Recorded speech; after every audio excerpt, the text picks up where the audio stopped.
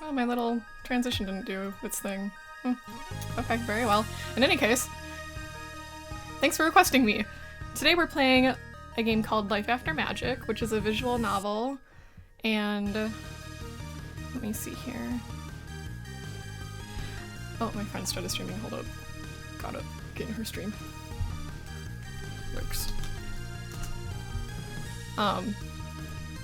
And so we're gonna see what these girls are up to after the big bad was defeated. I guess it's also kind of a dating sim, so I'm gonna tweet about it. Also, it is a dating sim. Please come help me choose who to date. So, I would love your guys' opinions, and I want your guys' help to choose who to date and stuff, so. Okie dokie. Alright, well, let's start. Let's see the settings first.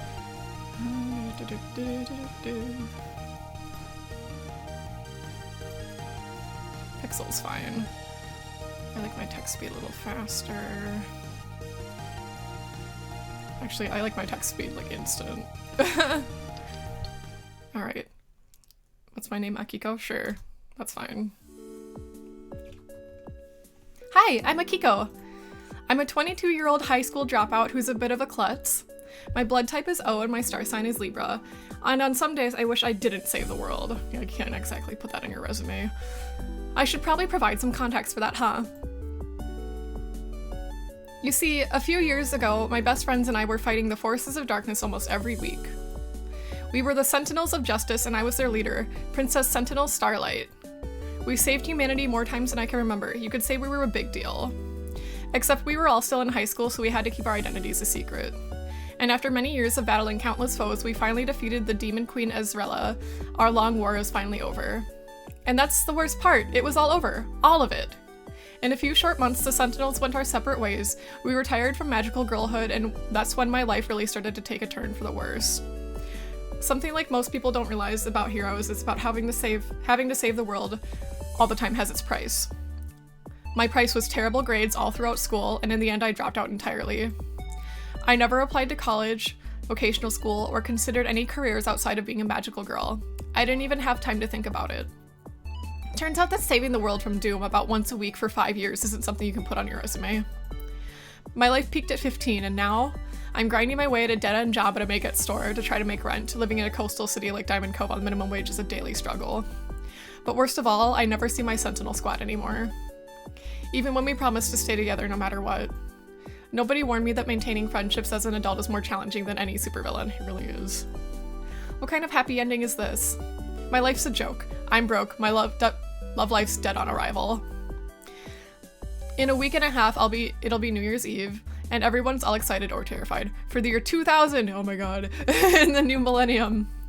But I don't even know what I want to do tomorrow, let alone for the rest of my life. At least I still have one friend from those old days. Is it your magical sidekick? Yes! Alistair. Akiko, you seem kinda down lately. What's the matter? Oh yeah, I should probably explain. I have one remaining friend from those days. My cat. He talks and comes from outer space. I may need to explain the details another time. Oh, it's nothing. Oh, look, Sailor Moon. Rilakuma, my melody, Hello Kitty. Come to think of it, you've been down a lot lately. It's not befitting behavior for the world-saving alien princess. Hi, Bliss. Lurk. Is there anything I can help with? Oh, okay, look. Choices. Here's where we save.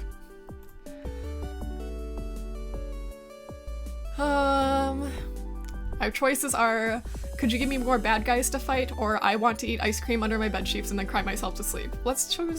I want more bad guys to fight. It's been so boring lately. I could do with some dastardly villain opening up a gym or something and then I can go kick their ass. I wonder if any of the villains we defeated are still around. I wonder what they're up to now. Maybe they're also struggling to make rent. Maybe they work at a pizza delivery or something. Hey, we should order some pizza. Maybe the bad guys set up an evil pizza delivery service to drain life energy from humans. Akiko, I hate to be the bearer of bad news, but your rent is due tomorrow. Toast it is.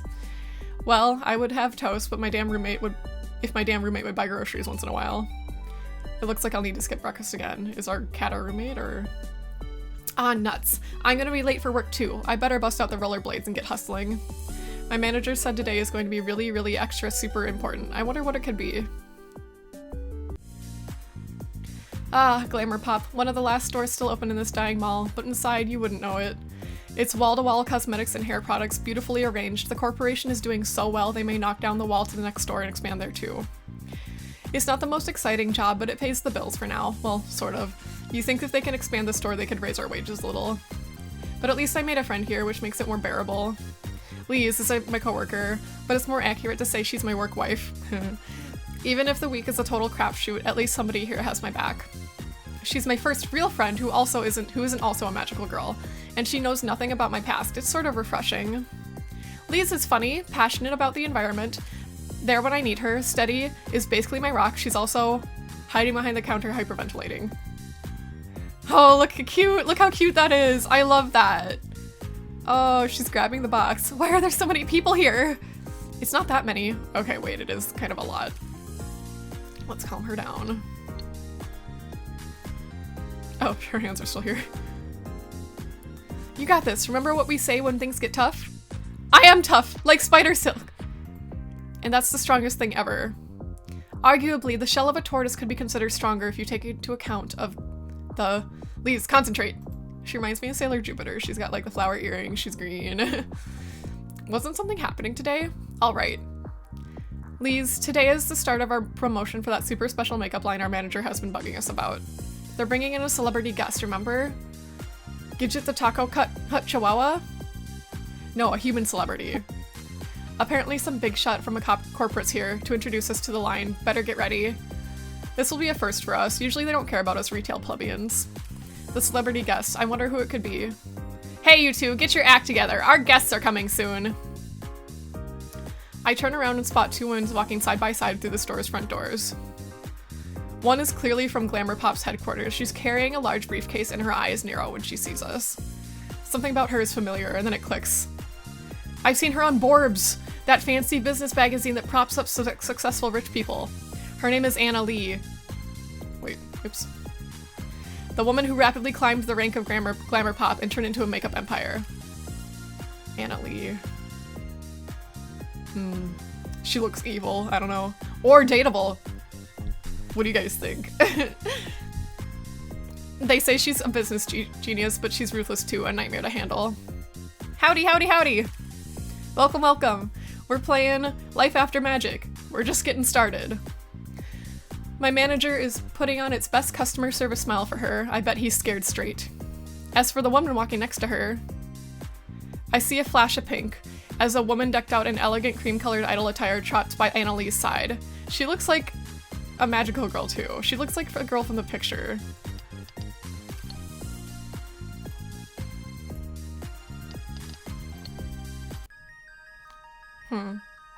Maybe they're not magical girls. I thought we were gonna connect with the old magical girls, but I guess not. But she's dateable, ladies and gents. You can mute me if you want, and then play it yourself later. Of course, you could always make different choices than me. Everyone knows her as Ara now, but I know her as Boo-young Kim, our second in command, Lieutenant Sentinel Aurora. See? She's a magical girl too. And she's rich and successful. This is the worst. We're dying, and we were the princess. We've had our ups and downs. She's caring but opinionated and hot-headed. Back then, we were close, but we argued a lot. After the final battle, we kept in touch for a few months, but then faded out. I haven't talked to her in years. Since then, she mentored the music industry and became a pop idol, and she's been popular since debut. I would have been happy for her, but we were supposed to keep our identities a secret. When she debuted, she revealed herself as Sentinel Aurora to the world. It was obviously a marketing tactic, but her new fans ate it up. I'm disappointed in her. I never thought she would use her identity to try and gain fame. I bet she's changed even more so now. Honestly, I wouldn't be surprised if she pretended not to recognize me. As Ara glances over the crowd, she locks eyes with me immediately. Wah! She's coming over here! Akiko? What are you doing here? I work here. Actually, I work here now. Oh. Yeah, girl. Not everybody made it big using their secret identity as a secret, like a secret marketing tactic. I'm disappointed in you too, personally. Ara fiddles with her necklace, which I recognize as her sentinel ring. We each have one, it's the source of all our magical girl powers. She still wears it after all these years, huh? The silence hangs in the air and the atmosphere is awkward. It's been that long that I'm not sure what to say. It's nice to see you again, Bo-young. You can call me Ara now, it's my stage name, but I prefer it to my real name. Okay, got it, no problem. So what have you been up to lately? I haven't heard from you in ages. Ara, well, it's nice that you've reunited with your, friend. Why don't we get down to business? I bet you're the big bad. Everyone else is waiting for us after all. Right, sorry, I'm ready when you are. If she's Ara's manager... Oops.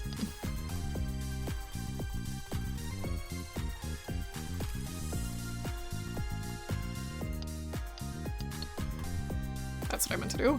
Okay.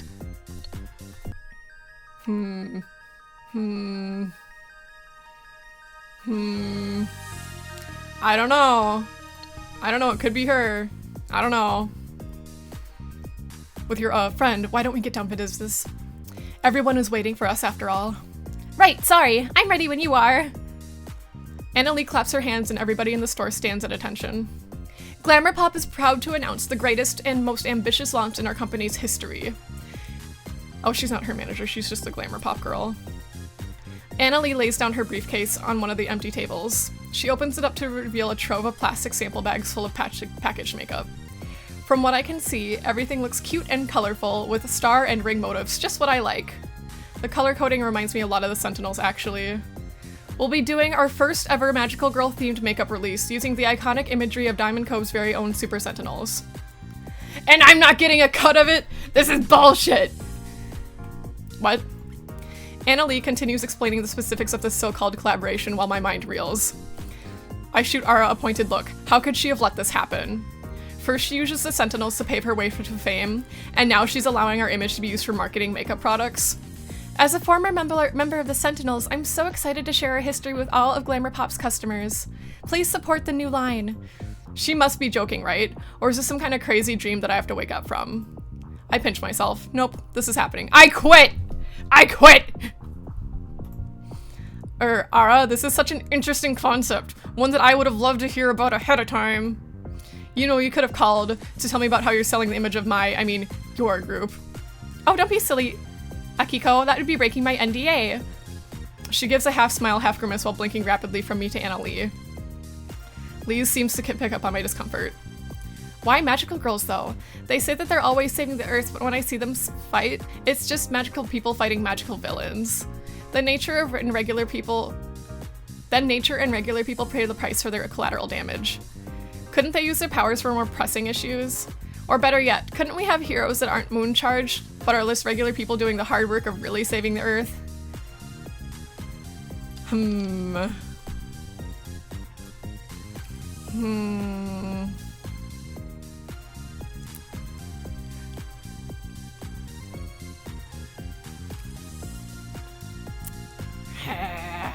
Defend magical girls. Magical girls do have their place in the fight. Without them, the destruction caused by the villains would be way worse. Wow, the old defensiveness has kicked in. Do I really even believe that, or what was I doing all those years? Was I really helping or just causing more damage? Well, yeah, like they were stealing energy from people, so... Oh, sorry, I have offended you and I didn't mean to. Maybe I was being overly harsh. You're entitled to your opinions. So are you, but I'll think about what you said. Ara looks baffled by the conversation. Yeah, you didn't think about that, did you? You're on my shit list right now. Moral opinions of magical girls aside. I lean into Ara, whisper distance. Ara, you really didn't think I'd approve something like this, would you? I suppose not, considering you're not in charge of it for once. Dimly, I get a sense I'm getting glared at. It's not just from my manager. I turn my attention back to Annalie as Ara glides back over to her side. Ahem. Regardless of your personal feelings, the reason we're here is to offer our prospective customers free samples of the Sentimentally line. The employees, of course, get first pick. Perhaps that will change your mind. We start to open up some samples that Annalie presented us with. They better have given me the best scent ever. Admittedly, the formulas for this line seem solid. The eyeshadow glides over my eyelid and the lipstick's creamy base feels great to apply. I take a glance over at Lise and can't help but crack a smile. Lise, are you trying on the makeup your way again? You know it!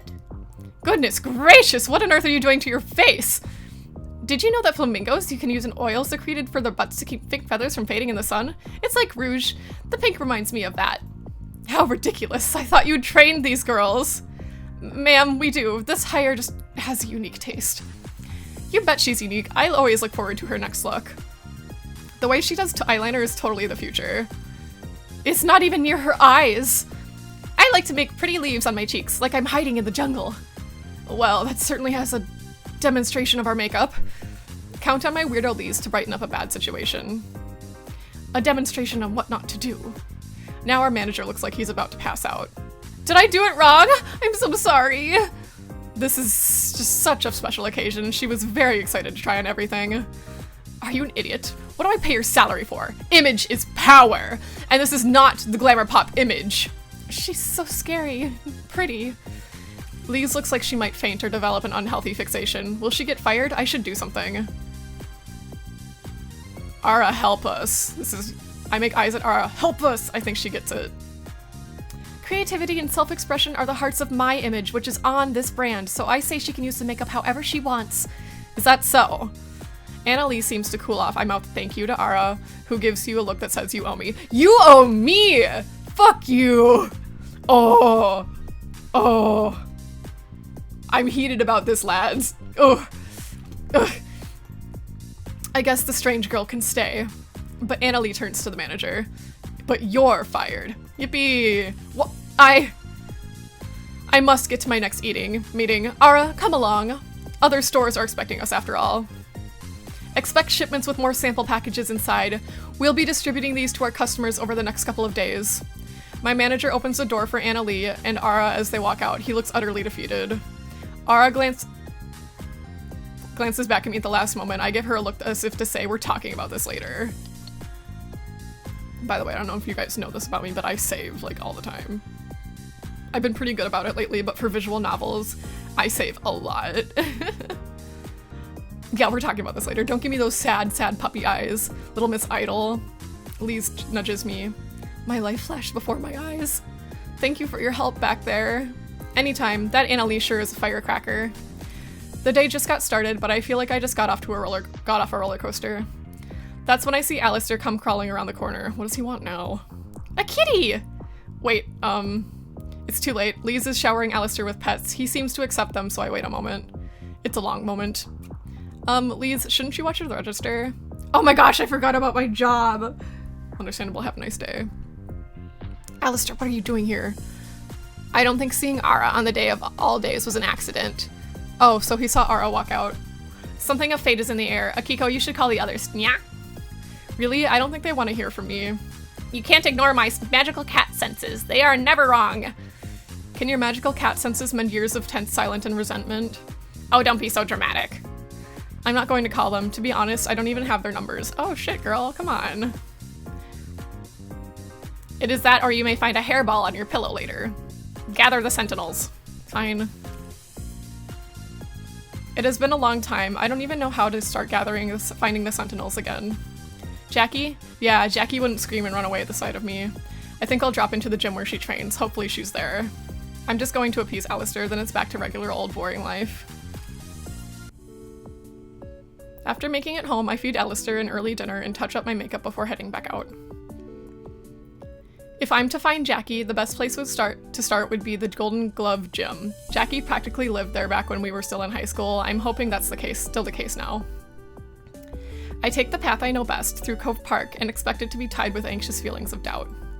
But instead something about the walks begins stirring up old memories. Even though there were quite a few changes, the path remained largely the same, and I feel an odd comfort in that. Would Jackie be the same? Of course she would. What am I thinking?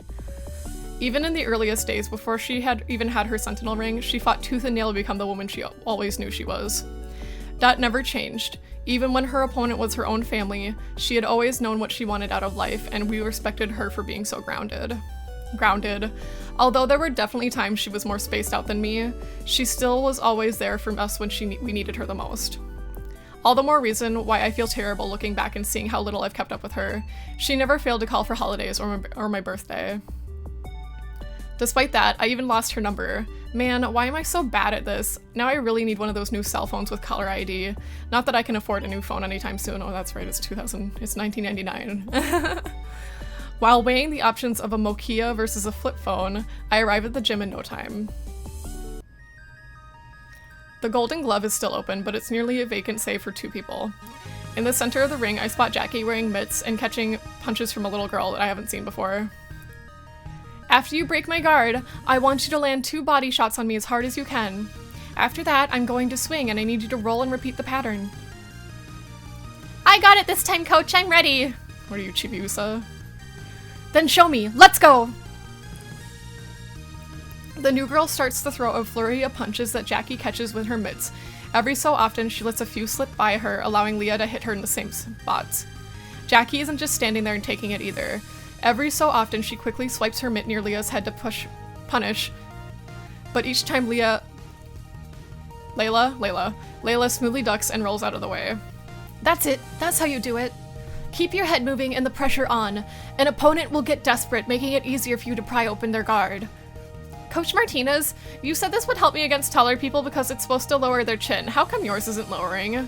You'll have to hit harder if you want to lower my chin. What's important is that we'll build your confidence. You're young. Strength will come later. I feel pretty confident if I knew I could knock someone down in one hit.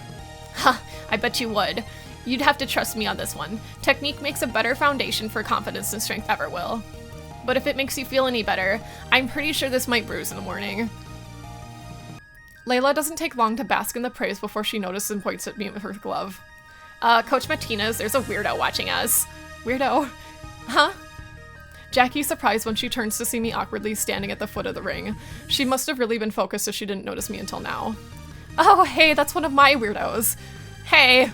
Blah. Hey yourself, stranger. What are you doing here?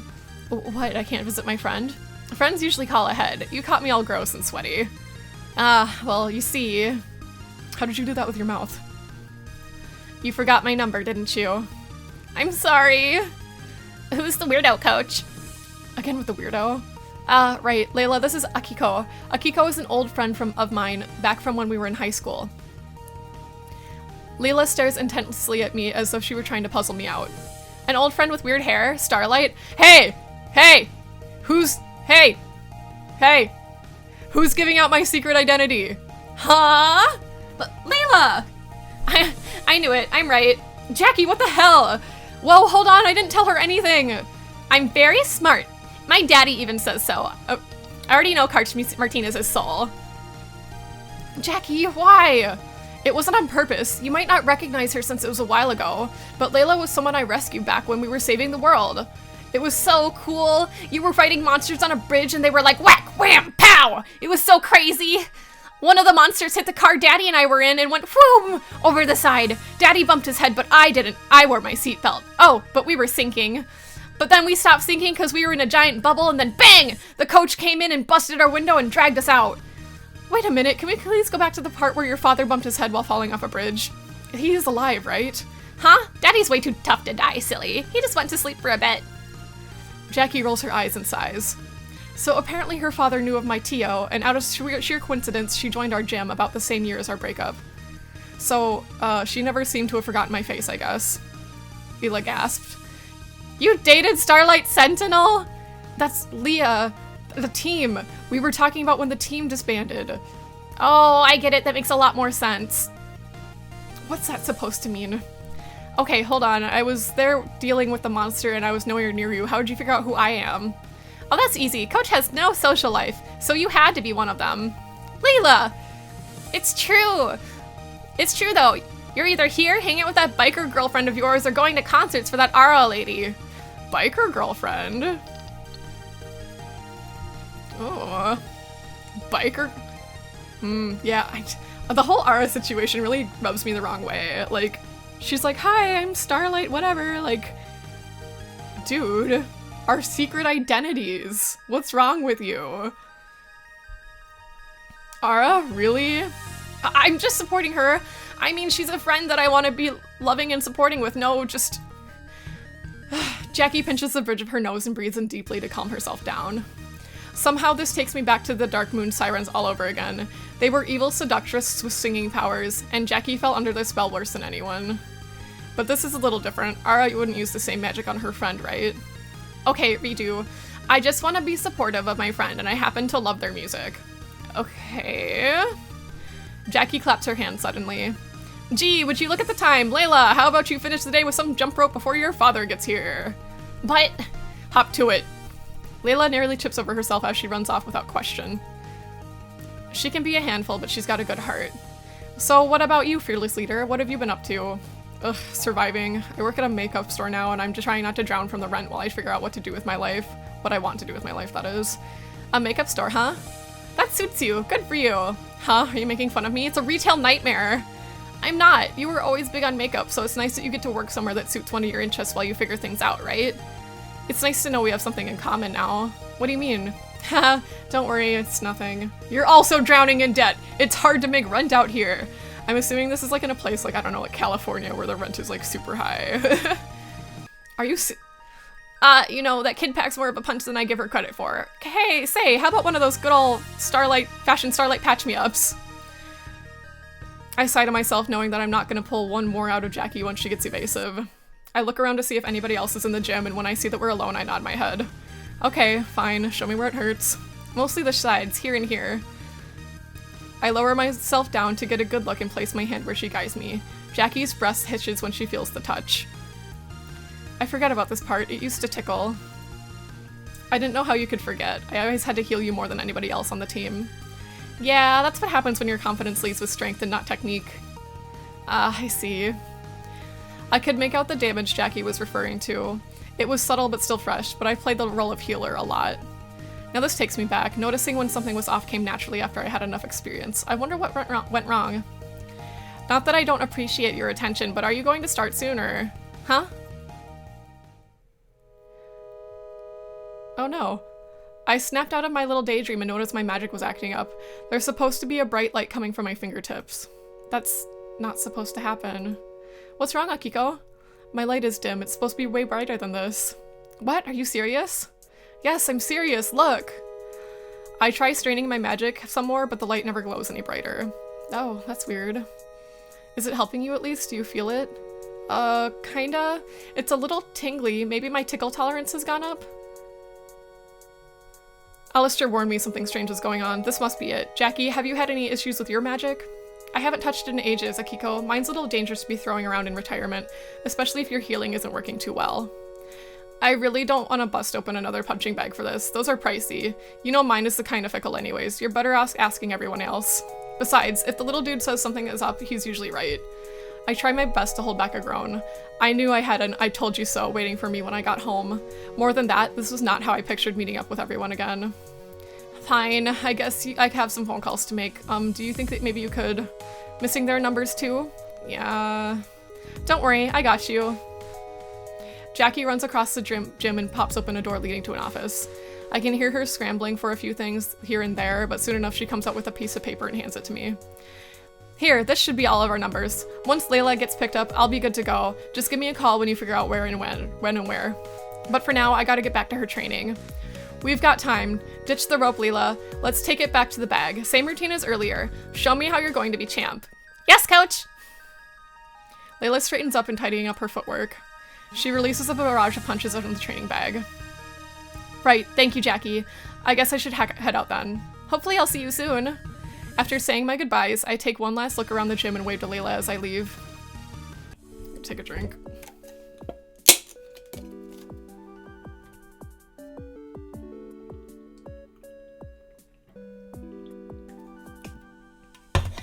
I text the former- Did you already get a phone?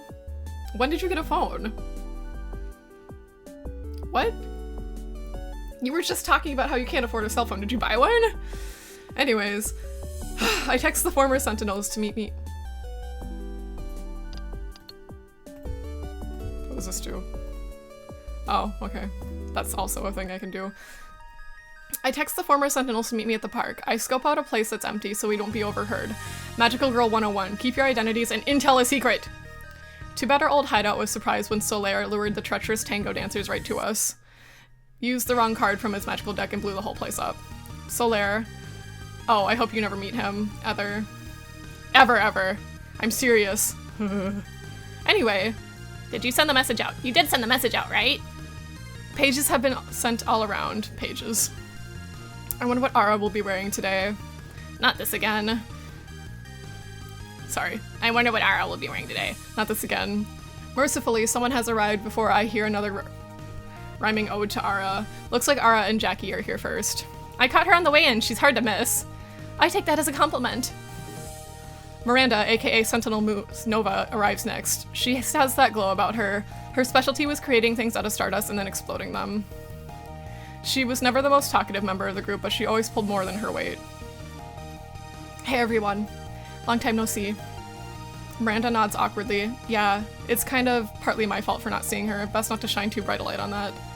Jackie and Miranda share a brief but friendly wave. Those two were never super close. Ara bounces forward to her. Miranda, how's work going? Oh, where do you work now? You didn't know? Typical. You didn't know where I worked until this morning. I wouldn't say that's my fault. Come on, you two. Akiko, I'm working at a wood shop these days. It's good. I really wanted to put our magic days behind us, so I was surprised that you called. It's hard thinking about back on those times.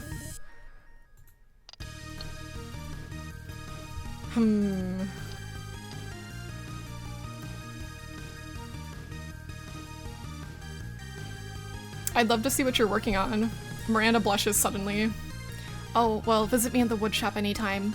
I can show you something I've been working on in my spare time. That sounds great.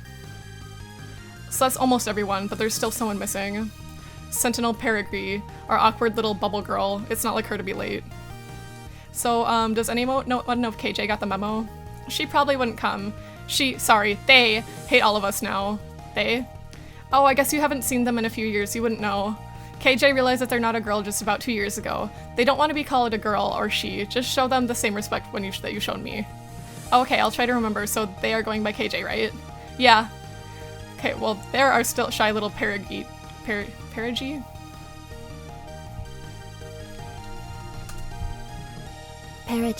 Perigee. The point of orbit, or the moon a satellite which is nearest to Earth. Perigee. I'll accept that no matter.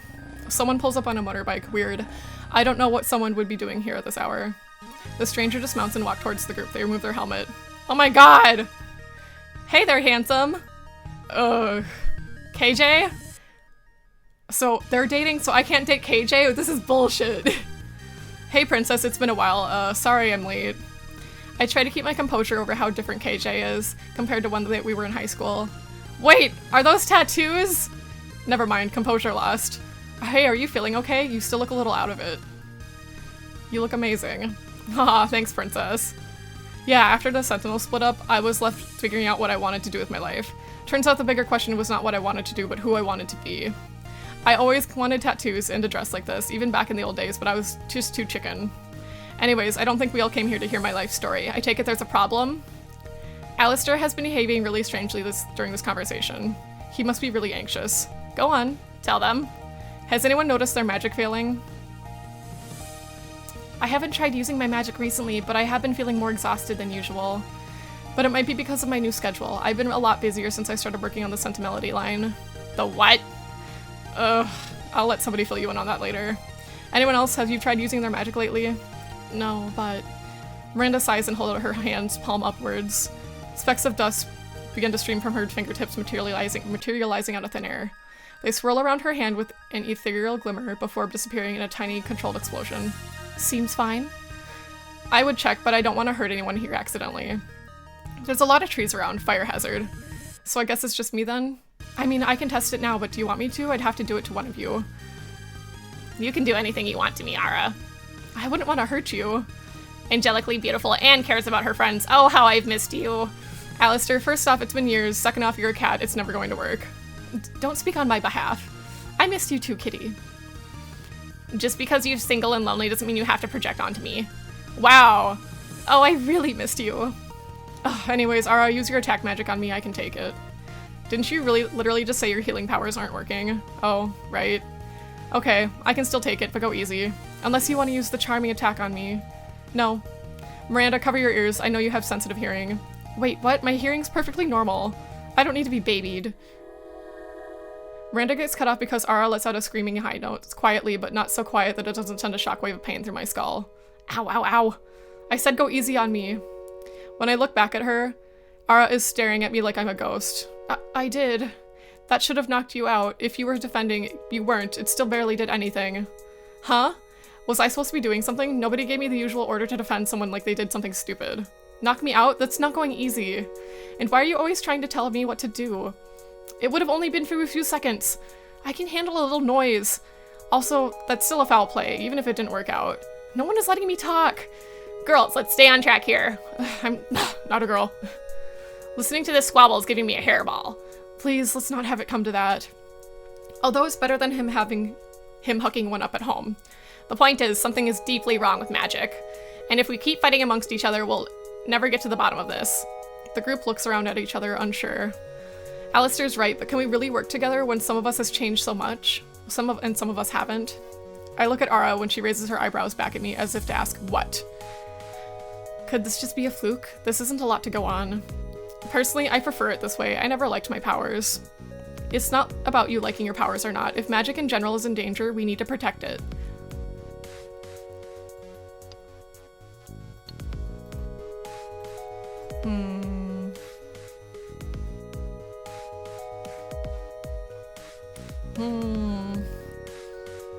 Magic's important. It's part of our responsibility to the Sentinel ranks to protect magic. It's our sacred duty. Exactly. And if we don't protect magic, who will? Can everyone at least agree to look into it a little? Keep their eyes and ears open? Begrudgingly, the team nods along. Okay then, let's keep alert and keep in touch. I hope this is just some fluke, but maybe it's an excuse to see everyone again isn't so bad. We all leave for the night, maybe a little worse for the wear. I let Ara take the reins in explaining the Sentinel makeup line to Jackie, KJ, and Miranda later on. And somehow I doubt the conversation will be hunky-dory. What a day. I want to be there for that conversation. I want to see everybody roast her. The store having a big product launch event would have been enough to make it a momentous day in a string of normally dull ones, but then Ara was our celebrity guest. And it didn't stop there. It's been so long since I've been able to the Golden Glove, catching up with Jackie. Then magic failing, seeing the whole team together and how much they've all changed, Miranda, and especially KJ. It's been so much to take in. My brain is swirling, and not in a fun, soft-serve ice cream kind of way. Is there really something wrong with magic? Will I be able to reconnect with my old teammates without making rifts between us worse?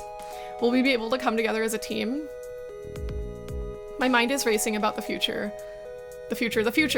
What is it going to bring this time? It was scary before when I was just worrying about the next month's bills, but now it feels even worse. Am I even half the Sentinel Starlight I once was? If there is some crisis, will I be able to conquer it this time? My head is throbbing with all this worrying. My eyes are heavy. Better get some rest. That night, I had the most amazing dream.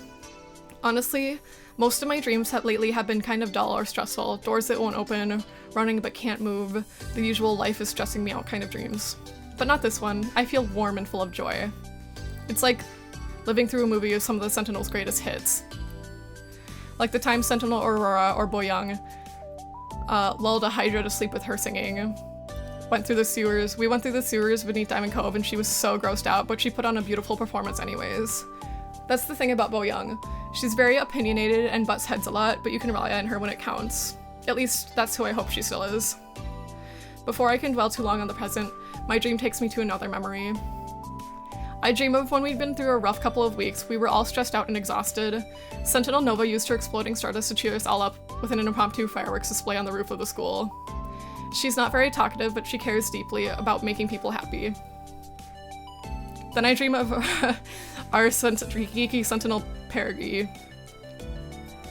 KJ always felt out of place on the team. Their invincible bubbles saved us from collapsing buildings, toxic gas, mind control, but then somebody else had to defeat the bad guys. I wish KJ knew how much we love them as a Sentinel and as a friend. I really hope this self-reinvention isn't coming from a negative place. And finally, we have Jackie, Sentinel Soul. I have never known anyone stronger my whole life, both physically and emotionally. There are a few things more satisfying in this world than catching a villain monologuing, and then, BAM! A Jackie red hot fist to the face. She's always the first one in a fight and the last one out.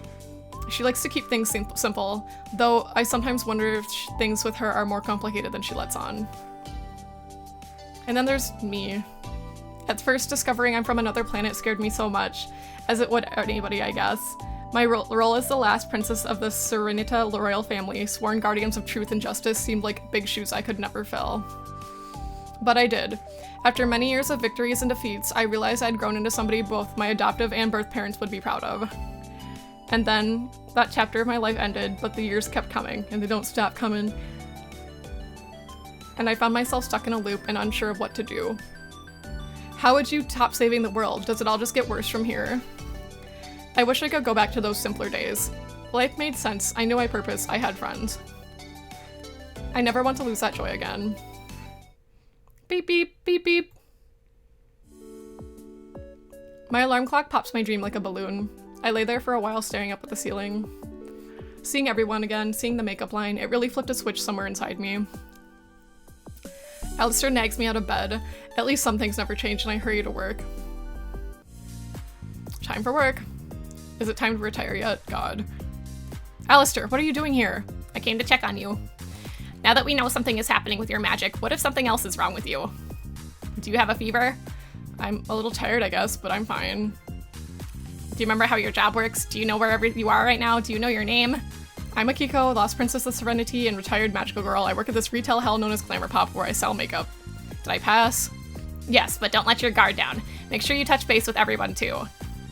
Now that you've reconnected with your magical girl teammates, you have a chance to hang out with them after work. If I'm not exhausted from work, that is. Right. If you have a good day at work, you'll have extra energy to visit friends afterwards. If customers are extra terrible today, you might not have energy to visit multiple people. Oh shit, so I have to do like a work job, like a game. I should be careful about what I say to the customers. Okay. Good luck.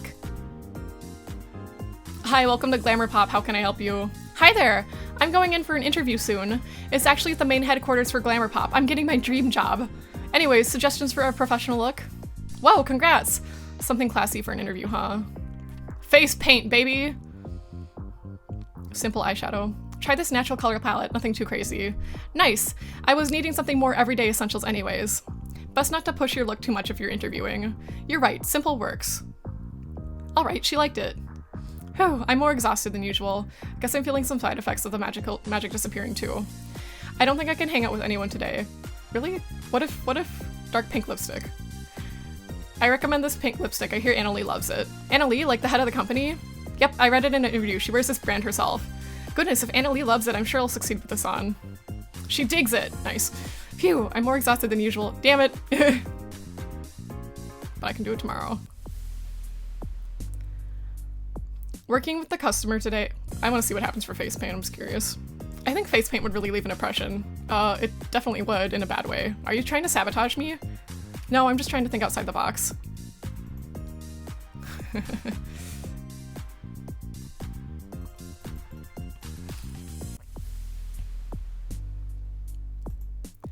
I guess nothing really strange happened today. That's just a good sign. Perhaps all the stuff with magic was just a hiccup. Meow. Yes, Alistair, I know you have your magical cat senses or whatever, but... Meow! Alistair, is something wrong? Got another hairball stuck? Meow! Why aren't you talking? Are you giving me the silent treatment again? Oh no. It's like in Kiki's delivery service. Bella, do not go buy the candle. She loves just going by stuff that's like dangerous, man. She's like so interested. Like, you're gonna burn your little whiskers off, dude. Don't. Why aren't you talking? Are you giving me the silent treatment again? Meow! Is this because I didn't get the salmon flavored treat? I told you they were all sold out. Meow! Wait, can you not talk at all? Meow. Uh-oh, this is really, really bad. This has never happened before, ever. And unprecedented events of the life of a former magical girl is not a good sign. I better call up the team, even if they won't like it. We all arrive and cram into our old high school classroom, so we're just breaking and entering now, okay. Akiko, tell us what's so important that you need to call an emergency meeting for the second day in a row. And in our musty old classroom? Well, I admit it brings back memories. It does, but it's a little spooky at night, and ghosts are my natural enemies. Ghosts? They aren't punchable. Your fist would fly right through them. Is this going to be a regular thing? If so, I have to work around my schedule at the wood shop. It really is an emergency. Alistair, can you try talking again? You don't mean meow? Meow. I can't understand him at all anymore. His ability to speak is gone. No, not our funky little dude, little Al. I can still hear his voice. Meow. Yeah, I mean, we can still hear his voice. It's more about comprehension.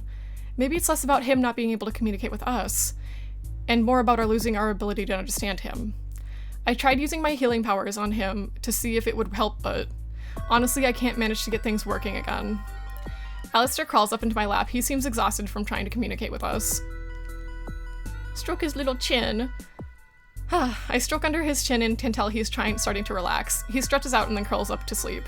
I admit, I was never your cat's biggest fan, but I do feel for him, all pitiful like that. Miranda offers me the jacket on her waist to use as a blanket, but I shake my head.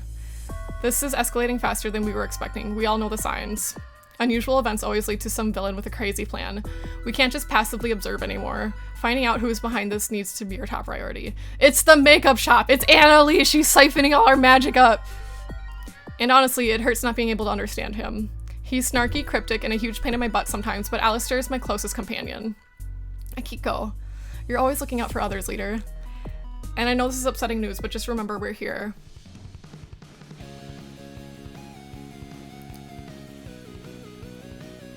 Hello. Sup, nerds? No. He looks like a Yu-Gi-Oh character. And beautiful ladies. You! Not a lady, but you're still an asshole. Do that again. I love it. I love it. Yugi boy. Did you mean to say a sight for sore eyes? Yes, this is Solaire. I warned you about him.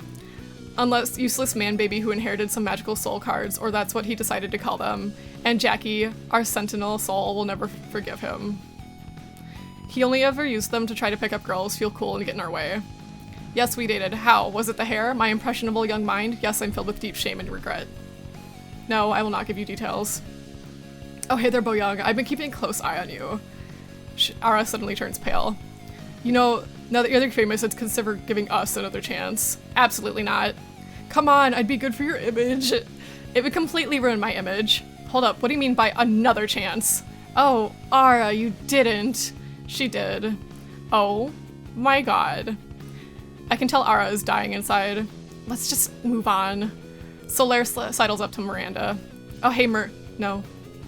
Hey, I'm just trying to say hello to an old friend. We were never friends. Solaire slides away from Miranda, and then slides up to Jackie, who gives him a not-so-friendly punch to the arm. He stumbles for a moment from the impact. How has it been, Solaire? Jackie smiling at him, but not in a sweet way. Ow! I mean, a nice jab, buddy. I barely tapped you. But anyways, that's what you get for naming your stupid cards soul cards. I should sue, honestly. He looks KJ up and down. Fuck off. I didn't know you expanded the team. Who's this femme fatale? Get his ass! Solaire, that's KJ.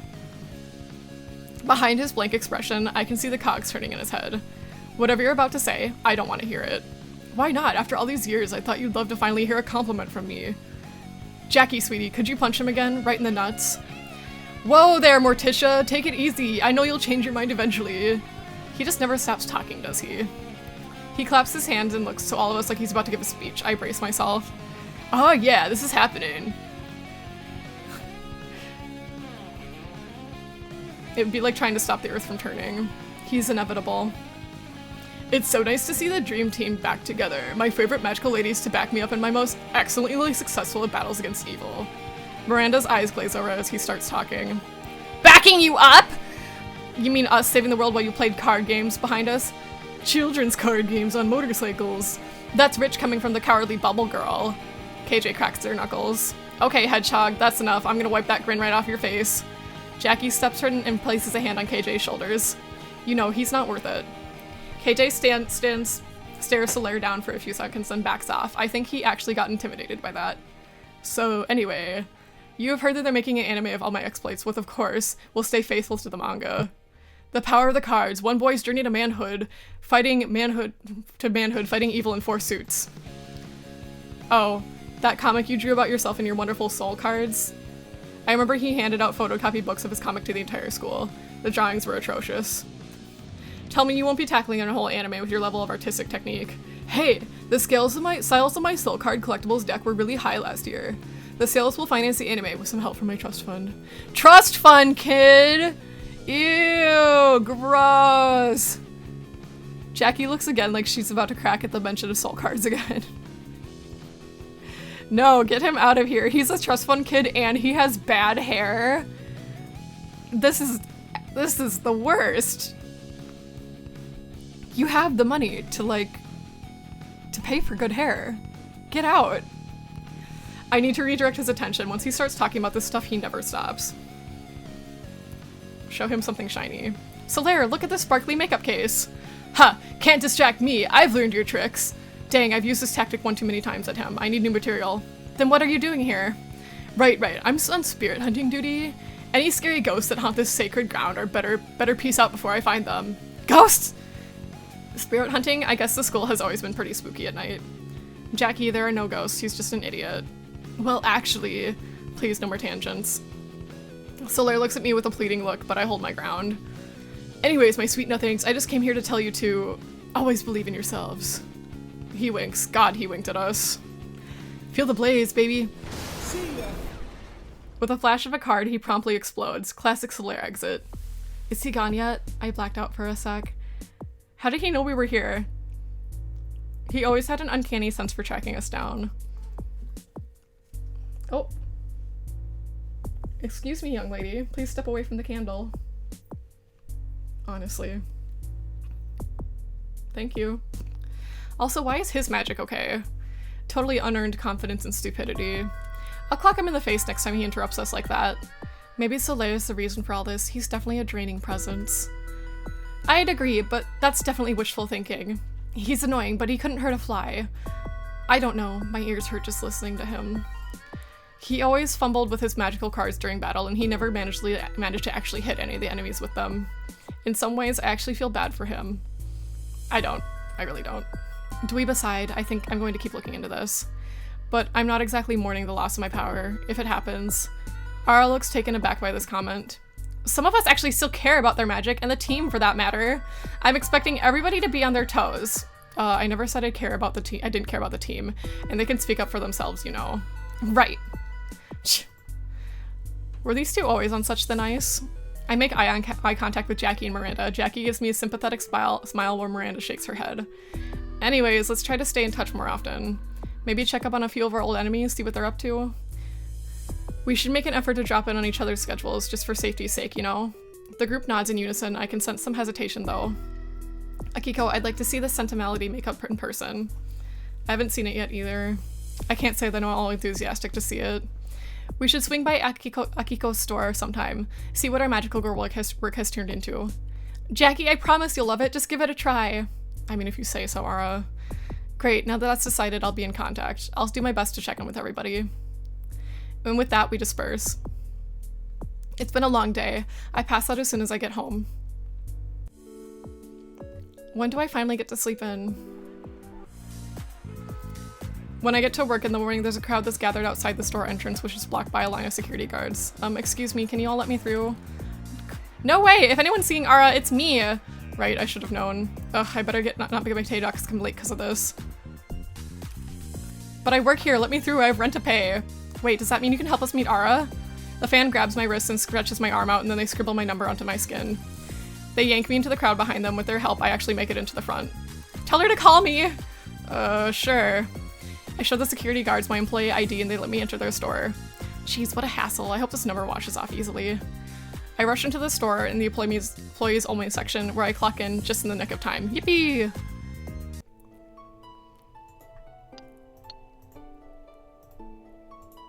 When I return, I finally take a look at what's causing all the commotion. Ara posing in front of a colorful display that shows off the Sentimentality line. She's smiling brightly with a mascara wand held up to her eyes. There's a flurry of camera flashes and she switches to another pose. It is pretty mesmerizing to watch. She's radiating confidence and she gives off the captivating dreamlike aura that celebrities have.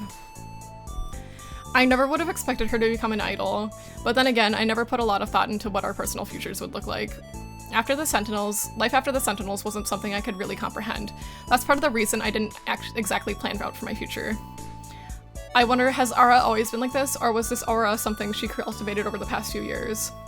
Watching her, I almost forget how irritated I am that she's agreed to model for this in the first place. I should really bring that up soon. What is going on? Well, while this is going on, I don't have to deal with customers at least. The shoot keeps going until we get closer to a delayed opening time, and Lise and I do menial operations around the store. Okay, have fun, have fun.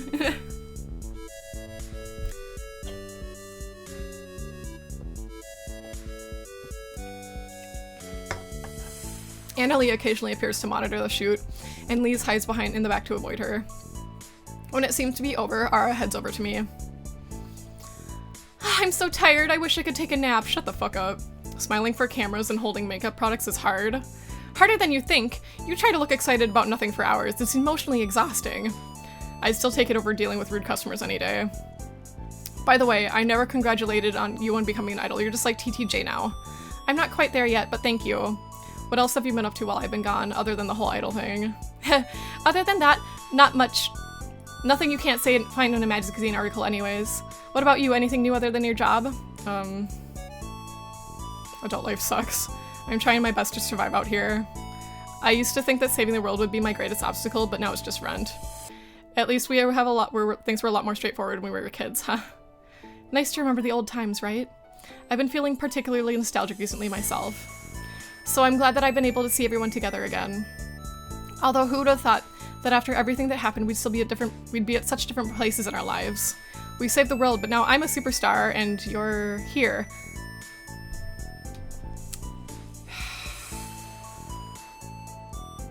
Man.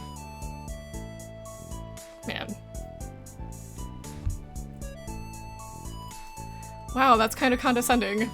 How can she act like that? Like she's all that when she used the Sentinels to get where she is.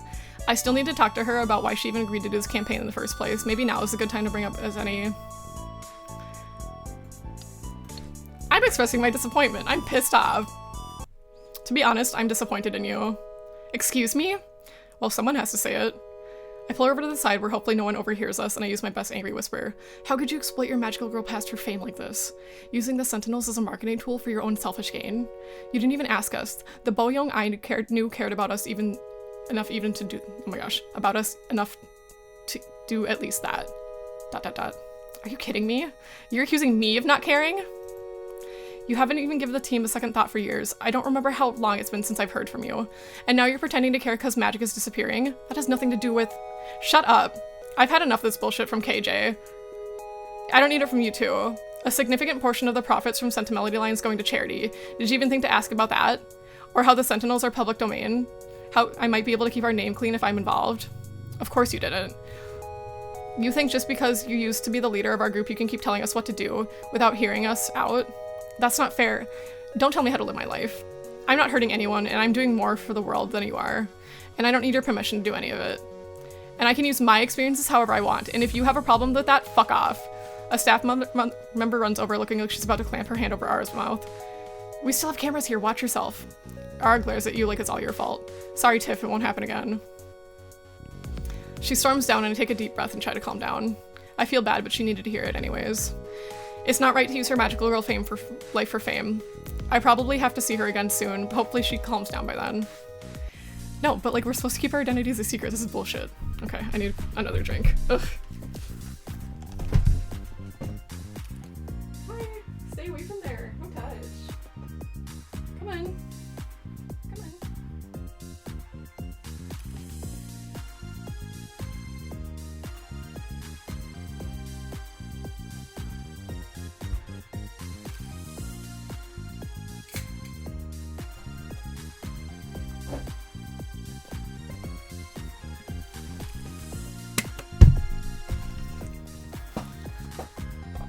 Alright, time for work.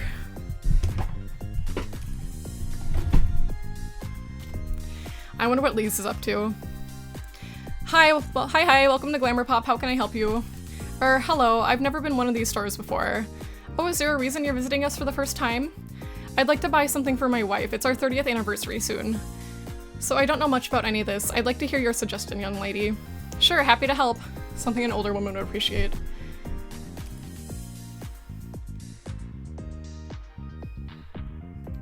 This skincare brand is top of the line. It has age-reversing wrinkle technology. What? Are you trying to say my wife is old? I think my wife is beautiful as she is. Of course she is. I was just trying to say...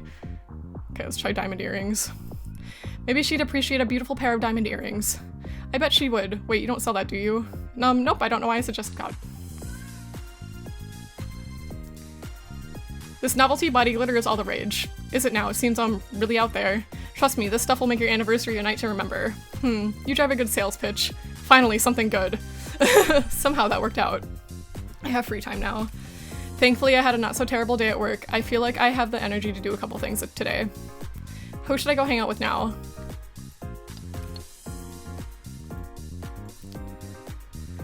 In a way, I want to like hang out with Ara because like I want to be like what's your deal? You know what I mean? Hello, welcome back. You come see me? You want to sit on my lap? You're so big. So big. So big. I've got Bella here with me. She's giving me some kisses. Let's see. I think KJ is very handsome. Don't bite me.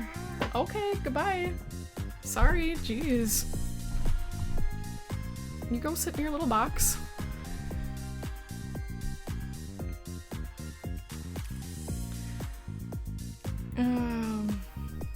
I could hang out with my non-magical coworker and have like a, I don't know.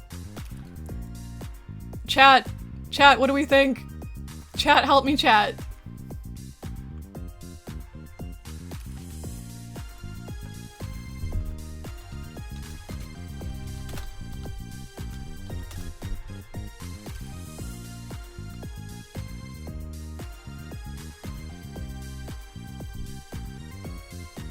Alright, let's see.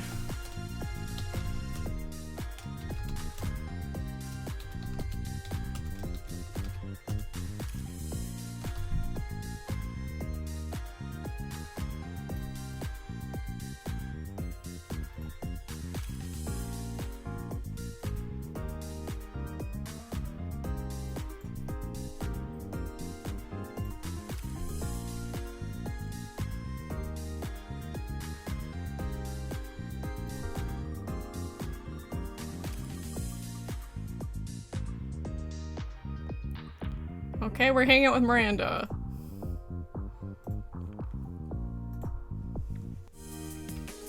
The workshop is cozy and full of half-finished projects and tools. It smells musty and woody. It's nice. No one else is around, but I see Miranda at a drafting table looking at the blueprints. She hasn't noticed me. Her eyelids are heavy and her head bobs forward like she might fall asleep. I should probably wake her up? Miranda? Ah, what? Oh, hey Akiko. Didn't see you come in.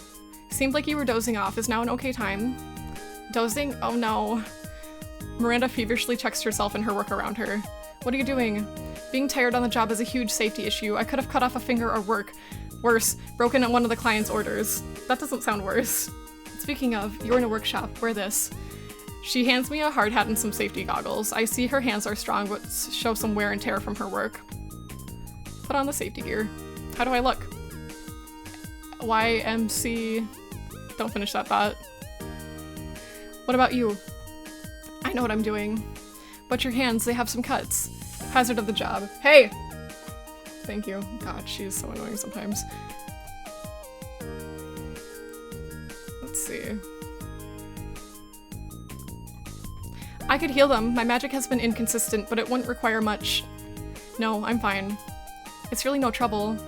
This is what band-aids are for, and you said yourself, your magic's been on the fritz. I should probably stop pushing and change the subject. How long have you been here today? I came in really early this morning to finish a personal project and then it was time to clock in. Did you sleep at all? Yes, sometimes. What are you working on? We have an order for some long dining tables from a brewery in town. Take a look. She shows me a long wooden table and accompanying bench that are sturdy and inviting. Not only that, there's an intricate carving work along the edges of the table. It's beautiful. Still gotta sand it and do the final stain finish. It's really well done. Not really, not yet. What do you mean? It's amazing. I don't know I don't like how wide and lifeless the legs are, and the carvings could be more smoothly transitioned at the corners. It could be better. You really got an eye for this stuff. Maybe. I look around and see Miranda, and there's a wall of plaques for Employee of the Month. Her face is on almost all of them. That's a lot of Employee of the Month plaques with your name on it. There's only 6 employees. Are you all 6 of them? Miranda laughs. It's nice to see her laugh. You really must be doing something right. They can clearly rely on you. Thank you for saying that, but they're really wonderful to me. They let me use the workshop before and after hours and any spare materials.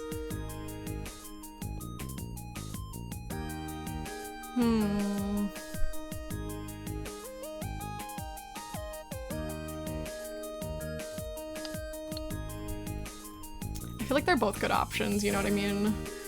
Like, I'm glad that both of these things apply. Like, I'm happy that she found something that she likes, but she's pushing herself too hard. She's like falling asleep. I should cheer her on.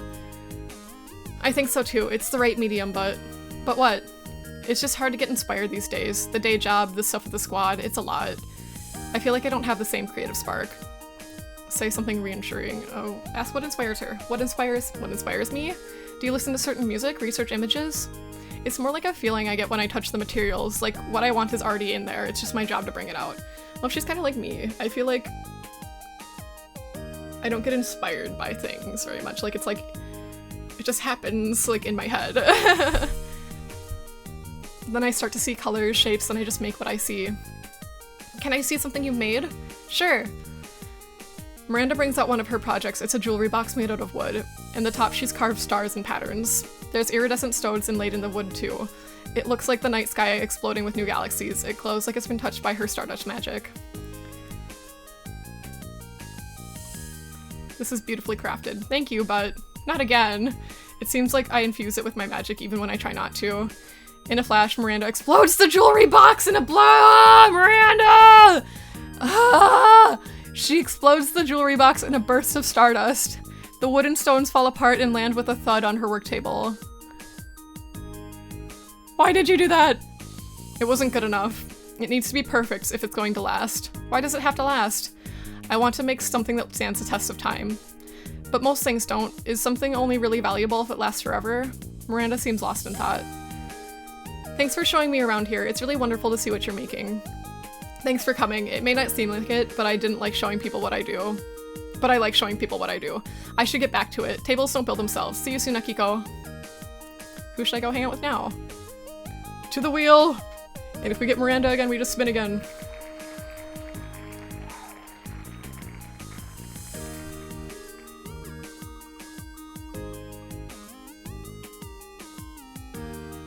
KJ!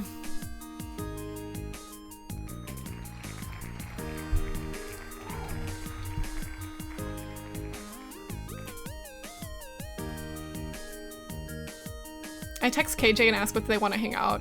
They asked me to swing by their work so we can go for coffee later. I make my way downtown and follow their directions to the tattoo parlor. I feel out of place here in my pastel cardigan and beret. Fortunately, nobody seems to be around. I suddenly hear KJ's voice from the back room. They boom with a masculine bravado. All right, Bruce, I'm gonna bounce. See ya. Enjoy your date. No, dude, it's not a date. Oh, hey, princess, you're right on time. Tease them. This is too good to pass out. A date, huh? Shut up, that's just because Bruce is ribbing me. He ribs me about everything. I mean, sometimes people tease each other about the truth, too. Wait, what are you saying? Relax, I'm joking, dummy. Of course, good one. Ha, ha, ha. So this is where you work, huh? Welcome to Needlework, may I take your order?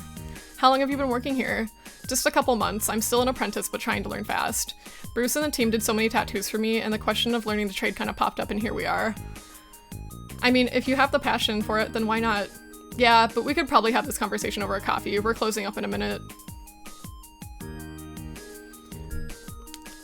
We head over to a whole latte love, cute, and settle down with drinks that are maybe 90% milk foam, 99% milk foam and syrup.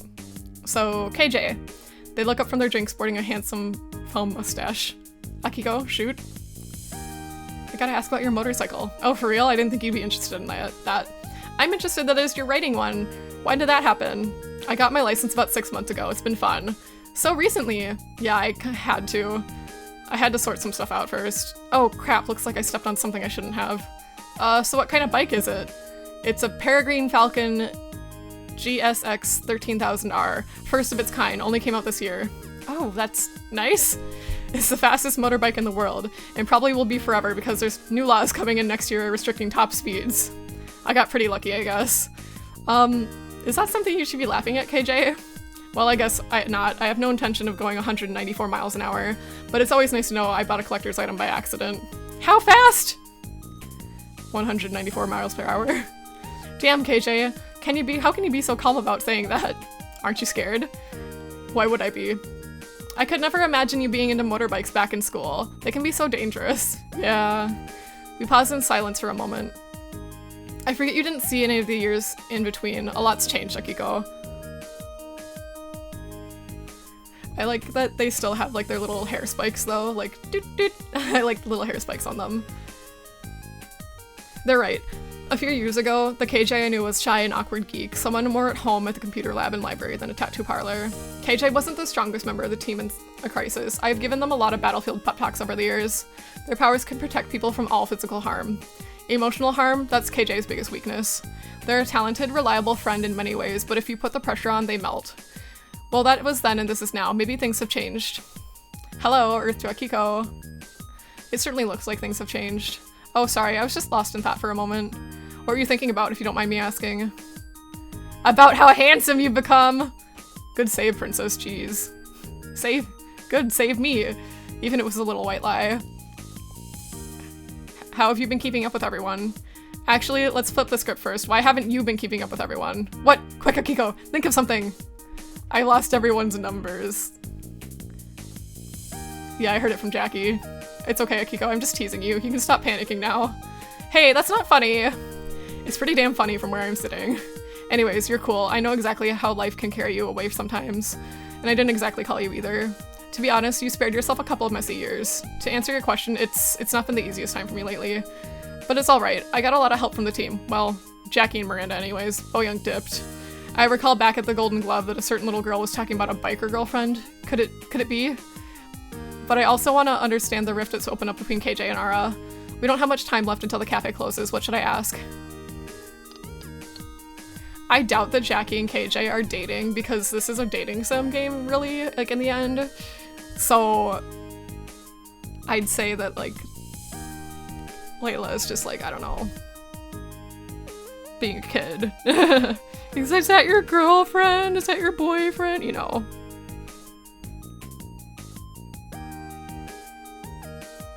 Let's see. I feel like bringing up Ara would piss her off. But, like, Ara's also been pissing me off.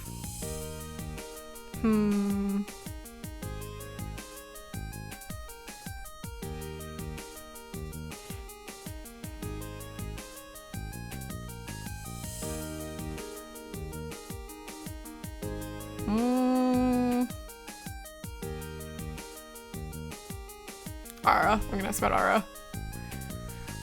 KJ, do you mind if we talk about Ara for a minute? Why do you think it's her? Her too? What was her? You know, our magic disappearing. KJ! What? It's a plausible theory. She's certainly the kind to hold a grudge. I glare at KJ. And you aren't? Just listen to you. You're kind of out for blood for Ara, aren't you? I have my reasons. So tell me. I should be going. I gotta get some chores in before band practice tonight. You're in a band? Wow, you really do have a lot on your plate, huh? Yeah. Staying busy keeps the gremlins at bay. Gotta make up for lost time, you know? Well, as long as you're happy. Yeah, I am, especially with this chance to catch up with you, Princess. Woohoo! Blush and to sparkle? They look at me almost with a sense of relief. Maybe this is a chance to show me new KJ. It means that they're letting on. Ride you home? Sorry, what did you just say? Would you like me to give you a ride on my motorcycle? No thanks. I think that would be too scary for me. As you wish. We walked past the corner. KJ surprised me with a big hug before we parted. They never used to take the initiative like that. And as I watched them walk away, I reflected on how much a person can change in just a few short years. What other surprises would my old friend have in store for me if I kept looking? You know, I think about stuff like that too sometimes. Like, do you guys ever like look back on yourselves and you're like, I don't know, like I feel like I look back at like 2 years ago, 3 years ago, 4 years ago, like, oh god damn, I was so cringe. Ooh, I'm so cringe. But like, I feel like that's like, no matter how old I get, like I always look back, I'm like, oh, cringe, like, you know. But I think that's like showing that you've changed and that you've grown up or something. Like when I was 18, I was cringing at 16-year-old me. I mean, 17. I was 17 forever. When I was 12, I was cringing at 10-year-old me, right? You know, like no matter how old you get, I feel like you just kind of keep growing and growing, and like, I don't know. And like sometimes the things like aren't even that cringe, right? Like you were just like a kid having fun or whatever, or like you were just like hanging out with your friends and just doing dumb stuff or whatever, right? Like it's usually not that bad. It's just kind of like, that was kind of embarrassing. Like I wouldn't do that anymore. Like I've grown up since then, right? Anyways, finally time for bed. I stay up way too late reading my favorite show, Jumanji. Which love interest will Minako choose? When do I finally get to sleep in? It took me a bit to settle in, but I'm ready for work. The customers had already made a mess of things by the register and needed to clear it up before the next wave hits. I'm feeling kind of lonely. I forgot it was Lee's days off. Before I can really start, I'm surprised by the appearance of a familiar face. Yo, Akiko! Jackie, what are you doing here? I was in the neighborhood and thought I'd stop by to see if I could catch you working. It's unlike you to not call ahead. Hey wait, this isn't you getting back at me for doing the same, right? Maybe. Or maybe I just wanted to catch a working woman in her element. Then the best way to do that would be let her work, wouldn't you agree? I don't trust you! You're evil! You have a sprite. That makes you evil. My stomach twists when I finally notice Annalie looming behind us. I feel like I've been caught red-handed doing something terrible with the way she glares at me with those cold eyes. I suddenly get my feeling my job security is on the line. And Jackie's gone. Socialize on your own time, not mine. You have work to do, correct? Go do it. As much as I want to say something, I really need this job. I move back to the register, but Jackie and Annalie are still in earshot. As for you, have we met before? I knew it! She's evil! She recognizes her from magical girl fighting days. No, ma'am. No, I suppose it's true. Must be true. I doubt I would forget such a pretty face. Whoa, Annalie being nice. I can see that from the corner of my eye, Jackie growing shy under Annalie's gaze.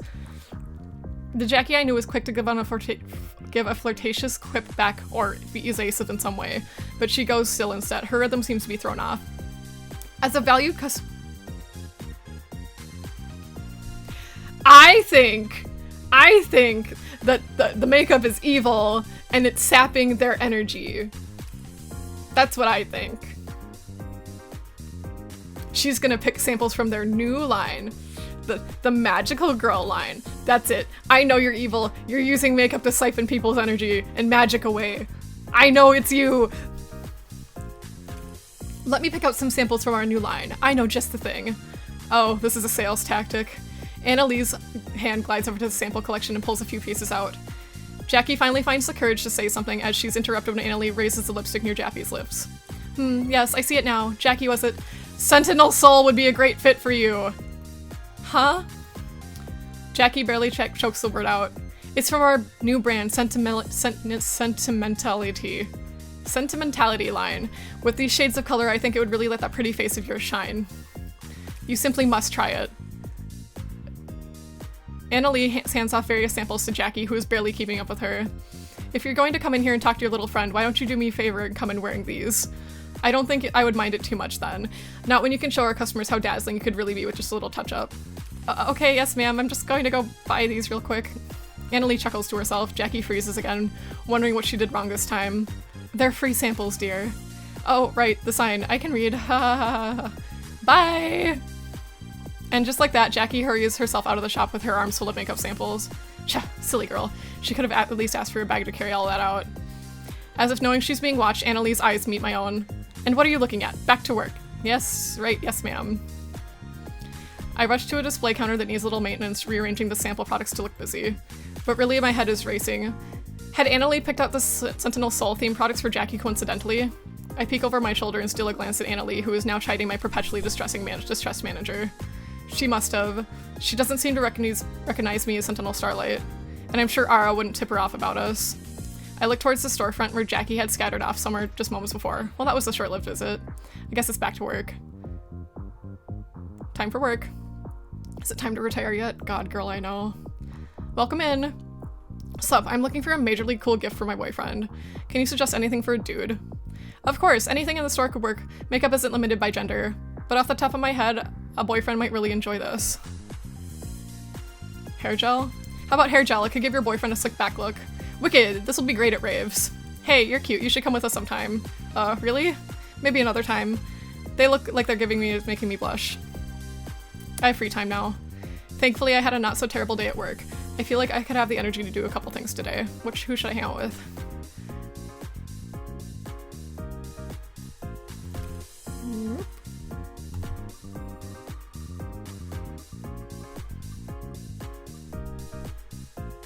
KJ wins again!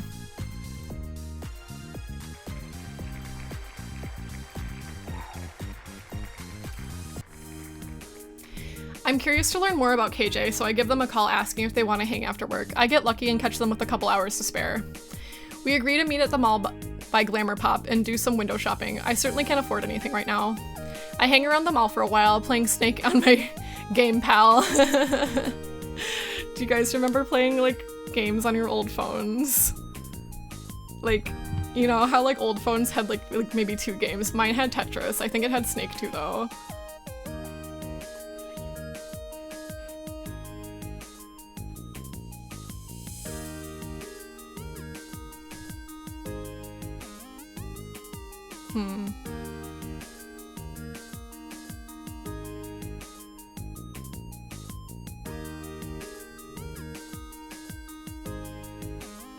Okay. I'm gonna tweet.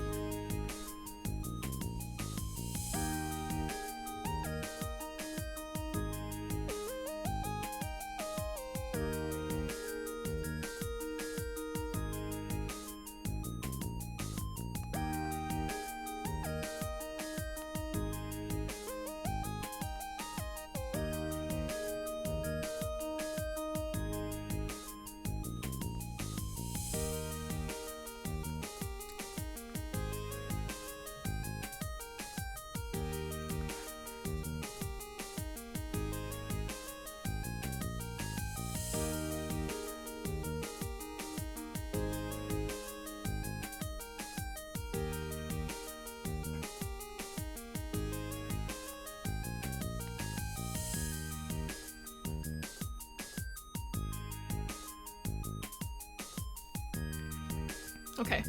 I hang around the mall for a while playing Snake on my game pal. My high score is pretty low, yet I can't beat it no matter how hard I try. But this time will be different. I get a coffee and hunch over the screen. Pro gamer time! I'm actually doing well. The coffee kicked in. I've become the Snake. How I know Kung Fu. So close to beating my high score. So close. I'm so wrapped up in chomping squares that I don't even notice KJ until they tap me on the shoulder. Wah! I see the brave Starlight hasn't lost her edge. No nasty villain is gonna get the drop on you, huh? That's not funny. I was concentrating on something. Sure looks important. We look down at a blinking game over mocks me 10 points short of my previous best. No, my high score! Sorry, Akiko, I didn't realize it meant so much to you. It's okay. I will never recover from this. Alright, let me make it up to you. I'll treat you to something tasty. How does that sound? Yes, free food, baby! Snacks, huh? That could help me recover from this deeply traumatic experience. What can I get you? Name it. Champagne! Let's get ice cream. In December, I mean sure, whatever you want. We head over to the ice cream counter and I spend some time investigating the brightly colored trays of delicious goodness. Oh, I love going out for ice cream. Going to an ice cream shop is so much fun. Like, I love looking at all the flavors and like, just like that, they're all colorful and pretty. I order 3 scoops of the most intense flavors I can find. Orange soda, nuclear sour candy, and chocolate galaxy. Ew, those sound terrible together. Actually, this monster probably has enough sugar and artificial ingredients to send me to space. Yeah, it's hitting my system harder than the coffee. My hands are shaking. Yeah, you okay there, princess? You look wired. I can see through time. Is this what being on drugs feels like? I really don't know. It's kind of scary. Help me. KJ holds my hands, huh? You'll be fine, dum-dum. Maybe take it easy next time, huh? A snack in hand, we take a little walk around the mall to see what's up. A bunch of stores have closed, including some of our old favorites, but a few good ones have stuck around. Out of the corner of my eye, I spy our local Hot Topic. A store for goth and punk fashion, lots of plaid band t-shirts, piercings, and loud music. It's the kind of store I've always ignored, but now I'm here with KJ, I'm kind of curious. I can see you staring, you know. Me? No, never. You want to check out Hostess, huh? Now you're here with me. If that's okay, I guess it's less intimidating than going in by myself, you know? Intimidating? Why would it be intimidating? It's a clothing store. It's for the goths. Thank you, domo. Welcome on in.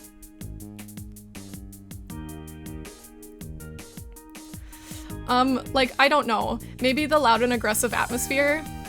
For real? You think you're gonna get yourself yelled at or something? Come on, let me show you. They grab me by the hand and lead me to the entrance to the store. Loud punk music fills the air. The inside seems like a cavern of black and red. At the back, someone behind the counter gives me a judgmental look. KJ lets go of my hand and gestures towards the door. Step inside, you can do it. They're right, I've totally faced bigger enemies than this before. The mighty Princess Sentinel Starlight gathers her courage once again and steps inside the clothing store. KJ introduces me to Charlie, the staff member who gave me the judgmental look. She actually seems really nice and compliments my outfit. She thought we were dating and that's why she was sizing me up. Gotta make sure I was good enough for KJ. KJ laughs it off and takes me over to the part of the store you can't see from the rest of the mall.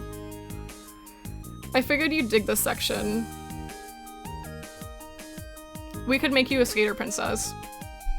It's really tempting. There's pink plaid skater skirts and neon yellow torn up sweaters and there's even a Hello Kitten backpack. I had no idea people even made clothing like this. Yeah, there's a bunch of different subcultures under the goth and punk umbrellas. Doesn't always have to be about wearing black and being angry. Try something on. The Hello Kitten backpack. I want to try the backpack. Yeah, figures you'd want the cutest thing going. Is that a problem? Hey, look at you sticking up for yourself. I grab the backpack and give it a twirl. Hello Kitten's arms wave about maniacally. God, and here I was thinking I was the dork of the group. Turns out it was you all along. Hey, you were totally the dork in school. Oh fuck. Thanks, I'm very aware of that, like going to therapy about it aware. KJ, I'm so sorry. That just burst out of me and it was really inconsiderate. That's true though, isn't it? There's no point in apologizing for the truth. What I'm apologizing for is bringing it up like that, for teasing you about it. Also, if you were a dork in high school, you were one of my closest friends in the world. I wouldn't change that for anything. There's a lot I wanted to change, but I get what you're saying. Apology accepted. Maybe let's go do something else. Yeah, let's go do that. I feel like that was a bad choice. Go back. I offended her.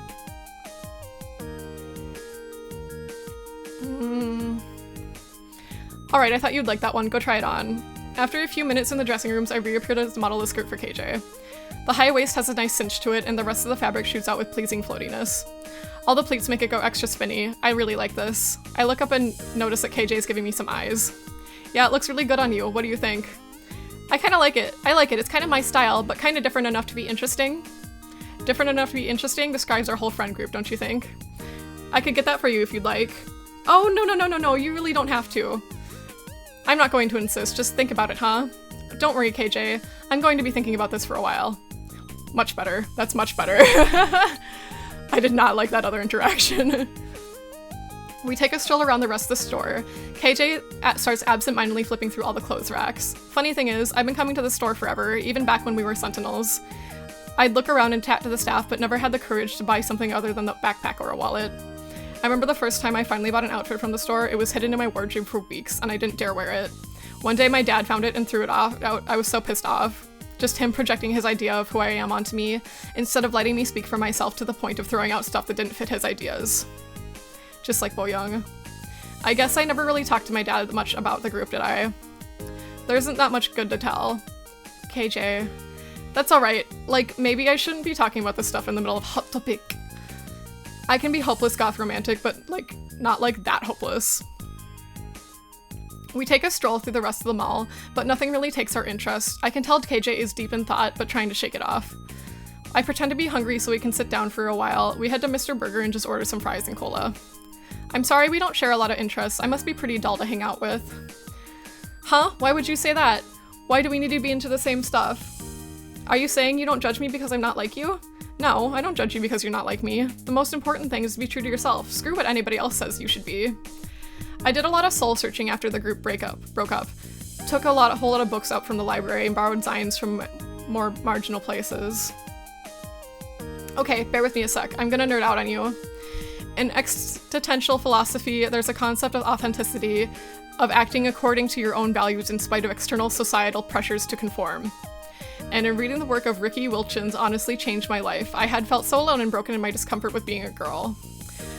Now I know there's other people out there like me and that we have a word for it, genderqueer. I am who I am, not out of hatred for others, but out of a newfound love for myself. Ah, geez, look at me go. Some things about me really haven't changed, huh?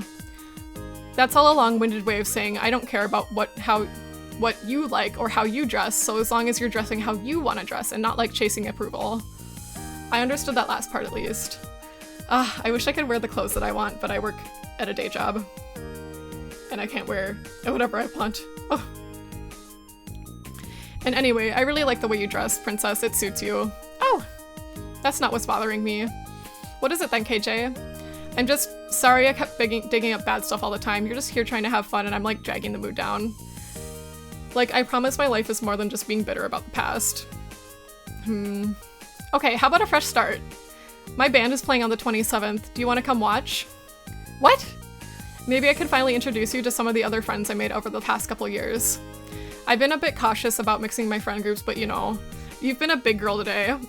Even if you can even step into a hot topic by yourself with my help, maybe you could also step into an alternative music venue. I'll think about it. Oh, my friend's streaming. Gotta go lurk in his chat. What's he playing? He's playing Halo. Lurks.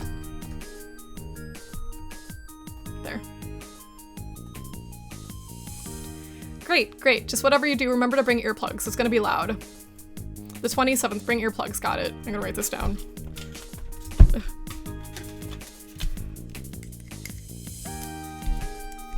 27th. Earplugs. Put a little star by it so I don't forget, because I'll totally forget. I'll be like, la la la, it's another day. If the game does not remind me, it's gonna be gone. KJ gives me another big hug before we part ways. I've been invited to see part of KJ that none of the other Sentinels have seen before. The more I learn about KJ, the more I want to know. Who should I hang out with now? To the wheel!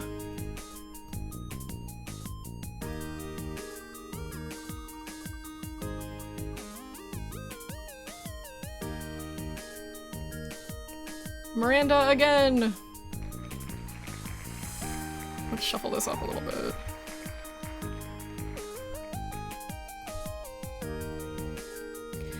It's not hard to guess where Miranda will be at any hour of the day. As predicted, I find her hard at work at the woodshop again. She seems to be more intensely concentrating than usual. There's beads of sweat on her brow. Knock knock? Hey Akiko, come on in. When she sees me, she steps away from her project, the beginnings of a gorgeous bookshelf using different types of wood, and wipes off her sweat. She hands me safety glasses with a nod. What are you working on today? It must be really tough because you're working out quite the sweat. The project isn't the toughest part. Well, what is? I'm trying to not put any of my magic into it. I thought it'd be easier, but it takes a lot of effort just to keep it held back. Honestly, it's a bit strange building something this way. Ask why. Why hold back your magic at all? Imbuing my magic into my creations was second nature. I guess I wanted to see what it'd be like without it. And how's it been? Really hard. I don't know if I could keep up my usual pace like this. That could make my work suffer, but then again, I'm trying to figure out where magic fits into my life now. This is an experiment. I don't want magic to be some crutch. And I don't want to assume it's been part of everything I do. Is this why you wouldn't let me try healing your hands last time? Miranda reflexively looks away. She starts sanding the edge of a wooden block. I can tell she's avoiding more of this conversation. It's part of it, but... Miranda disappears into the back of the work. It's so hard to know what's going on in her head. I don't want to push her to talk, but I also don't want to fuck up her project.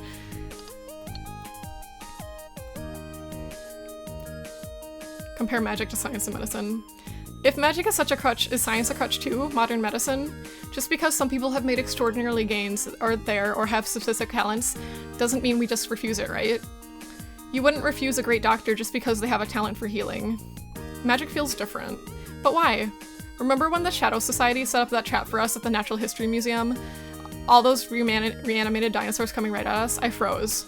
Poor KJ had to save our skin with their bubbles yet again. I don't think we appreciated how much of a toll protecting all of us took on them. Even I took them for granted sometimes. I wish I had been better at protecting you all. I'm not saying this is about you. I'm trying to talk about me. It's okay to be dependent on your friends sometimes. That's not what I'm saying. Wow, our communication styles are so different. I feel like I'm constantly putting my foot in my mouth. How about... There are plenty of times you took initiative. We were all pretty stunned when... Oh my god. When Deadly Derek took the Staff of Ultimate Power, I thought we were done for. But then you stepped up and revealed that you had already snuck into his lair and swapped it with a fake model made from your magic. And you exploded the faux staff right in his face. Priceless! That was pretty cool, wasn't it? And you didn't even tell us you'd done it, you slide minx. Saved our butts. Where did you put the Ultimate Staff of Power? Oh, oops, it might be in my parents' storage unit. Yikes. Yeah, and oh, remember the fight at the power plant? If you hadn't been there... I appreciate this, Akiko. It feels good to be recognized and remind myself that I wasn't always the helpless one in the group. Hardly. We always knew we could depend on you. I hope you could depend on us, felt like you could depend on us too, and can depend on me now. Oh, is this romantic?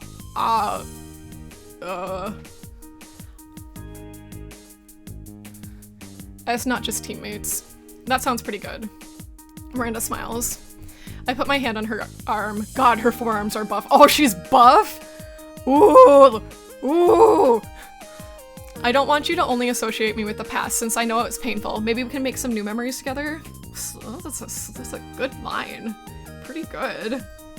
I'd like that. I gently take my hand away, but Miranda grabs it. You got some wood stain on your hand. Sorry, I'm covered in it. She takes a rag and cleans off my hand. Diligently. We spend the rest of our time chatting about her projects. She explains to me that a sawhorse is not just a horse covered in saws. Who knew? I should get back to it. Feel free to visit me again sometime. I will. Finally, time for bed. I stay awake while in the usual something to... Oh my god. I need to get better at reading. I'm pretty bad at reading out loud. I was hoping like doing more and more would get me better at it, because I feel like I just need to practice, I guess, you know, because I mean, what am I supposed to do? Just not do it, you know? I'll get better, I think. Maybe I should practice reading by myself or something, like a book. I've always been really bad at reading out loud. I've always hated reading out loud in class, but when I watch streamers, I like to put them on in the background and stuff, so reading out loud helps for that. Otherwise, it's just kind of like me going like, gotta cook this. Like that would be really boring, I think. Like, especially for a visual novel. Imagine me just being like, oh, wow, no, I'm gonna read. Anyways, I stay awake for a while with the usual 20-something's existential dread, but I eventually fall asleep. When do I finally get to sleep in? Never. After the debacle with Anna Lee on launch day, we arrived at the store today to some extensive notes on how to sell the sentimentality makeup line. It's pretty textbook overbearing corporate speak, but Lise has already been reading it like she's studying for an exam. Encourage her! You're really studying hard. You're going to hype the line up so much on our first day of sales, we'll be through the roof. You think so? I don't know. I'm not so good at the hype. Sure you are. You hype animals all the time. Even I know that the baby koalas eat their mother's poop, and you did it in a way that made me interested and not so, well, I'm still a little grossed out. But when you put your mind to it, you can get people really excited about a topic. Wow, now I'm hyped up. Thank you. The next customer who comes into the store are going to get the full Lise Martineau Glamour Pop approved sales pitch. The door opens and chimes, signaling that said customers have arrived. Oh my, it's KJ and Miranda coming in to visit me at the store. Lise marches right towards them before I can stop her. Hey Lise, maybe the next customers are okay. Hello, valued shoppers, welcome to Glamour Pop. May I have a moment of your time to speak to you about a product that will bring some magic back into your daily beauty routine? Wow, she really did memorize it. Lise looks up from her notes and takes in Miranda and KJ. Miranda smiles warmly at her, while KJ appears to be identifying all the nearby exits. Not that you aren't already beautiful or powerful, it's a really nice hat you have on, and your tattoos are so cool. Now you ask for the customer's name. I mean, hi, what are your names? Miranda giggles at Lisa's unabashed enthusiasm. That's my work wife's charm. Even KJ seems to be warmed by it. KJ. And I'm Miranda. What's your name? I'll be your sentinel to whisk you to your perfect makeup match. Oh, jeez. Her name is Lise. Don't interrupt! You're already good at talking to customers. They're mine! Okay, she clears her throat and turns back to her captive audience. KJ shrugs their shoulders at me. Yeah, back off Akiko. I wouldn't mind a little concealer. I've been working on a ton and it'd be help with the bags under my eyes. I have some right here that would be perfect for you. Lise whips out the concealer and puts it in Miranda's hand. On the contact, Lise freezes, blushing. She won't take away her hand. Lise? Her hands are strong and nice! I'm a woodworker. That's amazing! I have to forcefully remove Lise from Miranda, then she turns back to KJ. And what may I offer you? Eyeshadow, lip gloss, glitter spray? Whoa, a raid!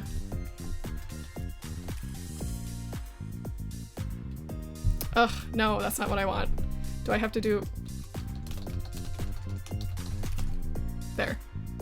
No, damn it.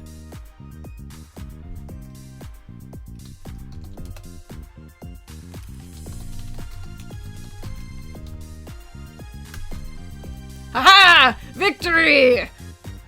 That's the one. That's the one. Oh, Bliss, do you not have any clips on your channel? Because when you do that, you're supposed to get a little clip.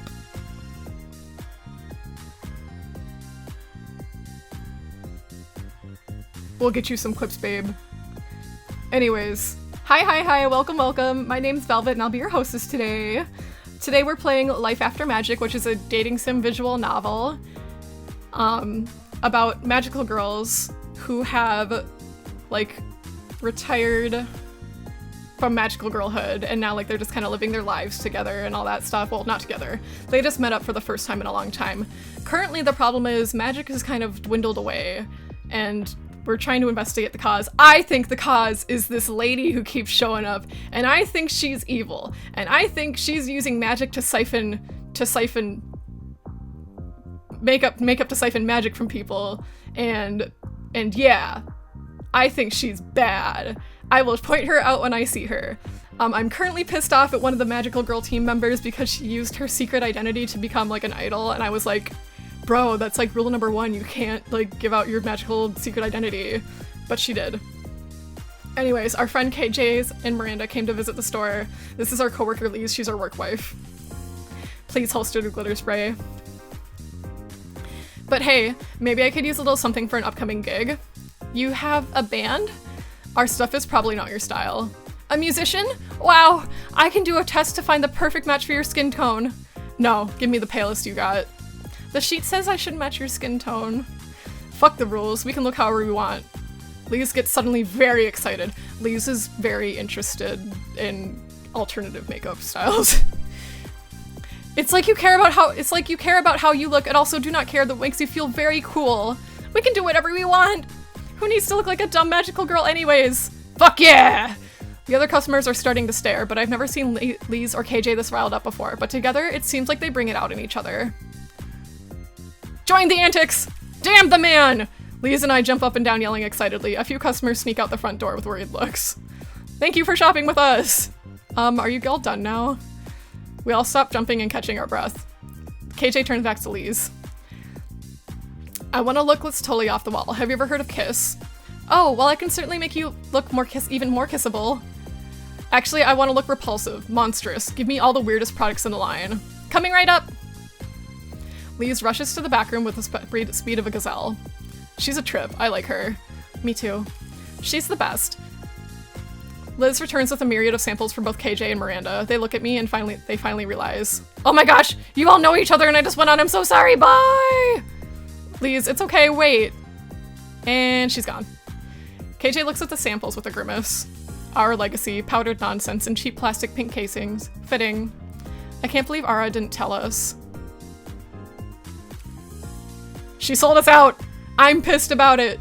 She did tell us because she was too busy selling our identities to a corporation. And now you're peddling her product. Pretty spot on if you ask me. What's that supposed to mean? Whatever you want it to mean. Look, there's no changing Ara's decision now. Let's just change the topic. The three of us awkwardly stand quietly for a while. Do you want to try on those samples? That'd be nice. Why not? I lead them to the demonstration section with the mirror. While Miranda tries on the concealer, KJ gives himself a look that reminds me of Brandon Lee in the movie The Crow. It rocks. Miranda and KJ were always the quiet, dependable ones. Ara or Jackie were there to keep the conversation going. But I didn't actually mind their absence today. It lets KJ and Miranda open up a little.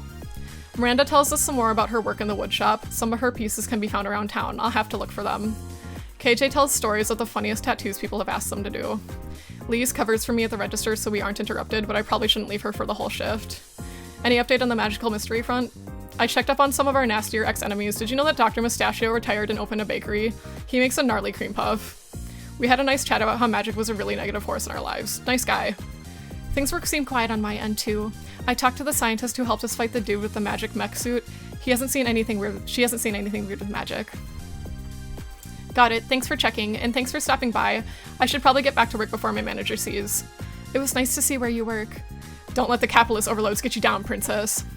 I'll tell you what, I'll buy a few of these just to keep the man off your back. We're valued customers of your fine establishment. Those are samples, you can just take them. The actual makeup line doesn't go on sale until New Year's Eve. Then we'll have to become repeat customers. This concealer's nice. Maybe then my supervisor will stop telling me I need to take fewer shifts because I look tired. Thanks, you too. See you later, Akiko. Later. Time to get back to work. I think we'll just continue going with KJ and Miranda just because like we're already invested in those two. So might as well just keep going. Another day of minimum wage. Whoopee! Yeah. Hi, welcome to Glamour Pop. How can I help you? Hey, sweetheart, how's it going? Ooh! I'm looking for a makeup gift for my girlfriend. She's real mad at me right now. Makeup gift? Well, you're definitely in the right place. No, like making up, like after a fight. Oh, gotcha. Probably because you call an other girl sweetheart. What kind of makeup gift would make a good makeup gift?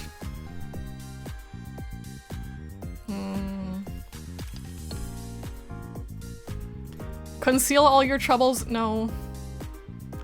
Red lipstick for Kissy? The lipstick is the color of roses. Pretty romantic, no? Aw man, lipstick's the whole reason she's mad at me right now. She found smudges on my t-shirt! Cheater! Sounds like a personal problem. Rude. You know what? I'll look else. Fine. Conceal your problems. Why not try this? Oh my god. Oh my god. Shut up. Why not try this concealer? It'll conceal all your girlfriend's imperfections. Her imperfections, eh? Kind of presumptuous of you. Maybe. I'm trying to make up with her, not insult her. Okay, gift card. Don't bother trying to figure out. Get a gift card. Now that's a genius idea. What are your options? Nothing here in here is under $5, so don't bother with that. Try a $50 one. Oof, steep, but I guess that's the price I have to pay. On the bright side, your girlfriend will love you for it. I have free time now. Thankfully, I had a not-so-terrible day at work. I feel as though I have the energy to do a couple things today. Who should I hang out with now? I can't hang out with KJ? Okay, I can hang out with Miranda, though. I visit Miranda at the woodshop again. Both of us are feeling exhausted, and the room feels a bit stuffy. Miranda suggests going to the park to get some air. It sounds nice. We sit down on a bench. It's an overcast night. Too bad I was hoping we could see the stars a little bit. You've been keeping up quite the schedule between our investigations and your work at the woodshop. I don't mind keeping busy, but I am feeling it lately. Me too. I reach into my bag and pull up some trail mix that Lee's made. She leaves it in the staff break room for anyone to take. I take a lot. Trail mix for energy? That sounds good. I crunch our snack and I think about how to bring up what I want to say. Sometimes I'm not sure how to approach our conversations.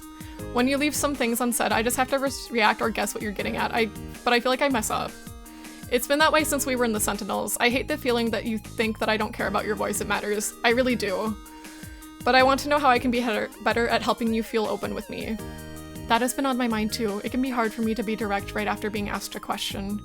And if I'm working with my hands or something, I'm not ignoring you. It's because it helps me gather my thoughts. I diagnose you with ADHD! That's good to know. Sometimes I know what I'm feeling, but I don't have the words formed for it yet. Do you feel like they're more formed now? I think so. Miranda, would you feel comfortable if we continued our conversation from the other day? Can I ask you a question first? Of course! What do you feel about your magic?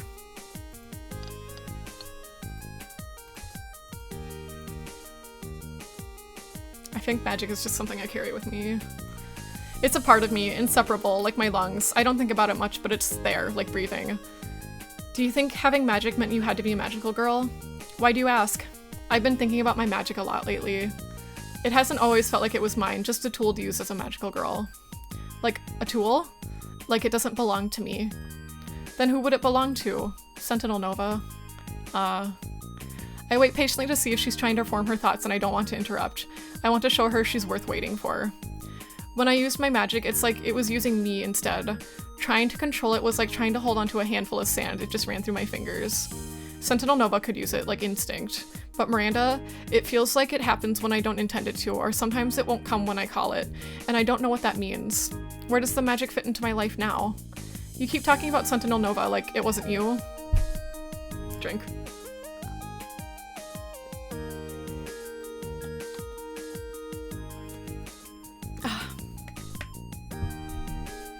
That's just how it felt. All that frill and girliness, it was a performance, it didn't feel like me. I kind of disassociated from Sentinel Nova, like a costume I put on and took off. It was a big relief when I got to take off the costume for good. It took a big toll on me and I have to pretend like I'm much more self-assured about who I am now, except the magic feels so connected with Sentinel Nova. I think that's why it's been hard to see magic as still on my own. I nod to show I'm listening and understanding. I sit with what she said. I never knew this side of her. I'm really glad you felt like you could share that with me. I wish I knew what to say. You don't have to say anything. I'm just glad to feel heard. But I do have thoughts, just not the words yet. Now you know how I feel all the time. She says it warmly. I try to gather my thoughts when the clouds part and the stars peek out, twinkling at us. Save. I look at Miranda and she smiles. That's right. Her powers come from the stuff of stars. When she needed to recharge, she would sit under the night sky and let their light within her. I can tell now, even now, that she's feeling more energized. She starts to softly glow. It's incredibly beautiful. She's incredibly beautiful. This is her light coming from her. Look at yourself. What? You're glowing. This always happens at night. That's what I mean, Miranda. This is your glow, your magic. It's a part of you, not Sentinel Nova. You. Being a magical girl and having magic don't have to be the same thing. Miranda's eyes fill with hope. I think that's why our powers didn't go away when we retire. We have to choose to pass them on with the rings. If we want to, otherwise they're ours for life. Well, except for what's going on now. Do you think magic is really disappearing? I can feel my powers weakening a little. Do you think it'll be gone soon? Will you miss it? If your magic goes away? I think I would. After trying to work without my magic lately, I realize it's pretty second nature for it to flow through me. Miranda is quiet for a little while, staring up at the stars. I don't think I want it to go away, but I want to find a way for it to feel more like mine. I believe you. It's your power. You should claim it however you want. Thank you, Akiko. Our talks are really helping me organize my thoughts on this. I want to do something to thank you, make something for you, and I want to do it purposefully using the magic I have, especially if it might not be here forever. Would you let me make you something? Of course. What would you like? Anything she wants to make. What do you want to make? I don't think I could choose, but I asked you. But I said you can make whatever. How about a piece of wearable art? I want something I can wear, like jewelry or a pendant. That way I can have it near me. I reflectively put my hand over my heart like I'm wearing a necklace. Miranda looks where I put my hand and blushes a little. She's staring at my titties. I can do that. I'm going to head back. I'm sort of excited to start working on it. I'll walk with you. I walk Miranda back to the workshop, but I can tell her head is already in her next project. I'm flattered she wants to make something for me. I can't wait to see what it is. Me too. That's exciting. Finally, time for bed. Oh, I wasn't able to hang out with KJ at all. I stay up way too late reading my favorite shoujo manga. Which love interest will Minako choose? I climb out of bed, dreading the work day ahead. It's freezing this morning, and is that snow? I haven't seen snowfall in years. Alistair prods my leg sleepily. Meow. I still can't understand him, but sometimes I think that is cat talk for go back to bed. Oh, right. It's Christmas. Oh, it's Christmas. I don't have anything special planned, so the entire day is watching terrible Christmas movies with Alistair. The hours fly by. Suddenly I hear a knock at the door. Huh? Who could it be? Maybe Santa's come to visit you after all, Alistair. Alistair looks excited for a second but plays it off. Right, I forgot I broke the news about Santa a few years ago to him. I run over to the front door and open it to see KJ and Miranda? Miranda? Oh, okay, it looks like we're on Miranda's route, lads. Miranda is standing outside the door, chattering her teeth, hugging her arm warmers. Hey, Akiko, glad to see you're home. I was worried about showing up unprompted. No worries. Don't you want to come in? You look cold. I'm fine. I'm just visiting my parents nearby anyways. I just wanted to give you this. Miranda hands me a small package wrapped with recycled newspaper and twine. Sorry, it's not super fancy or anything. I just made it on a whim when I was thinking about you. Anyways, catch you later. She walks off briskly. Miranda, did she forget about the jacket tied around her waist? I laugh a little. Miranda's usually so observant, but I guess even she can be forgetful sometimes. I unwrap Miranda's gift to find a small wooden figurine. It's a highly detailed carving of Princess Sentinel Starlight. She even got my signature pigtails from back then in. That must have been a challenge. This is awesome. Way better than any corporate merch of the Sentinels. I'm going to treasure it. I think I just heard a motorcycle. Oh boy, KJ! Yay! KJ is standing at my doorstep holding something enormous. KJ, what are you doing here? And what is that? Sup, Akiko. I'm doing some spring cleaning and figured you'd like this. KJ hands me an absolutely gigantic rabbit plush. It's wearing a colorful pastel ribbons and a dress similar to mine. KJ, this is huge, and it looks brand new. Also, it's Christmas. You obviously aren't doing any spring cleaning. Yeah, you caught me. Well done, Sherlock. I just saw this for sale the other day. You like collecting stuff like this, right? Plus, it kind of looks like you too. Real cute and goofy. Goofy? And cute? I rode all the way here with this rabbit under my arms. I must have looked like a total dork. Sorry, it's got some snow and road salt on it. My bike doesn't have side bags. KJ shuffles around awkwardly. Anyways, hope you like it. I got a dip. Promised to do a holiday party with some of the guys at the shop and another with the band later. Got a full schedule. Barely time to cook a turkey. KJ turns on their heel and stalks off before I can get a word in. KJ. I carry the rabbit and plop it onto my bed. It does kind of look like me. Maybe I should get another one that looks like KJ, then we can match. Ooh, cute. Oh no, I see someone else coming. Really? No! Not him! Solaire! Merry Christ— I close the door. Sorry, Akiko's not feeling well today. Open up, it's an emergency! Ugh. Merry Christmas! Right, thanks, Solaire. Merry Christmas. Ho ho ho, you're very lucky. Santa Blaze is here to give one very special girl a very special gift. Solaire pulls a rectangular gift box out of his jacket. Behold! Now, I'm sure you're wondering what's inside, but I bet it's anime. Solaire drones on about what's inside the box, but I already know what it is. It's a bunch of soul cards. I would know because that's the only thing he ever gave me when we dated. I decided to cut him off now. He's practically yelling now, and I don't want any noise complaints. Solaire, this is so appreciated. I can't wait to open it, so thanks for stopping by. Ha! You're very welcome, Akiko. I'm a little sad you haven't invited me in, but I get it. You've always been on the shy side, and I grabbed the box from his hands. Right, anyway, see you later. God damn it. At least he wasn't the only one who visited me today.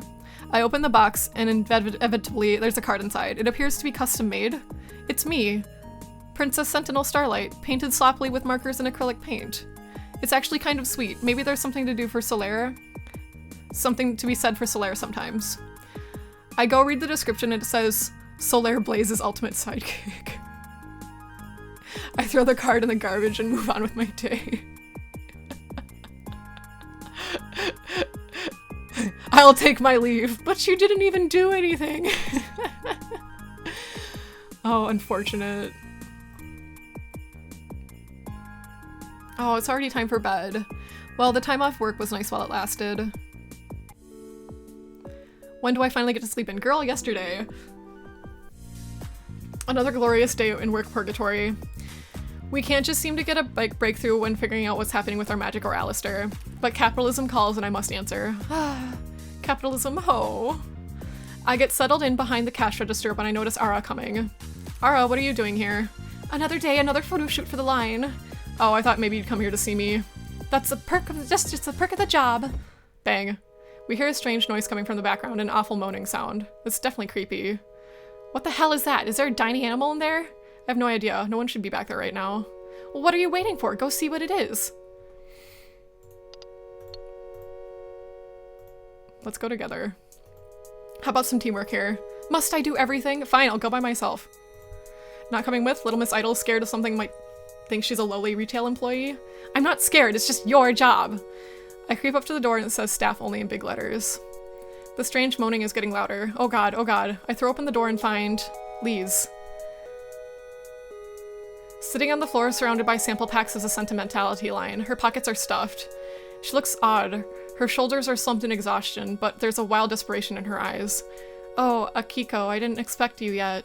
What are you doing in here? Just some organizing. Looks like you've been completely undone any organization that there might have been. Lise turns to Ara, noticing her presence. Is that the celebrity retired magical girl who's peddling her fame for a makeup brand ostensibly for charity? But probably more aptly about a Dean's sense of purposelessness in her life, so she craves attention and validation? What the fuck? Lise! Looks like she might throw Lise through the store's display windows. What's going on with you? Are you okay? Is she okay? I'm sorry, I'm just so tired. It makes me cranky and say things I shouldn't. Lise pulls me aside to whisper, should be careful around her. Magical girls. I don't think they care what happens to us regular people sometimes. I think and she seems scary. Lise, this isn't like you. I knew it! I knew it! It's the makeup's evil. I knew it. Akiko, could you cover for me today? I think I need to do something by myself for a while. Bye! Lise, you weren't even... Lise rushes up out of the store. On the schedule for today. What was that all about? I don't really know. She's never like this. I'm calling a team meeting once I'm done with the photo shoot. You better be there. I will. Ara heads off to find the photographer and their crew. I stand dumbfounded. Everything keeps getting stranger and stranger, but I don't have a lot of time and think about. A customer comes in demanding the sentimentality line to see the sentimentality line.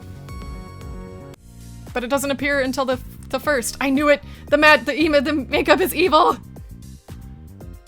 Ah! Time for work. I have to listen to the manager talk about us being a family. If I have to listen to the manager talk about us being a family one more time. Hey, welcome to Glamour Pop. Ugh. Is everything okay? I've been in that office my whole life. I've wasted my life away in sales. Understandable, have a nice day. Trapped in that awful cubicle. I wish I was a magical girl instead. The customer seems awfully down.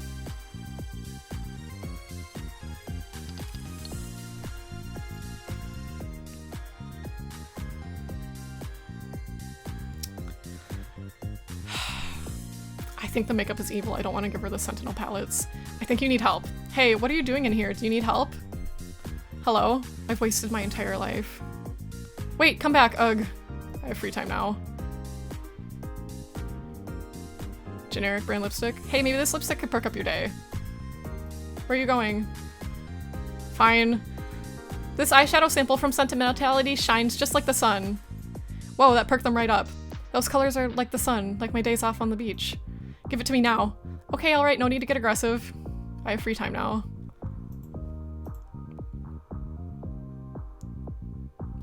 Why can't I hang out with KJ?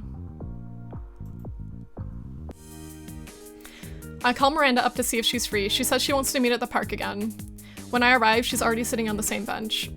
Akiko, come sit down. She looks nervous. I sit as I'm told and wait. Miranda pulls something from her bag. It's wrapped up in a cloth. She hands it to me without a word. I unwrap it to find a necklace. The pendant is carved from wood. The details are incredibly fine. How did she do this? At the center, something glows. At first it looks like a jewel, but then I realize it's concentrated star magic, swirling in a glass sphere. Wonderful! That sounds beautiful! Oh, I'd be so scared of breaking it.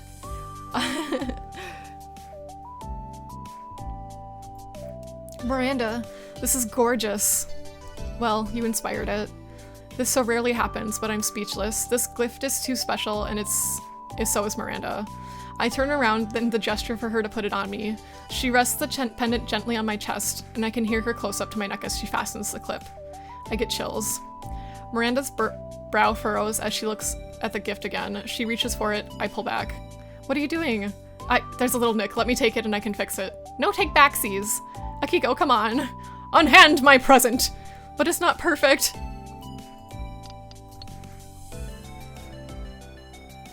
Tell her you like its imperfections. I like that it's imperfect. It shows that it was handmade. No one in the world will have the exact same one as me. It makes me feel special. Miranda stops reaching to take it back. Well, if that's the way you feel about it. It is. A gift isn't valuable only if it's perfect, but I see her struggling to say something, but this time I know what she needs to hear, or at least what I need to hear. I'm seeing it now. You working hard, wanting so badly to make something that lasts, your obsession with perfection. Miranda, you aren't only as valuable as the things you make for people. Miranda's eyes go wide.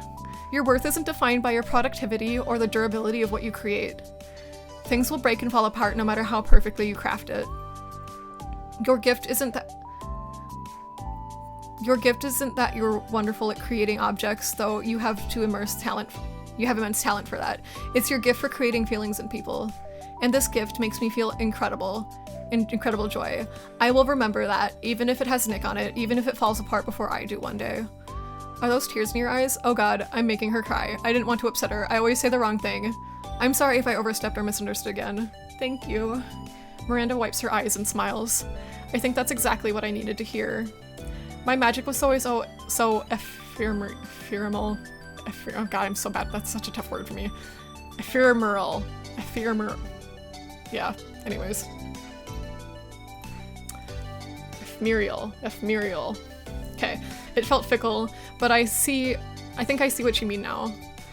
We're interrupted by the sound of laughter nearby. A couple sits on a nearby bench, clearly in the throes of an excellent first date.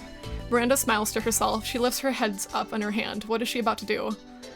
I look up at the sky as a star materializes from a section of darkness and gets brighter and brighter and then shoots itself across the night sky. She's made a shooting star. I hear the couple gasp as they look up in awe. They look up at each other like it's a sign. They kiss. That was cute. Miranda looks pleased with herself. I fold my hands under my chin and look at her mischievously. So what are you going to conjure up for me? Catface. Oh, well, 2 spontaneous shooting stars in less than a minute might look suspicious. Miranda. Oh, do I want to date Miranda or should... What should I do, team? I kind of want to date KJ, so like I just kind of want to be friends with Miranda right now. I'm joking with you, pal. Oh, of course. Although, what? Is there someone you would want to conjure a shooting star for? Perhaps someone we both know and with a green thumb and an appreciation for strong hands? Miranda pulls her hat down over her face. It's okay, I won't make you answer to that yet. The couple nearby start making out intensely. We take it as a sign to give them some space. Miranda walks me home, explaining the finer details of how she created my gift. She's so dedicated and awesome. At my door, I stop her. I'm really glad we've gotten to spend this time together. I know I don't always have the right thing to say, but I want to keep being friends too, Akiko. Phew, I'm glad we finally understand each other. I give her a big hug and we promise to make our hangs a regular thing. She even promises that if I'm really careful, I can use one of the tools, one with a safety edge. But hey, anything to spend more time with her. When I arrive at the mall, I see the sentinels hanging out near the escalator. Ara? This must be old. Ara is in the middle of telling the group something, waving her arms around with a conspiratorial look. Looks like she's wearing her in-public disguise again. I've been watching this person for the past few days and I think I found who we're looking for. It's Lise. Ara, what are you saying? It's not Lise! It's not Lise! It's your manager! It's your manager! My work wife? You saw how weird she was acting this morning. Do you really think that's not suspicious? Come on, even you aren't that dense. There's no way. But she wasn't always weird. It's her charming personality. She's always that weird. It's her charming personality. I've known Lise a lot longer than you have, and I think I would have noticed if she's an evil villain. My work wife would never betray me like that. Broken heart. That might be part of her plan. What if she knows you're the leader of the Sentinels and she wants to gain your trust so you won't suspect her? Remember the Dark Moon Sirens? They took one look at Jackie and she couldn't do anything but stare at them. Ugh, so pretty. Although I'm not sure if they actually did something to Jackie or she's just easily distracted. What if Lise is trying to manipulate you too? Anyone that cute must be suspicious. Oh, you think she's cute? She is cute. At least I've heard that much. Right, Miranda? You can't suspect someone based solely how cute they are. That's obviously not the only reason. Akiko and I are the ones whose magic is being affected the most. And we would have been around Lise, the store, more than anyone else. You would have been around your manager! Your manager! She's evil! Or like the beauty company manager, whatever. Ugh. I don't think that's a coincidence. Plus, I overheard her saying how much she doesn't like me in particular, so she could be targeting me now after Akiko. Is that what this is really about? Someone disliking you doesn't make them evil. Get over yourself. Fuck you, this has nothing to do with it. Uh-huh, are you sure about that? Hey, let's focus. We aren't going to get anywhere if we argue. Ara and KJ both grumble a fine and settle for glaring at each other. Anyways, until someone has another lead, I think we should investigate Lee's. Suggest keeping options open. We can look into Lee's, but we should keep our options open. If it's not her, then we're back to where we started. Everyone agrees with that for once. I'm not sure this Lee's everyone- it's so sure it's this Lee's everyone is talking about. But if we had a lead, why not follow it? I can do investigation since I'm the one who brought it up. No offense, but I think somebody maybe more level-headed should go. You might have some bias that accidentally comes through, and that includes you too, KJ. Fair enough. I'll tag along. If anything goes awry, I'll protect Akiko. Well, that sounds fine to me. You haven't even met Lise yet. I think I should take someone along who recognizes her mannerisms a bit better. Someone observant. What about you, Miranda? You and I can do it together. Me? Well, Fine, whatever, let's do that. Yeah, let's do it, Akiko. We spend some time making a plan for investigating Lise. Hopefully this gives us the answers we need. Okay, let's take a little break. It's been 2 hours, so BRB, let's do 10 minutes, okay?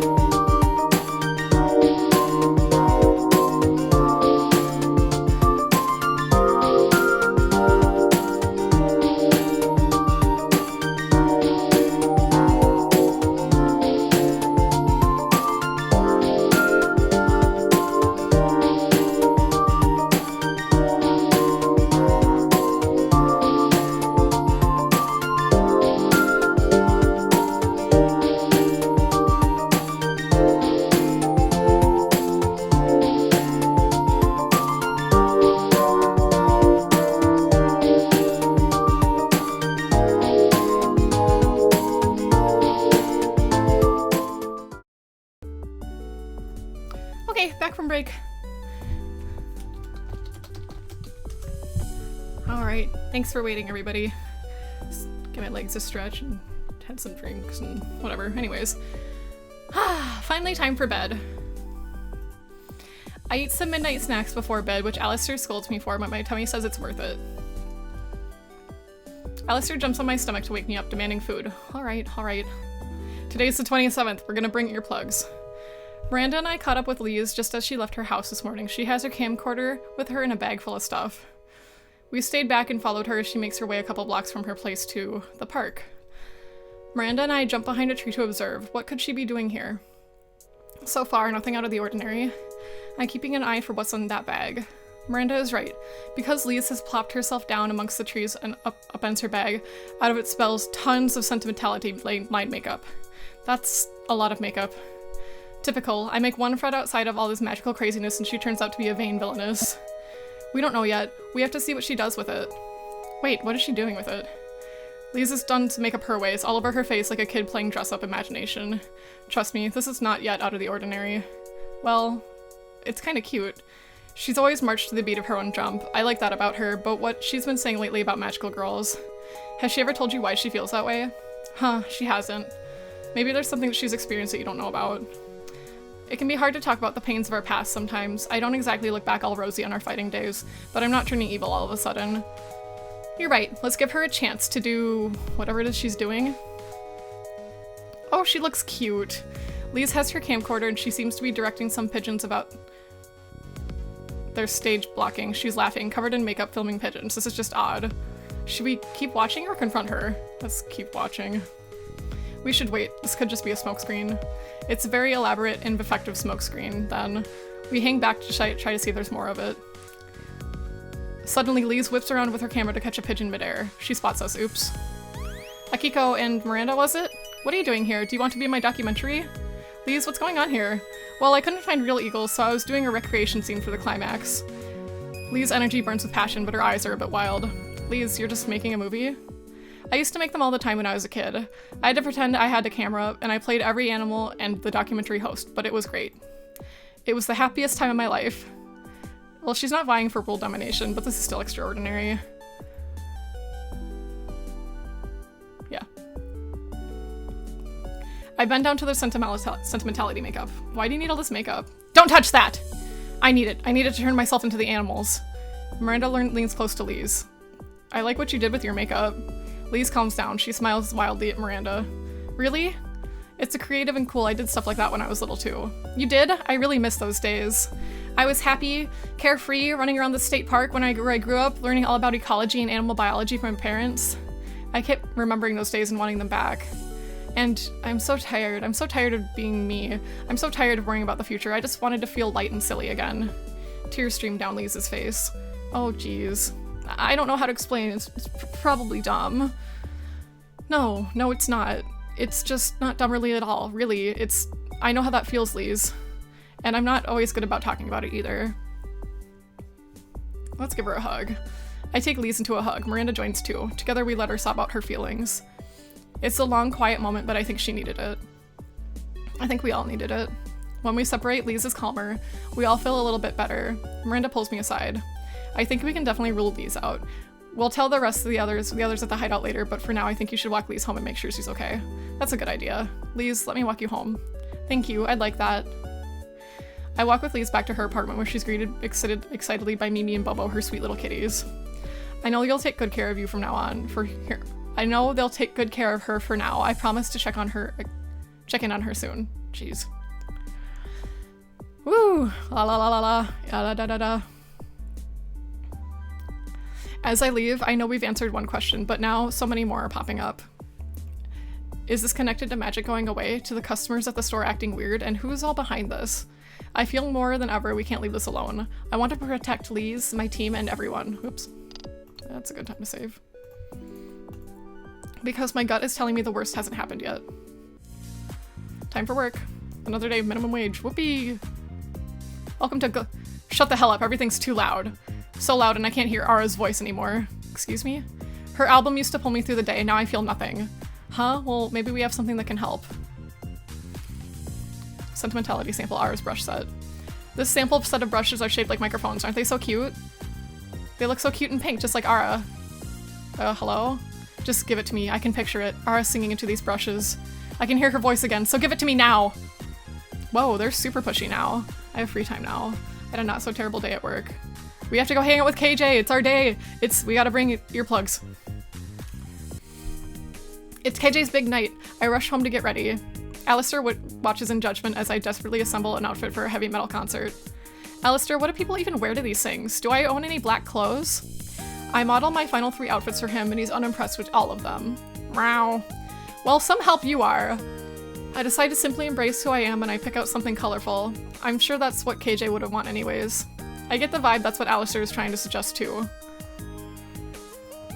After wasting a bunch of time on my outfit, I'm running late. I race outside my apartment building and leap onto the bus as the doors close. And then I take the time to fuss over my makeup as the bus leans and bumps across the city. I try to go for something a little dark and daring since I won't know anyone else there but KJ. Why not experiment? I finally arrive to this, and wow, this place is full of weirdos! Ah, be quiet. Yesterday, I think a bunch of my friends went to, we call it emo night. So, and they do that like all the time. I think it might be, I think it's a band. I thought it was an event, but I think it might actually be a band or something. I don't know. But I'm just imagining them getting all dressed up and going out down there.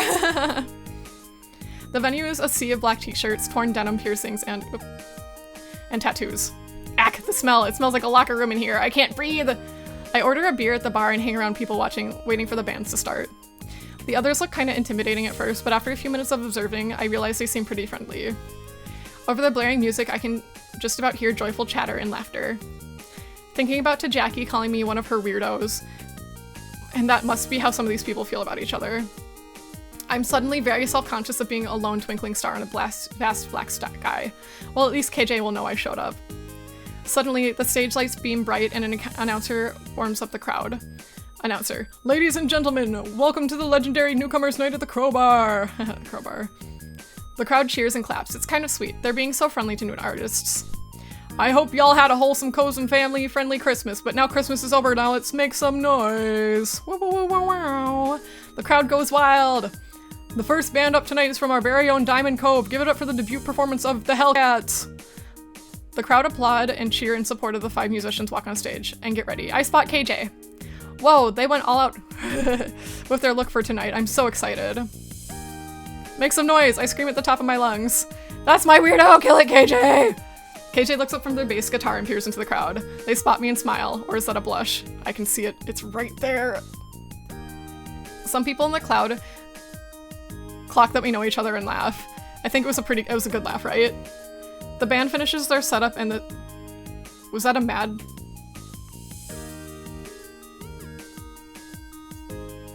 Are they mad? Finishes their setup and the singer leads into the microphone.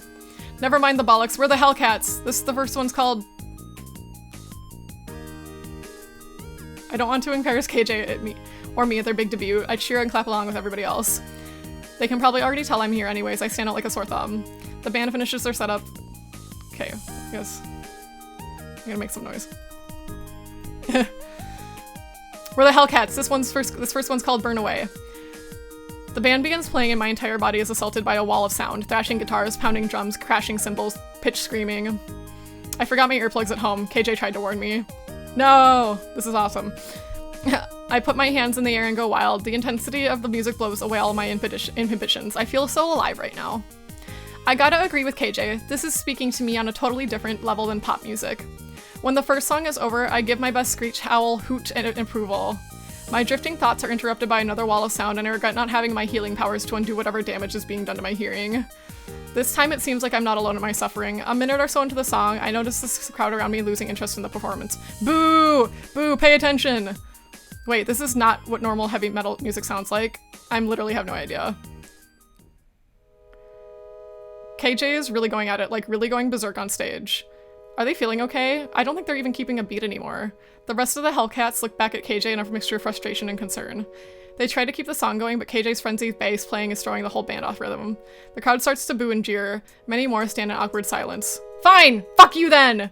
In a fit of rage, KJ smashes their bass guitar to pieces on the stage floor. They take a moment to wipe some tears and regain their cool and walk up to the edge of the stage and lock eyes with me. Princess, we're leaving. Let's go. A stunned silence follows, and every single person in the room turns to glare at me. What the heck did I do? I was just watching.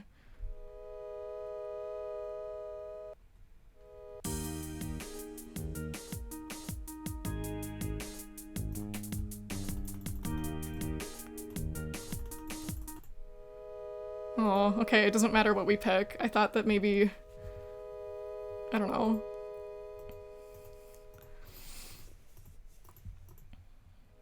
KJ storms away backstage, bursting off any attempts the band make to help. I get the sense this may not be the first time this happened. I make my way outside, avoiding eye contact with everybody. I find KJ's motorbike and wait for them there. What the heck took over them? I've never seen KJ that angry before. I really hope it wasn't anything I said or did. KJ arrives a few minutes later looking totally defeated. They didn't even take off their stage makeup. Should I say something? Are you okay? Okay, hey. Hey. They let a little long sigh. That was not cool of me. Sorry for how tonight turned out. Thanks for coming all the way out here for me. Let me give you a ride home? Sure, but do you want to talk about what happened? Thanks, but the ride will give me time to think before I talk. I do my best thinking of my bike. Mind if I take the scenic route home? Sure, if that'll help. Yeah, it would. Thanks, Akiko. We saddle up, and KJ takes me on a long nighttime ride around Diamond Cove. The waterfront is strikingly beautiful at night. The pale moon rests in the high above a calm ink black ocean, and the golden lights of the city glitter like stars on the water. The scenery is enough to distract me for a while. A diversion from what I've witnessed back on the stage, and what kind of conversation would be waiting on the other end of this late night ride. I called Honda KJ tighter to protect myself from the cold December air. I wonder what's going on under their helmet. For all I know, they're crying their heart out, but I can't tell. About a half hour later, we roll up outside my building. KJ takes off their helmet and seems to be in a better mood. I kinda like being your personal chauffeur. I'm sorry it's so cold out. Mind if we go inside and have that talk? I'll put on some coffee. I had a beer only about an hour ago. What could go wrong? Oh, so you won't have... Oh, you don't have to do that for me. I want to have the energy to listen to what you have to say, and that long ride home made me sleepy. Okay, princess, lead the way. It's pretty late, so we try to stay as quiet as we can. My roommate is the worst when they're tired and cranky. Cozy little place you got here. Thanks, it's kind of crappy, but it's mine. We head into my room and sit on the bed together. Alistair is sleeping away in the corner, so we keep the lights off. Yeah, I can say kind of crappy, but it's mine about a lot of things right now. Tonight's performance, for example. Yeah, about that. We've been rehearsing for weeks and right at the most important moment, I totally lost it with everybody watching too. What were you thinking when I lost it on stage? It scared me. I'm not gonna lie, KJ, you scared me with how angry you were. I'm so sorry, Akiko. I really don't know what came over me. The makeup! I don't know if I'm the one you should be saying sorry to. Fuck, you're right. But I also want to apologize to you too. I made it about you by yelling that we were leaving. Has this happened before? Only at the last rehearsal, but it was so much worse this time. For some reason, I started picturing my dad saying how disappointed he is in me, and Boyoung looking down at me no matter what I do. And then I pictured you and how... Akiko, I would never hurt you. I know this sounds like empty words, but for real, please believe me. That anger was for... It was all for me. That fuck you was for me, for my stage fright. And you were there watching, and I was so ashamed, and it built and built, and I had a total meltdown, and now I've got to pick up the pieces. Like, have you ever felt like you were getting on top of things, but out of nowhere it breaks, and you can't figure out why, and you look like a stupid little child? Oh, for real. Sorry, I meant that as a rhetorical question. I'm not done talking yet. Sorry, zipping it. Was that rude? Am I speaking out of turn? Shit. Sorry, thanks for being patient with me. Anyways, I was so excited to see you, princess. When we all met up again at the park, I mean, I had to play it cool. And then again tonight. I've always... Shit, I can't say it. Fuck, what's with me lately? I'm all tangled up in knots. KJ's eyes filled with tears again. Behind the intimidating mask of makeup and all the tough attitude, I recognize the ghost of a shy and awkward person I used to know. They sit for a moment, breathing slowly and compromising their thoughts. Akiko, do you know why I call you princess all the time? 'Cause you're flirting with me?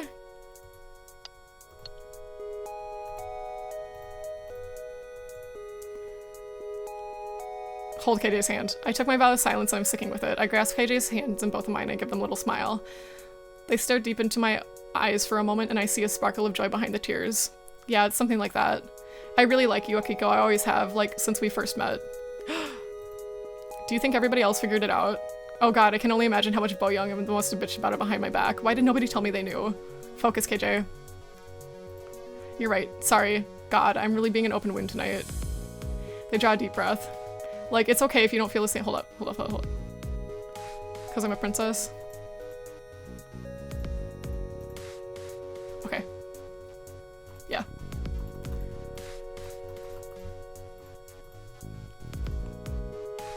Like, it's okay if you don't feel the same way about me. I've been at peace with that for years now. Like, I did all of this, all these changes for me first, authentic self and all that. We only have one life after all. But when you gave me that call to come to the park, I didn't know what happened, but all I could think about was how you were going to react to me riding up on my motorbike. So Akiko, what did you think? About you? They slide a little closer and give me a longing look. Yeah, do you like me, the real me? Yeah! I want to date KJ. We'll do the friend. Oh, should we do the friend now? Let's do the. I want to. They're so handsome. And they're purple. Let's do the romance route first. Kiss KJ. Without hesitation, I swing in and smooch that ridiculous clown face. After a moment of stunned surprise, they wrap an arm around my waist and their free hand firmly pulls me in closer. Is this right? I'm not sure. It is nice though. I can always text them and apologize in the morning. KJ suddenly leaps to their feet. I should get going. You probably have work tomorrow. Maybe KJ just realized how weird this is too. You got my makeup all over you. Totally worth it, I think. But thanks Akiko for listening. I'm really grateful you were here for me at my absolute worst. This has got to be the top 10 weirdest days ever. I walk KJ downstairs and watch as they warm up their motorbike and ride away into the cold night. Every time I think I finally understand KJ, they find new ways to surprise me. Whew! Today was a lot. I kick off my shoes and give Alistair a half-hearted wave. Between looking into Lee's and work being off, I deserve a moment to chill. I'm telling you guys, it's the makeup! Pay attention! Isn't that right, Alistair? Meow! Yeah, I miss when you were able to talk. Alistair is pawing at my television set. TV, huh? I thought you'd be meowing for dinner first. Cartoonami. Late show's not until, but you want to watch those corny soaps again. Meow. Alistair looks a bit offended. I'm joking, I'm just invested to do Jen and Dawson's relationship. I fish the remote out of my bed sheets and flip on the TV. Alistair jumps up beside me and pushes his paw into the remote. He's trying to change the channels, but his motor skills need some work. It's adorable seeing him so determined. Channels flip by slowly until DCTV5 pop news pops up on the screen. Do you want to watch the news? Yeah, because the makeup is taking over everybody. It's evil makeup. I'm telling you, pay attention. Oh my god, it's a special program about former magical girl squads. Ah, that's us. For decades, communities across the world have owed their peaceful lives to the work of enigmatic magical girls. The residents of Diamond Cove fondly remember the service of our now retired sentinels putting into achieving peace. Alistair looks totally engrossed in the program. I guess it's nice to feel appreciated. Today, we'll look back on some of the exceptional magical predecessors who worked hard to keep the world safe. Petal Princesses, Fruit Fatale, and solo star Sweetie Honey. The program drones on about Petal Princesses, a trio of floral magical girls with purifying flowers. Bonded together, they worked to put a stop to magically enhanced automotive company that was responsible for drowning their city in smog. Black and white photos of the girls smiling towards the camera flash by on the screen. They look proud of their work. The reporter speculates on the group's whereabouts now. It's been 30 years since their last appearance. A climate-conscious group from the 60s is pretty rad. They were totally ahead of their time.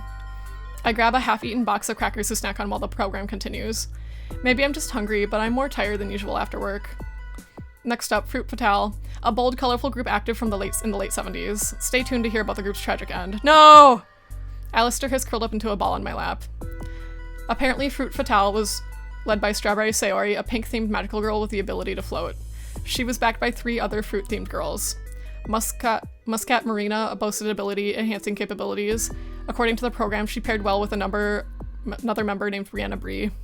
A 4th member, Avocado Anna, could absorb magical power from the enemy. I'm almost done with my stack of crackers. It's not helping much with my energy levels. Evil makeup! Take your makeup off, it's evil. Not exactly seeing how the fruit theme is related to their powers. Fruit Fatale were on their way to becoming the best and brightest stars of the 70s, that is until one fated day. Alistair's ears prick upwards. The picture of Strawberry Sayori is shown shifting from full color to grayscale. December 31st, 1979, Strawberry Sayori tragically lost her life after an accidental fall. Fruit Fatale is immediately disbanded, and the remaining 3 members have not been spotted in the public since. The program continues on speculating the potential causes of Sayori's incident. Yeah, she could float, so... Why couldn't she stop her? Yeah, see? Why couldn't she stop her fall with the floating ability? Was she mid-battle with a terrible enemy, or did she? There's a queasiness that grows in my stomach as the reporter muses on the dangers of magical girlhood. I think about all the close calls we had in the past. Some days we celebrated after the fights, we felt like we were on top of the world. Other days we were exhausted and we got hurt. Alistair, can we please change the channel? I'm not feeling this tonight. Meow. No, I want to see our program. Sorry, bud, I'm super tired. I just need to sleep it off. No, what about us? Finally, time for bed. I stay up way too- can we do that again? Okay. No, shut up, alarm. Let me sleep 10 more minutes. Oh no, I overslept and now I'm late for work. Time for work. Another day of minimum wage. Whoopee! Hi, welcome to Glamour Pop. Yikes. Is there an odor coming from them? Can't be bothered to take care of myself anymore. It's too difficult to bathe, too difficult to brush my teeth. Are you looking for soaps? Maybe deodorant? The customer is looking insecure.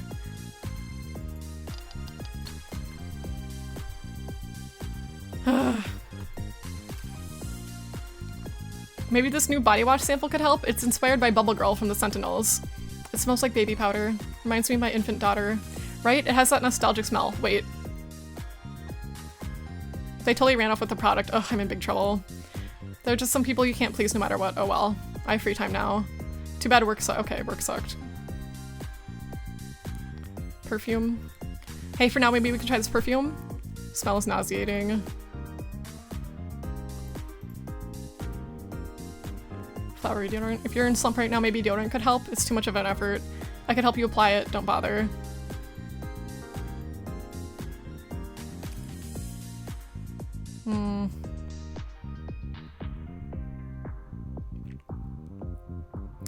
I wonder if it's bad to keep giving customers the stuff because, I mean, like, obviously, like, in my opinion, it's obvious. The makeup is evil! But what if it, like, helps them figure out, like, the girls figure it out, you know what I mean? Oh. My friend is streaming, hold up.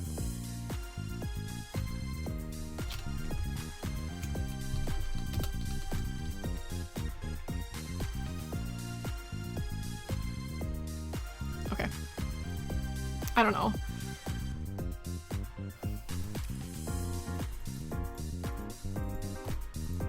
KJ. I want to give KJ another chance to move on from what happened over our last hangout. They must be feeling all mixed up about it, so maybe we should clear the air. But I might also need to ask some tough questions. I'm not sure if kissing them was the right thing to do. I didn't actually text KJ to apologize because, well, I don't even know what I think yet. The scene has been replaying over and over in my mind. It was really nice and they seem to enjoy it too, but I can't shake the feeling I might have taken advantage of them in a vulnerable moment. I text KJ and invite them up to the park. It's a little cold out, so I have a flask of hot cocoa from home. Hot chocolate. I sit for a while, looking at the moon above the pond and its glow reflecting in the water. It reminds me of the motorbike ride home in the dead of night, wondering what was going on inside their helmet.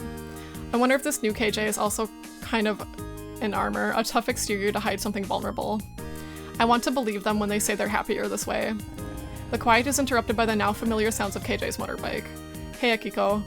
No princess? That can't be good. Hey KJ, how are you? Honestly, I'm kind of surprised you want to meet up. Again, are you feeling charitable or something? Ready for round 2? Who starts a conversation like that? Please don't take this the wrong way, but I'm like not 100% sure I should have kissed you in the first place. Last time it was hella weird. I'm really sorry I put you through that. I never acted out like that before. I wanted to apologize. I'm sorry I fucking humiliated the most of us in public for start. The band was looking for is gonna be looking for a new bassist. That's probably for the best. I was taking on too much anyways. Oh, come on, take a seat. I brought cocoa. Shit, you remembered. I gambled on some things about you not changing. It's still your favorite, right? Yeah. KJ takes a seat behind me and pour them a mug of cocoa. They take a sip and think for a moment. Geez, when was the last time I drank hot cocoa? I think it might have been when the gang was still together. Weren't we fighting Freya the Ice Queen? I think you brought some cocoa along with us to keep us warm. An army marches on its stomach. Yeah, you always did bring snacks, huh? Do you also remember what happened? Not really. Jackie punched her real hard, or Miranda exploded something. Before that, there was a cave-in. Oh god, you're right. Wow. That just unlocked a bunch of memories. It was so dark and claustrophobic, I was terrified we were going to die. Me too, but we didn't, did we? Obviously not, unless heaven is really boring. And? Sorry, princess, you lost me. KJ, we're only still alive because of you protecting us. Everything we've achieved since couldn't have happened without you. Jackie's gym, gone. Miranda's workshop, gone. Ara's pop career, gone. Even though I know you'd prefer that. And that's just one example. There are many other times we'd be dead if you weren't there. Are you trying to guilt me into keeping my powers? Is that why I'm here? It's your choice. What I'm saying is that you always were and still are essential to the team. I mean that as Sentinels and as friends. And even if you do give up your powers, I don't want you to give up on us. I'd hate to lose you again, KJ. I know we don't always agree on everything. We've changed in our own ways, some more than others, of course. But it's hard to ignore how out of all of us, you're the only one who really wants their powers to disappear. More than anything, I want to understand. Why do you want to give it up? It's too hard to talk about without going into some other stuff too. It's like, everybody only sees me how they want to see me. I'm right here screaming, this is who I am at the top of my lungs, but it's not good enough. Bo Young ever sees me as a sad little bubble girl pissing their pants at the first sign of danger. She's allowed to reinvent herself as Ara, but I don't deserve that privilege. My dad watched his shy little daughter grow up a spine, and he hates it. He says I've been brainwashed by the media, and after the end times, I'm going to burn in hell. Jackie's been a support figure for me so long, so I think she's afraid to be anything else. And that goddamn anime really ridiculed me every chance it got. Like, they drew my glasses so thick you can't even see my eyes. It's like I'm not even a real person, just a tragic clown. KJ sighs and takes a long sip of cocoa. It's a lot to unpack, I know. We have plenty of time, so we can talk about those one by one.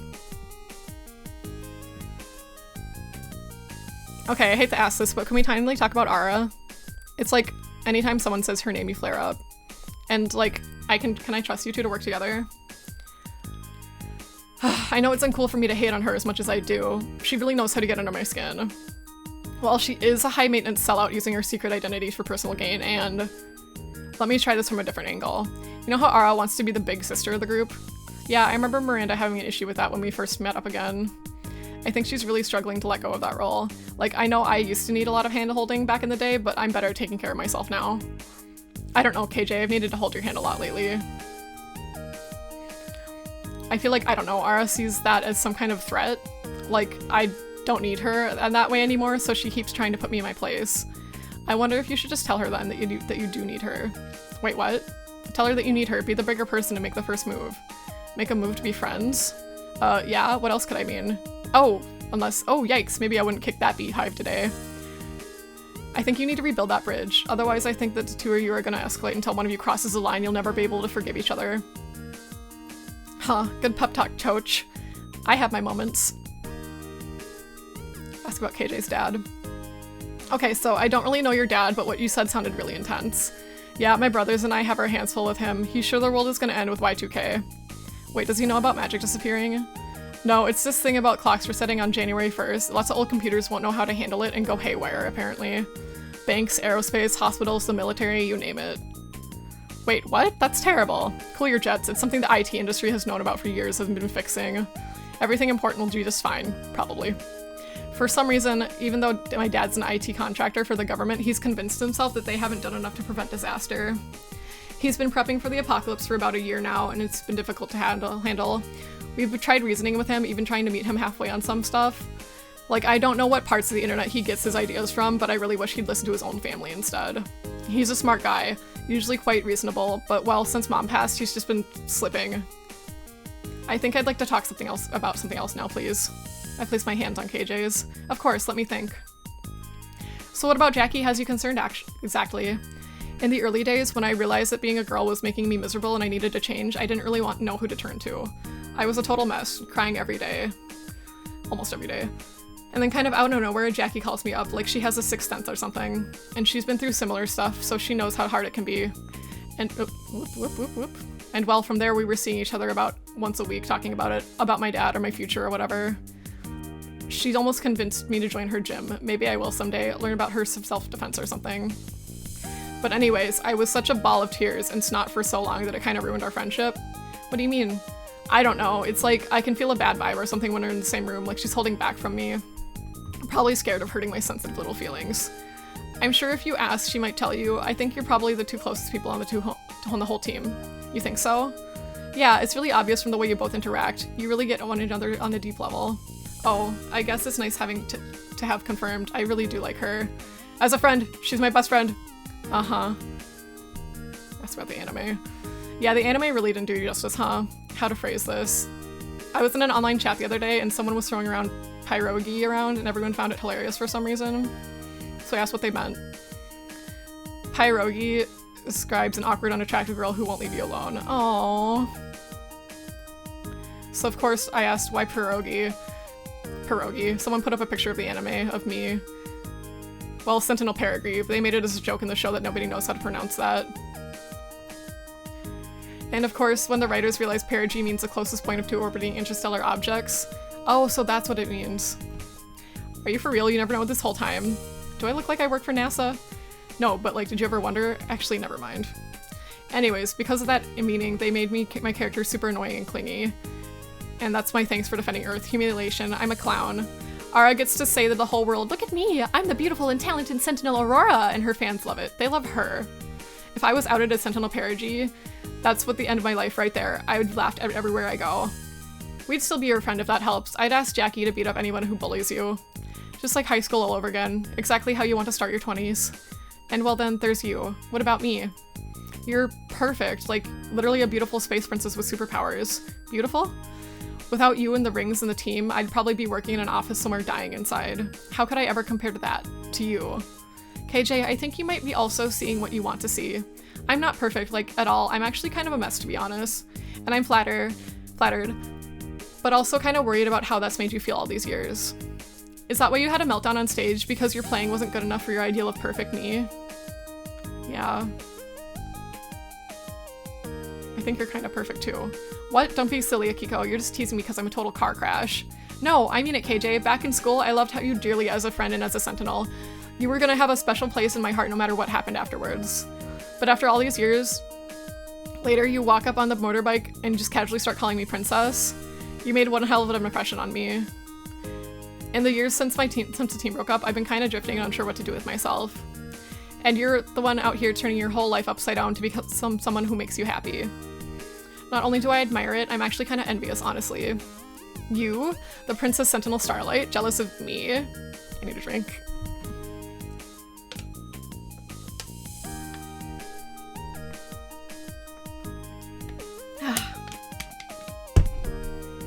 Yeah, KJ, I wish I had half of your resolve.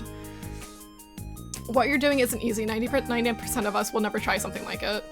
Your bubbles aren't the only thing that's tough. You are too. You have all this crap going on, and yet you're still trying to be a good friend and make it all work out. And yes, you have moments where you break. We all do. That's nothing to be ashamed of. Except for maybe don't break any more guitars in the future.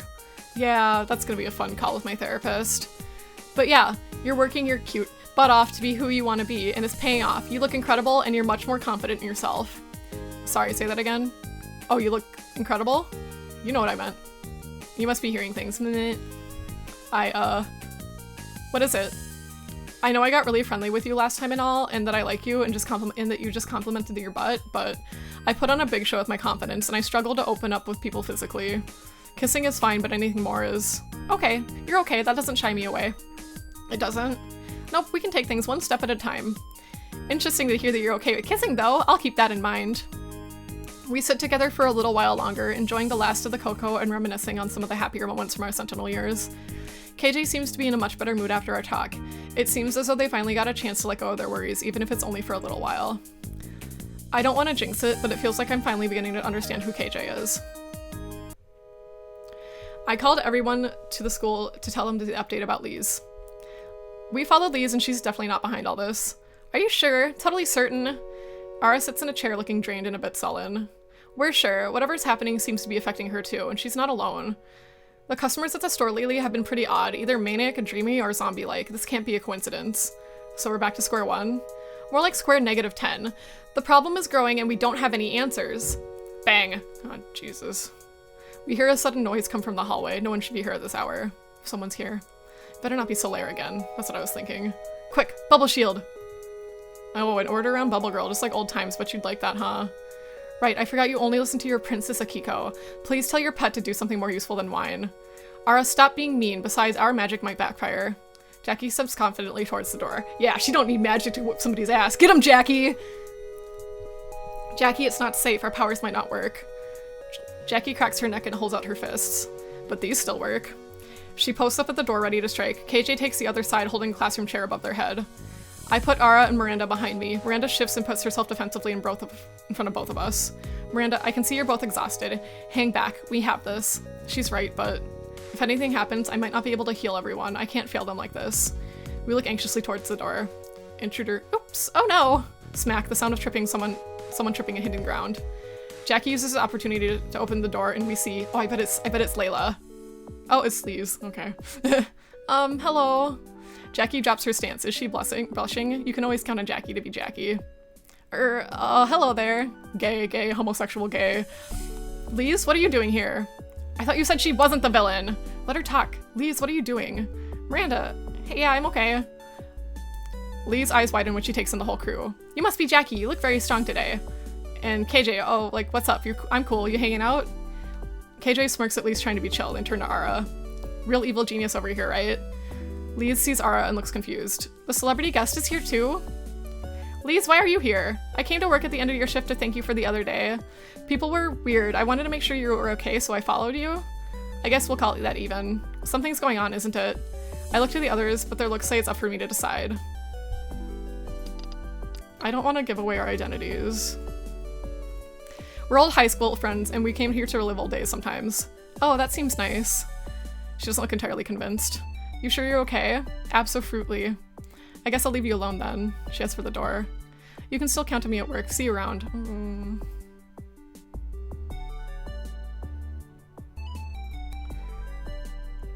I take Lise aside and fill her in about magic failing, about how it all seems to be affecting ordinary people too. She takes it all in thoughtfully. You're a magical girl? Pulled from retirement, but yes.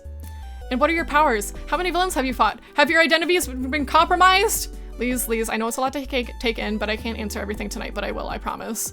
It's a lot to take in. And I said all that stuff about magical girls. Yeah, what's up with that? Miranda elbows Ara. When I was little, I played out in the national forest with my family lived in and cared for.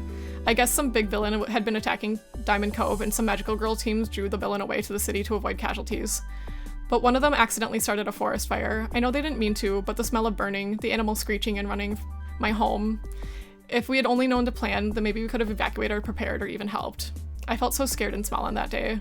But the firefighters and the volunteers, it took days, but they took on the blaze, and that's when I knew I wanted to do something good for the world too. And I wanted to do it in defiance of magic, that being ordinary I can make a difference. Lise, I'm so sorry about your home. Let's make you a plant magical girl! Give her a ring right now! No, I'm sorry, I shouldn't have judged all magical girls based that way. I resented your strength because I felt weak. And I'm older now, I know that good actions can have unintended consequences. Especially sorry to you, Ara. What? Me? I judged you especially harshly. I hope you can forgive me. Well, since you said it so nicely. And I bet you're all here trying to find a way to help, aren't you? Even at the expense of your own safety. We are. Whatever is happening is spreading fast. It's going to be a big fight, isn't it? I'll look out for you and everyone. You reminded us what we fight for and who we fight for. I won't let anything happen to you or anyone in the city. You have my word. You don't know if you can make that promise, but I trust you to do your best. We won't let you down. We can tell you the plan once we know it, so you can help evacuate the area and warn people. Oops. You can change your mind too. You don't have to be a martyr for yourself for a bunch of has-beens. We have an obligation to see this through, or a curse, you could say. And you can visit us anytime. Thank you, all of you. Lise exit the room. The room is quiet. She wasn't totally wrong. We've been a bit focused on ourselves. Who's this we? Shut up! We have to win this fight for everyone. And we will, but first we need to figure out what's going on.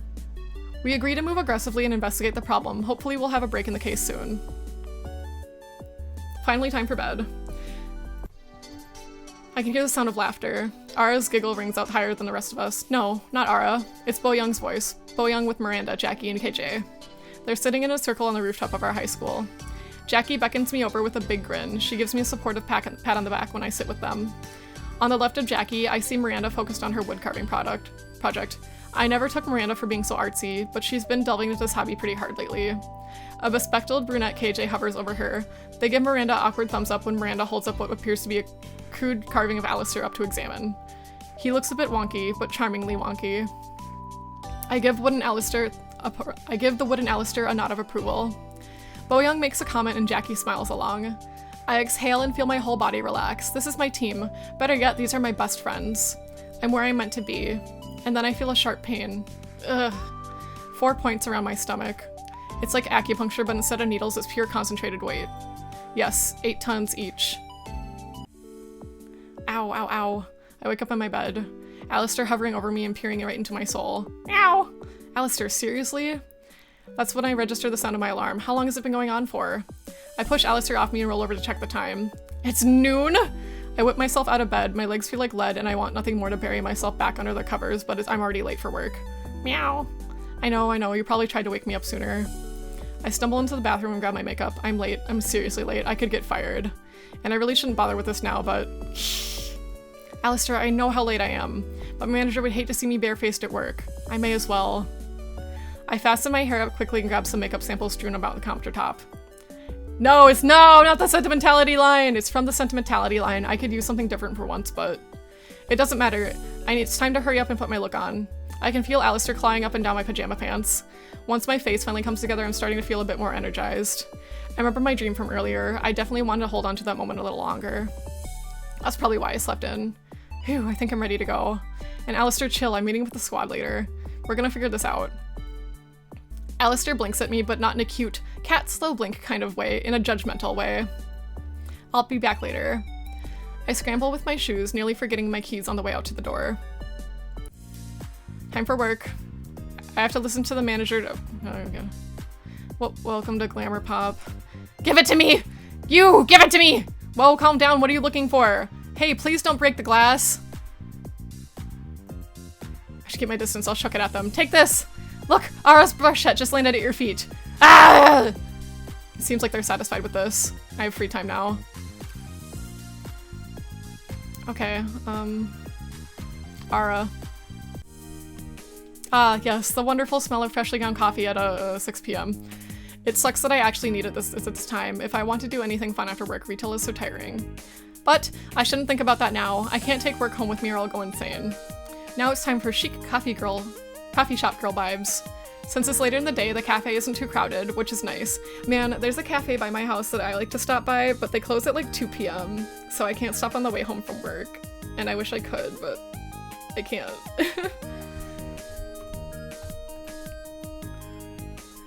I start to head to the barista, but in the corner of the cafe, I spot someone familiar. Yep, that's definitely Ara, wearing a wig.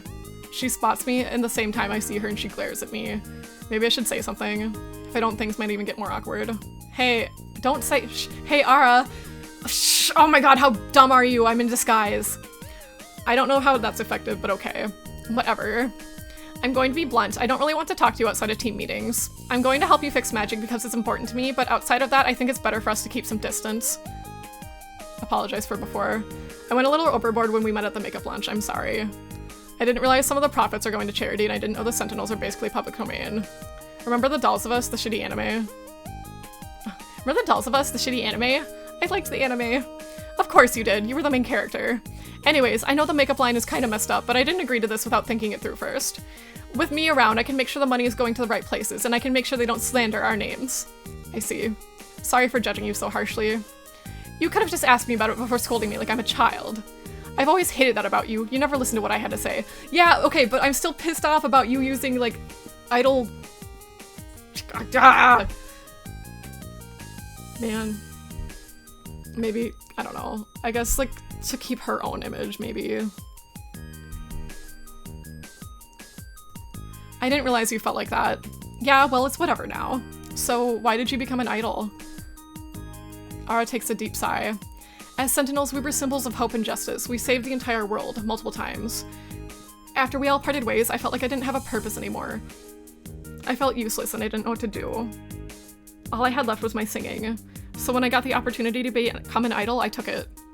I know you might not agree with my decision to create an Ara from Sentinel Aurora. KJ thinks I'm a sellout for it. You are a sellout! But the Sentinels were the most important thing in the world to me, so I wanted to incorporate that part of myself into my music. Sentinel Aurora is my identity, and I should be able to use it however I want to.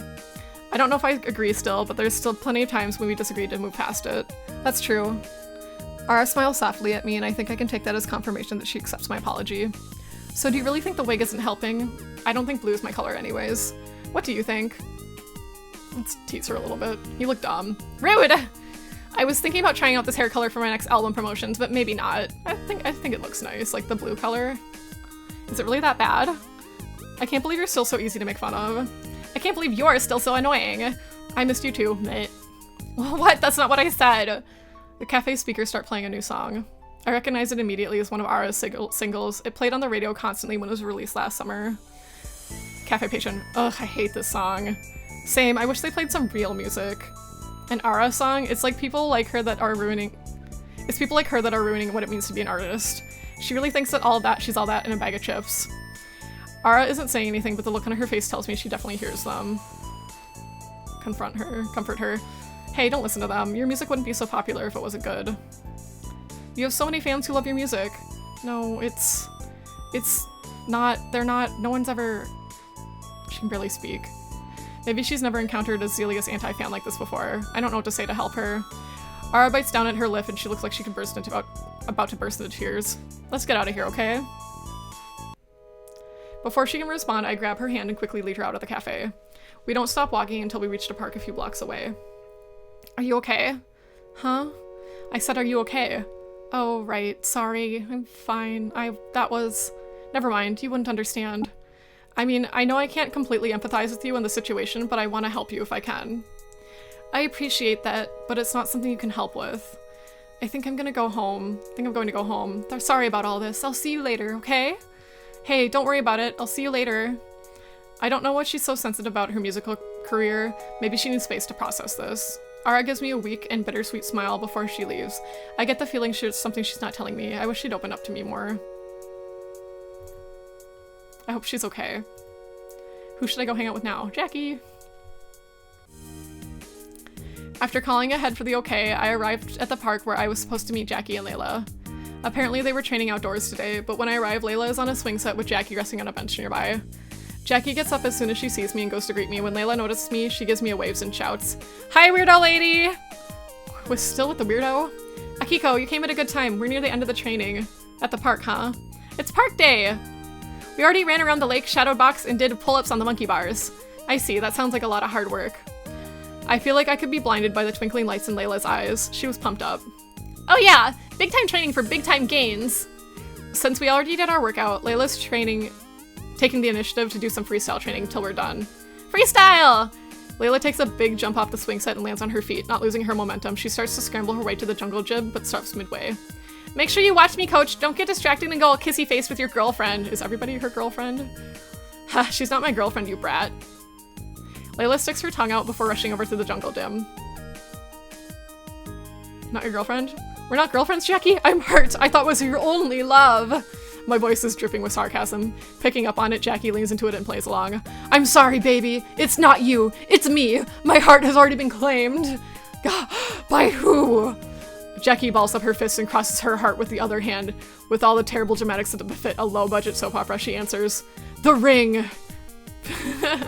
Are you serious? I'm losing to boxing in this drama? You're right, baby. I see the light. You're the only knockout for me. Oh my god, that was so corny. True, but it made you smile. What more could I ask for?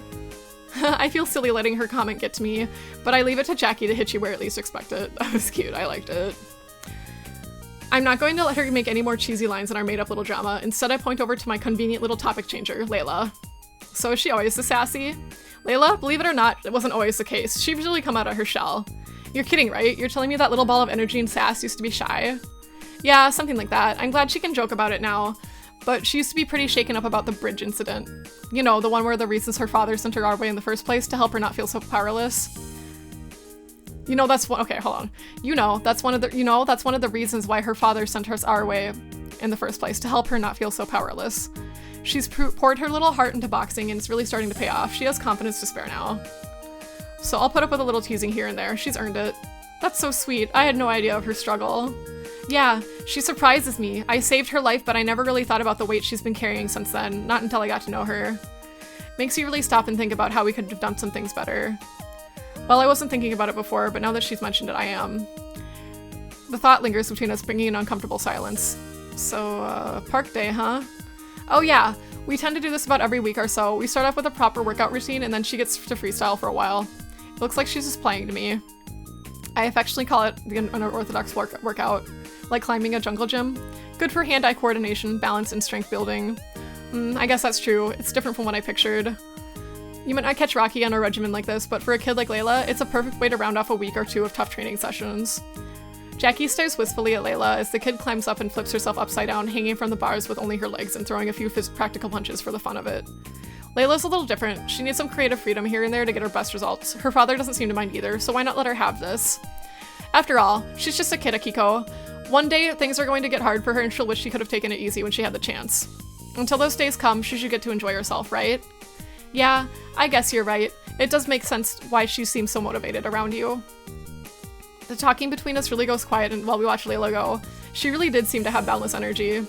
There was something nostalgic about watching Layla play, even though we rarely had time to go out and do things ourselves as Sentinels. That was kind of the world we lived in That was the kind of world we lived in, and it was hard to balance saving the world and having a life. Akiko, I'm thinking about passing my ring to Layla. What? Really? Like right now? Haha, no, not right now, but in the near future. Are you serious, Jackie? Very. I mean, it's going to be her choice in the end, but I feel like I'm not really cut out for the ring anymore. I feel a pang in my heart after hearing that. I understood that KJ wanted nothing to do with their powers, but I didn't expect Jackie would want to give up on them either.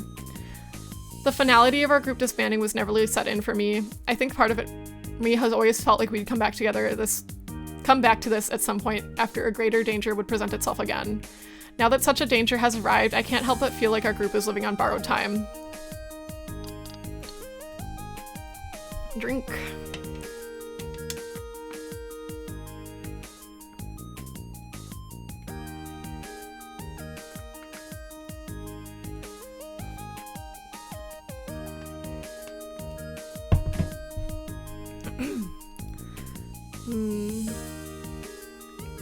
It's her magic. She should get to choose what to do with it. It's your power, Jackie. You get to choose what to do with it. I'll support whatever you decide to do with it. Thank you, Akiko. That means a lot to hear you say that. Alistair is probably going to be really against it, but my mind is made up. Hey, like, didn't they say earlier, like, they're gonna have to pass the rings on eventually anyways? Like, I mean, like, what if you can't be fighting monsters when you're in your 70s. You're gonna break your hip, you know? Like, they'd have to get passed on eventually, so, like, whatever. Well, you let me deal with Alistair, okay? Yeah, alright. You know the little dude the best after all. So does she know that you want to pass it down to her, I mean? Yeah, she does. We've talked about this for quite a bit and we've reached an agreement. She can become a magical girl if she does, but if she does, she can no longer box. Not competitively, at least. She can give it up when she wants to, but it's always going to be on one or the other. Isn't that a bit hypocritical? That's what you did when you were a Sentinel. Jackie bit her lip and grabbed her wrist of her right arm. Her arm trembled a bit when she looked distant, no doubt in her memories. Yeah, and it was this mistake, Akiko. I got hurt in ways that even you can't heal by pushing myself like that. What do you mean? You always told me the healing kept you in the game. I didn't lie, but I messed up big time relying on you so heavily.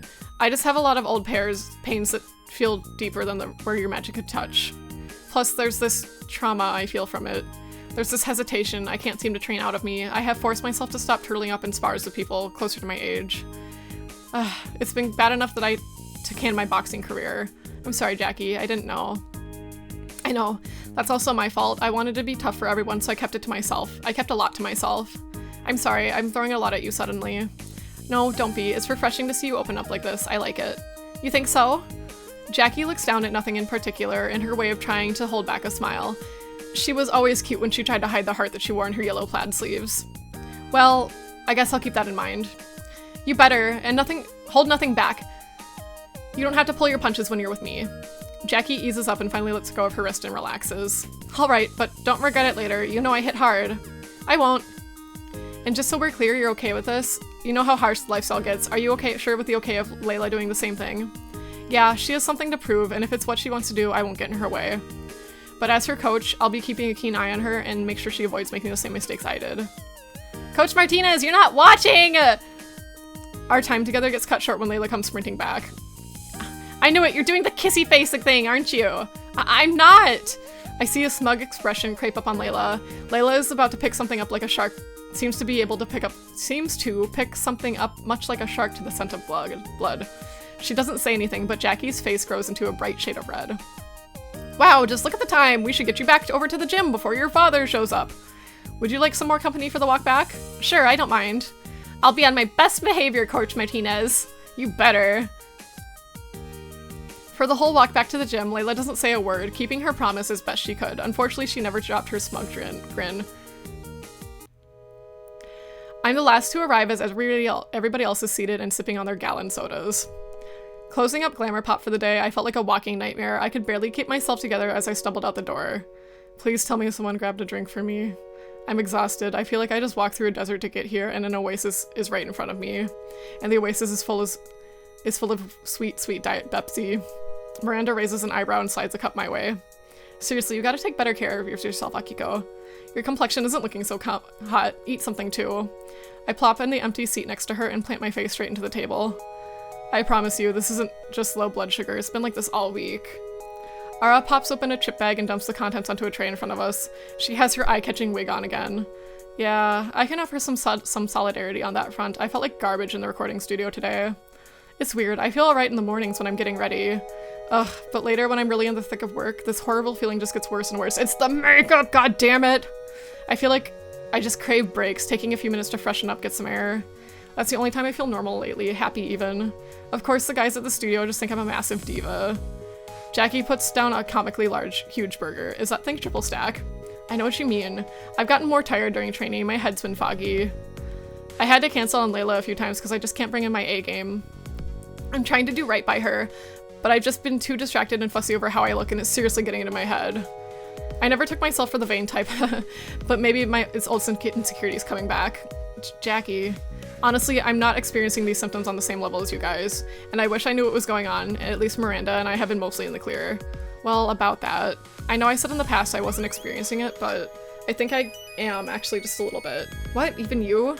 There's been a lot on my line lately, and I feel like I'm falling behind at work. I got scolded the other day for forgetting to put on safety glasses. I mean, that's like safety rule number 1. Miranda pauses, looking uncomfortable with what she just disclosed. The Miranda I know would never mess up a simple safety procedure like that. This can't go on. The loss of our magic is one thing, but our health is another. A beat passes, everyone is lost in thought. I think about everything that has happened so far. The gradual loss of our powers, how I can no longer understand Alistair. How we investigated Lise and found her acting way more than strange. Seemingly random flashes of nostalgia, remembering our glory days far more than usual. Oops. And this gnawing feeling at the pit of my stomach that I should get up right now and put on another coat of lipstick. Makeup. Oh, the bathroom's to the left. Actually, I'll go with you. I think my mascara's clumping again. Blech! No, no, no, no, no. Guys, hear me out. I frantically rummaged through my purse and dumped the contents on the table. Amongst crinkled receipts and dusty candy wrappers were the samples of sentimentality I've been using all week. I grab my makeup brush. It's subtle, but it's there. A pull, a gut feeling that says, I need to use this.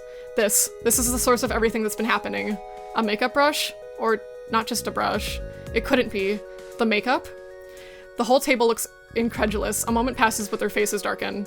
Of course. KJ and I haven't been using like you three have, and it matches how much we've been affected. At this rate, I've been applying it. I can't deny it makes sense. Speaking of which, our customers have been growing wild for this stuff. It's like there's an addictive quality to it. It gets in your head. You start thinking about old times. You know what? I'm done with speculating. Miranda slams her hand down on the table and stands up looking determined. We need definites right now. Everybody looks shocked at her outburst. Miranda's never taken the lead like this. I think back a few years ago where Miranda's voice, a bit softer than the others, would often falter mid-sentence, where she'd struggle to shrug off Bo Young's incessant babying, and she worried about not being able to hold a decent conversation with Jackie. She spoke quietly with KJ on the side, comforting them when the Sentinel's pillar of defense was feeling overwhelmed. Sometimes I'd see her sitting at her desk after school. She'd be carving those tiny wooden figures at her desk, totally focused. I see that same Miranda now, finally taking charge. Miranda shoots me a look and then back at the table. Akiko, I'm borrowing this. Miranda!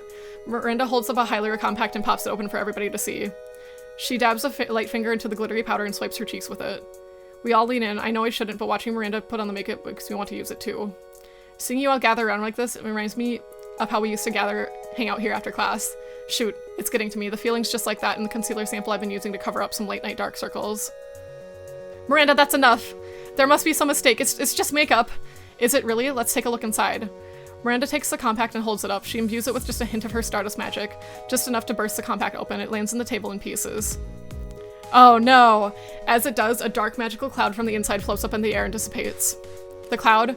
That wasn't my magic, it was someone else's. I mean, even if it was the makeup's fault, how is this happening? What do you mean, how is it happening? It's just like, oh, honestly. Who is doing this? Your makeup lady. Ara looks at me for answers, but I know she won't like what I'm about to say. Anna Lee, that's it. Yep, that's what I said. That's what I said. Anna Lee, the woman you're working with. What? I figured that ice cold bitch. No, it's like I said. Anna Lee's doing the Sentimentality Land for a good cause. I'm doing this for a good cause. Jackie puts a gentle hand on Ara's shoulder. She deflates slightly, looking away. Listen, Ara, this is worth investigating.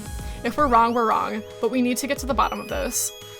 I say we burst into Anna Lee's place tomorrow. You, me, and Akiko. What? You use your authority of Glamour Pop's #1 employee to get us into the building, and I'll do the rest. The rest of the group looks dumbfounded by KJ's suggestion, but eventually Miranda nods. KJ's right. We need to get to the bottom of this. If we're right about the makeup, then it's not just affecting the group. It's affecting regular people like Lee's. Who knows what long-term exposure will look like. It's decided then. Stealth and espionage, you, me, and Akiko. Sounds fine with me. We'll all reconvene tomorrow evening with our findings. Ara is looking at the floor with a guilty expression. Jackie and Miranda seem uneasy. Jackie especially, who is now fiddling with the contents of her backpack and tossing her makeup products out on the table. I feel terrible knowing that I might have inadvertently exposed my friends to the makeup through my job. For Ara and Jackie's health and everybody's magic, we have to get answers. I look at KJ, who's wearing a determined expression. I know we will. Finally, time for bed. I eat some midnight snacks before bed, which okay, same thing. I like that we can see a picture of the pro tag. I feel like I would forget what we look like otherwise, you know what I mean? She's so very cute. I like her. No, shut up, alarm. Let me sleep in 10 more minutes. Holy crap, oh my god. We're actually standing in Annalie's office. We made it. KJ, I can't believe you actually know how to pick locks. It just takes a little practice and the right tools. I could show you next sometime. I'm freaking out. This is like a crime? Are we criminals now? The real crime is this obnoxious office. It takes up the whole floor, but it's big enough. Is it big enough to contain Annalie's ego? We're unbelievably lucky to sneak in here. I somehow convinced the security at the front desk that I was here to interview for my promotion for sales assistant to manager at my store's location. Oops. They didn't seem especially convinced, but they let me through when KJ gave them the stink eye. When we reached the middle floors, KJ chatted up some office lady to figure out when Annalie's lunch break was. They sure know how to put the moves on. Now we're here in the director's office. This place feels pretty empty. It's kind of intimidating. Rich people taste. Everything's minimal. Ho ho ho, I can afford to take up loads of space and put nothing in it. So what do we do now? We dig up as much dirt as we can. But where from? There's nothing here. Maybe there's a secret room or something? It's probably all on her computer. Ah, yes. Not this again. I take it you still haven't learned how to use a computer? Well, they keep changing so fast, you know? What's the point of learning if it's all obsolete in a few years?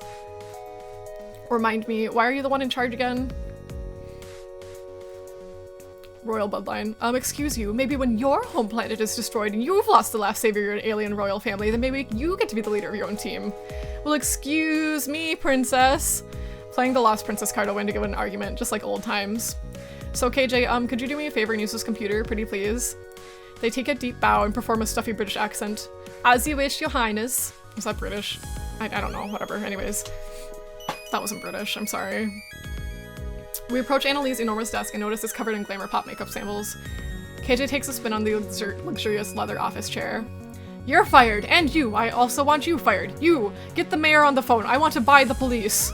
Actually, it's probably not too far from the truth. They rummage through their backpack and bring out a pencil case. To my surprise, it's a case full of CD trays and floppy disks. Back to business, I guess. They start up the computer, and when it asks for a password, they load up a CD called Acid Burn. After a few seconds, all kinds of weird stuff starts happening on the screen. They didn't teach you at the school computer club, did they? What do you think, princess? Oh look, they've got glasses on. They're so cute. They're now typing in lots of commands on the black and green screen. No, what you're doing looks super illegal. Yep, just don't ask me where I got this software. I'd have to kill you. They're really concentrating. I should probably stay quiet and check those makeup samples. This could take a while. I'm in. Wait, what? You're amazing, KJ. I had no idea what just happened, but it was really impressive. Just some messing around. Anyone can learn it. But like, we're inside Annalie's computer now? Yep, she must be one paranoid lady because her system is off the corporate network. Didn't even have to bother with network security. Just a direct, unmonitorized line on the outside world. Had I known, we wouldn't have We could have done this remotely. Slow down, I understood the last part. You were saying we didn't need to break in. In theory, yes, but it took getting all the way to their desk to learn that. Life's little ups and downs. So what do we do now? Why don't you take a look for yourself? It's one of those new iPlum computers, very user-friendly. They get up dramatically and gesture towards the chair. I guess now is as good a time as any to learn how to use one of these things. I fumble around the computer for a minute until KJ leans over and guides my hand over to the web browser. If you want to find out somebody's dirty secrets, a great place to start is their web browser history. Really? I feel like my browser history isn't all that bad. Like, I'm usually just like Googling words and like, what does blank mean or something? Or like I'm just like on Twitch or like on Twitter or whatever, so. Web? You mean like the World Wide Web? Oh my god, just listen to me. I sound like an old granny. After this is all over, I'm taking computer classes. Maybe KJ could teach me. On the other hand, I'd probably be way too slow for them. And maybe they'd teach me illegal stuff. Is there an illegal way to email someone? I don't know. My thoughts are interrupted when KJ moves my hand over to some kind of banking program. Another place people bury their secrets are in financial records. Oh. Why are they looking at me like that? Was I supposed to say something more intelligent? You're such an airhead. What will it be, princess? You're up to bat. Browser history. Okay, let's check the internet. With a little help from KJ, I connect the computer to the internet and open the web browser. Look at me! I'm surfing the information superhighway! There you go, now let's look up the history. It takes me a minute to figure out, but I get there eventually. KJ is surprisingly patient with me. There's a lot of entries for Wum's inside Maho. I click on the last history entry. Inside Maho seems like some kind of magical girl fan site. Look at you go, and from the looks of it, Annalie has administrator access. That means she runs the site. She owns all this? Why would she run a website all about magical girls? Maybe for the makeup line? But then why all the secrecy? That's what we need to figure out. Why don't you click around and see what you can find? Free community discussion about the present and past magical girls on the scene. Submissions are currently open for new photos or videos of magical girls. Looking for more content of the Sentinels. Questions or complaints can be forwarded to the moderator at avocado798@hotmail.com. Want the secret to becoming a magical girl.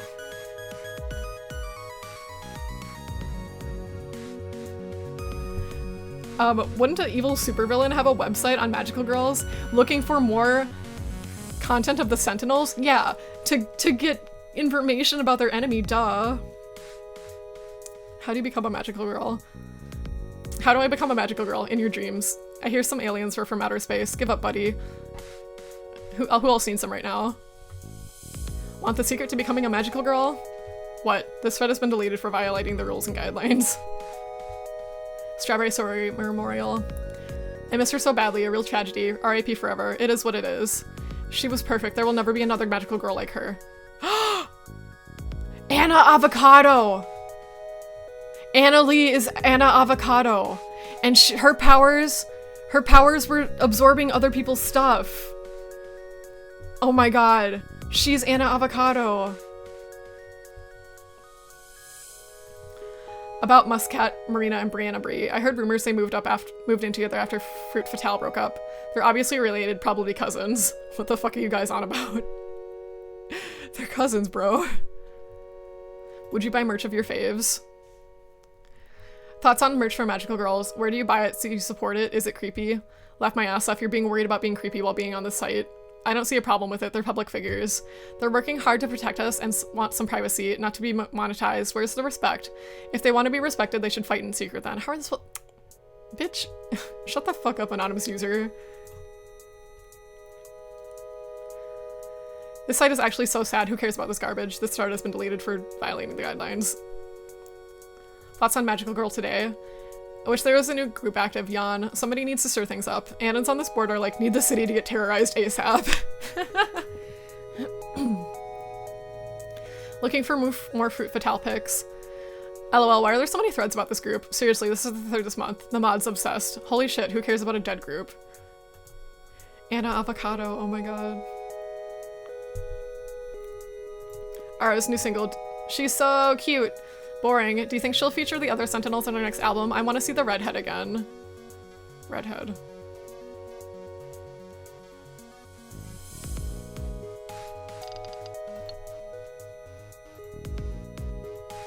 Miranda, maybe? I don't know. Anyone else miss the Sentinels? I do. Bubble Girl is my favorite. Wish she'd come back. Group's overrated. Just listen to Ara if you miss them so much. If Avocado. Oh my god, she's Anna Avocado. Yikes, that's borderline obsessive. Okay, let's hit the books. I click on the banking program and a wall of charts and big numbers fill the screen. Oh wow, that's a lot of money. We both look at the screen in silence for a moment, trying to absorb all the new information. Yeah, big money, and not much of it seems. It seems to be going to charity foundations she set up. Wait, she's keeping all the charity money? From the looks of it, she's putting the money into a foundation and 99% have sent to a mystery account in Switzerland. Oh my god, she's stealing the money. That's really suspicious. Anna Lee always seems to be so close and professional. Who knows she had all this going on? We're full of surprises, Akiko. Expect the unexpected. Actually, yeah, that's really appropriate coming from KJ. Okay, this is kind of incriminating stuff. Let me copy everything to the disk so we have some evidence. Maybe see what else you can find? I get out of the chair and let KJ do the magic. I take a look at the makeup samples on the desk. They're all from the Sentinels line sentimentally. Everyone has been obsessed with lately. But that's not really much of a clue, right? Of course she'd have her own products on her desk. Her desk! I rummage through the desk drawers and find some notebooks. I flip through them, hoping for some kind of clue. It's all boring financial reports and business strategy. I'm sure someone would find this interesting, but it's not me. I can't believe I'm thinking this, but I was having more fun on the computer. Okay, I started the transfer, and now we just sit tight until it's done. What have you found? Sadly, nothing interesting. I was hoping to see top secret evil scheme on a page, but it's just boring business plans up until the end of the year. Wait, just up until the end of the year? Yeah, I was hoping to see something cool that hasn't been announced yet, but there's nothing here for the year 2000. Don't you find that a little odd, that a billion-dollar company has no plans for next year, not even on the day before New Year's Eve? Maybe it's in another notebook? We look through all the drawers again, there's no other notebooks at all. And there are no Y2K plans on the computer either. You're right. That's really bizarre when you think about it. Even I have plans for next year. I'm not exactly the organized type. We still don't have any killer evidence. All we know is that Anna Lee has an unhealthy obsession with this Fruit Fatale group and that she's been putting away the charity funds into a mystery offshore account. And she might be keeping a loose schedule for next year. That's not really gonna hold up in court. Fruit Fatale? Why does that sound so familiar? Hello, Earth to Princess. Sorry, I was just thinking about something. Anyways, none of this evidence will hold up in court as it was obtained illegally. KJ, why do you know something like that? It's better if you don't know. Now, if only we had something more concrete, like... Ding. Before I can blink, KJ pushes me down onto the floor. We huddle under the desk and I try my best not to panic. I hold my breath. The echo of the clicking heels fills the room. What about, Ara? Like, isn't she in here too? Ugh, those idiots in HR don't know what they're talking about. Constantly grilling me about how bad our retail turnover looks. Selling makeup cannot be that hard as far as I've seen. Those girls just stand around all day. Note to self, investigate automated retail stores. She lets out a long, weary sigh. But it won't matter soon. None of this will matter at all. I can hear the heels pacing around the office. My heart is racing out of my chest. I steady my breathing, trying not to think about how totally screwed we are. The heels stop abruptly. Is she looking out the window, maybe? I just need to be patient. The stage is set, and soon the curtain shall rise. New Year's Eve, the dawn of the new millennium, and the dawn of a new world.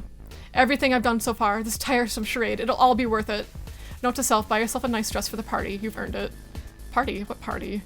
KJ's face suddenly turns white. They start frantically pointing up to the computer. They're trying to mouth something, but I don't understand. I crawl over them to whisper. The disc is still on the computer. I have to get it back. Oh, no, it's way too risky.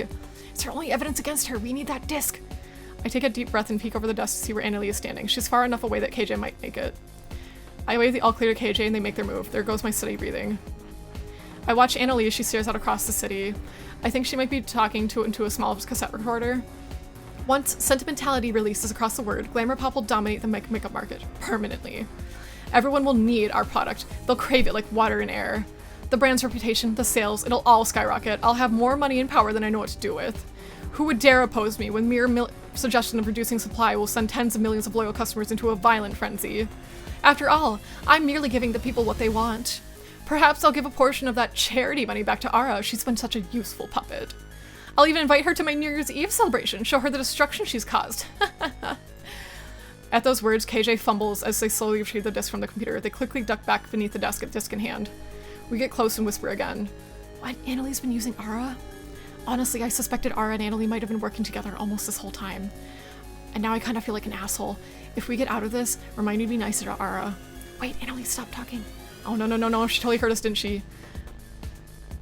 A beat passes and I heard sounds of Annalie turning from the window walking towards the desk. I emote frantically at KJ, but they shrug in return. Only a few seconds to make a decision. What do we do? Transform! It's time for some tactical espionage action. Sneak around the desk. I try my best to point around the desk. They steer sternly not. Oh my god. I need a drink.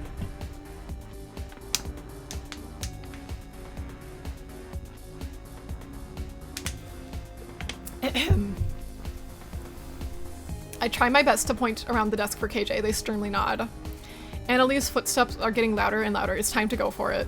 We quickly crawl out from under her desk to the right side as she approaches from the left. She sits down at the desk and starts using her computer. It's probably really obvious someone else was just using it. I don't know how much about computers, but I know they need power. I pull the plug to buy us some time. We hear Annalie gasp in surprise. She gets up and walks around to the left side of the desk to look at the back of the computer. She's crouched inches away from us, looking intensely at the ports and cables. I hold my breath and look over at the elevator.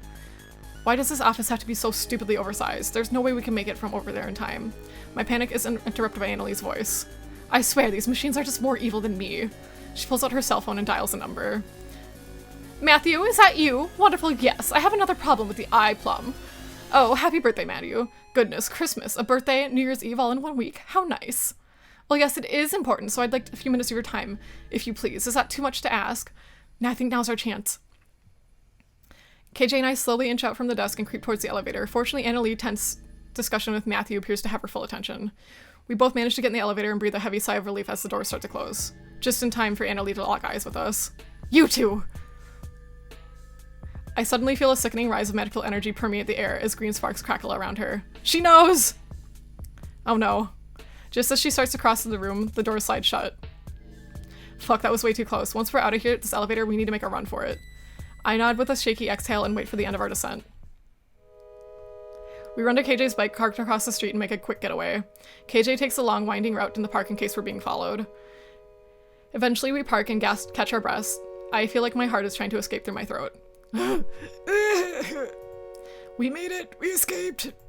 Well, you're an interesting date, aren't you? Well, I'm glad that you can see the funny side of all this. I think I'm about to have a heart attack. How do I do this kind of thing on a regular basis? I think I took for granted just how much saving the world keeps you in shape. Anyways, we need to get the gang together. Our little investigation yielded some answers after all, even if we had to break some rules to get them. Rules? More like laws. But you're right, the Sentinels need to know ASAP, then we'll figure out the next plan of action. I'll go swing by the Golden Glove for Jackie and that word shop Miranda hangs out. Right, and I'll bring Ara after I call off work. Wait, work. Shoot, KJ, Annalie saw me. She recognized me. She remembers what store I work at. Sounds like the perfect excuse to quit the crappy gig. Congrats. No more I make a dime for Annalie's dollar. No, not congrats. I'm worried, KJ. This might not just affect my job. What about Lise? What if she threatens her and uses her against us? I'm sorry, but I think I should go to work and make sure she's okay. You can't be serious. After everything that's just happened, it's like wandering right back to the lion's den. KJ looks worried for me and I feel a bit guilty. But I can't abandon Lise. I understand. Protecting people is our thing after all. Listen, I'll grab everyone, but promise me you'll meet us here later, okay? Thanks. Got it. Thanks, KJ. I run off to work as fast as my feet can carry me. I guess if I'm here, I still actually have to work. Welcome to Glamour Pop. Is he foaming at the mouth? Scent. Are you looking for a sentimentality line? Better give him what he's looking for. Take our special sample soap, bubbly body wash. Gulp. So refreshing. Huh? Sir, did you just drink that? Work went about as well as it could gone, all things considered. I pushed Lise to leave our shift early on the basis of her feeling tired, and I didn't let her use the sentimentality samples at all. She seemed insistent on sticking with me, especially when the customer interactions have been so chaotic. But eventually she let up. Even Lise has her limits. As soon as I see Lise off, I rush to our meeting spot. It's our old classroom again. KJ and I agreed that this would be the most discreet location. When I slide the doors open for room 3A, I see the whole crew gathered up and looking serious. KJ is standing near the blackboard, clearly mid-explanation, as they breathe a sigh of relief when we lock eyes. Akiko, glad to see you made it back in one piece. Seriously, I'm glad that you're okay. The rest of us took time off today. You're crazy for going to your shift. Sorry to worry everybody, but it's important to me to see what's going on at the store. Our customers have changed. The makeup is really affecting them. I also want to make sure that Lise was okay. I'm sure KJ filled everybody in directly, but Annalise saw us. Well, she definitely saw me. And she definitely remembers your store location. You and Lise made an impression on her. Right, needless to say, I'm expecting repercussions for that any minute now. Miranda looks uneasy. Is she worried about Lise? Hold on, I need to backtrack. Akiko, before you got here, KJ was mid-explanation about everything you learned. Annalie runs a gossip mill about magical girls on the World Wide Web. She's embezzling charity funds. KJ waves around a CD. I'll copy it onto here in case anybody would like to review in the computer lab. And then you ran into Annalie herself? Right, we hid from her for a while. Gosh, I lost years off my life from that. Anyways, this is the important part. Annalie is fully aware of what's happening with the makeup. In fact, we're all but certain that she's the cause of this. She's trying to drive up Glamour Pop's sales, trying to create customer dependency.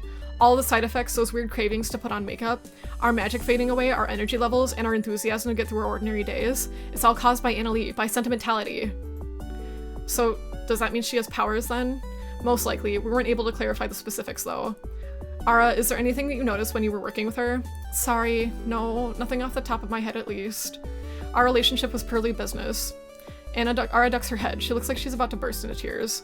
And I want you all to know that I'm sorry. Ara, I don't know how to express this, but I really thought I was doing something good. She told me this was for charity, that a makeup line based on us would be fun and refreshing for our audience. I know my actions don't look so great, that I might even look like an accomplice to this, but hold it, Boyoung. I know that you're not an accomplice to this. Nobody here thinks that. Jackie and Miranda nod along. I've been harsh on you the past, and honestly, I think a lot of it is still justified. But that doesn't change that deep down I know you're not a bad person. KJ. Don't look so down, Lieutenant. I'm not about being a magical girl anymore, but we're still a team. Ditto. And Ara, all I'm hoping is that maybe at the end of this, we can start being a little more forthcoming with each other. I know I'd like to. Right. Alright, that's a point for emotional vulnerability. I've seen this group struggle with authenticity from day one. Trust me, it's a hurdle for me too. But everything's a process. It's something we have to train ourselves to be aware of. Jackie's grown surprisingly wise over the years. It must be all that teaching she's doing. Ara's eyes finally well over and she bursts into tears. Ara, thank you all. I know we have our differences, but what I really wanted is... I just wanted to be friends again. The room is silent for a beat as everyone looks stunned over Ara's confession. Funny you say that, Ara. You've been our friend the entire time as far as I'm concerned. And we can be better friends now. You guys. Ara looks at KJ expectantly. KJ clears her throat. Yeah, we can be friends, so as long as we work on accepting each other's different viewpoints, yada yada. KJ looks a little flustered. I think they've used up their capacity for sappiness for the night. Ara nods. I hear you, KJ. I'll continue to hear you out on anything else too. Finally, it's starting to feel like the Sentinels are back in the game. I'm touched, but what were we talking about again? Right, the evil plan. Huh? Oh, sorry, I think I got us off the rails.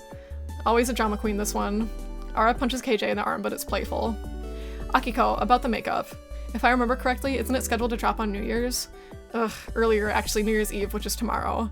It's all on the CD, although Annalie verbally confirmed it too. Something about the dawn of the new millennium. Ara suddenly gasps. Oh my gosh, I'd almost forgotten.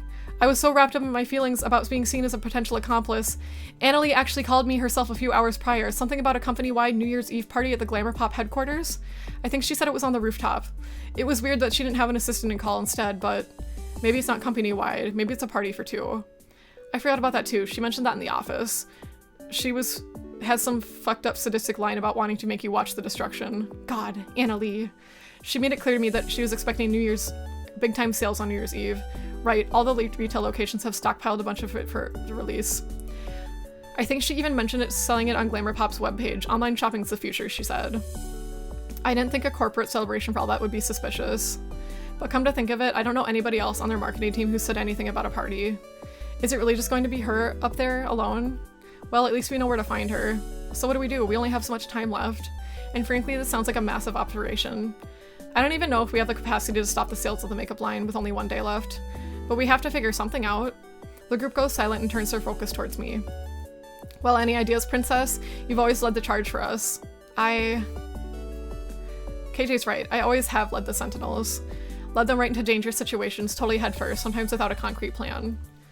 And while there's plenty of fond memories, there's scary ones too. I know it took a toll on my teammates. It took a toll on me too. To be honest, I don't want to pick the plan for us, at least not right now. I know we're on the tight time constraint. But thinking back on past experiences, I'd like us to carefully consider options before deciding on anything. I think we should all ambush her at the roof. And I want everybody to seriously consider whether or not they're okay to take this on. I look at KJ specifically, Miranda too. I know some of us are trying to move on from the magical real life, and I want you to know that I respect that entirely. A flash of sadness crosses Ara's face, but she nods along. So please, let's sleep on it at least. I appreciate that, Akiko. KJ doesn't say anything, but I can tell they're carefully considering what I said. Sounds good to me. I'll do my best thinking during morning runs anyways. I'll think on it too. I'll come up with a strategy that'll blow Akiko's out of the water. KJ and Miranda echo their approvals before to meet the following night. And then it's decided. Tomorrow, we'll figure this out. As the Sentinels scatter out of the classroom, I'm left with a tremendous sense of relief. Of course, everything about the makeup line and Annalie worries me. The thoughts of hundreds, no, thousands of innocent people being subjected to the ill effects of sentimentality utterly horrifies me. But for the first time in a long time, I get the feeling that I'm not alone anymore. I exhale and make my home way to Alistair. Finally, time for bed. Okay, let's take another break here. Gotta rest my voice, man. Okay, another 10-minute break.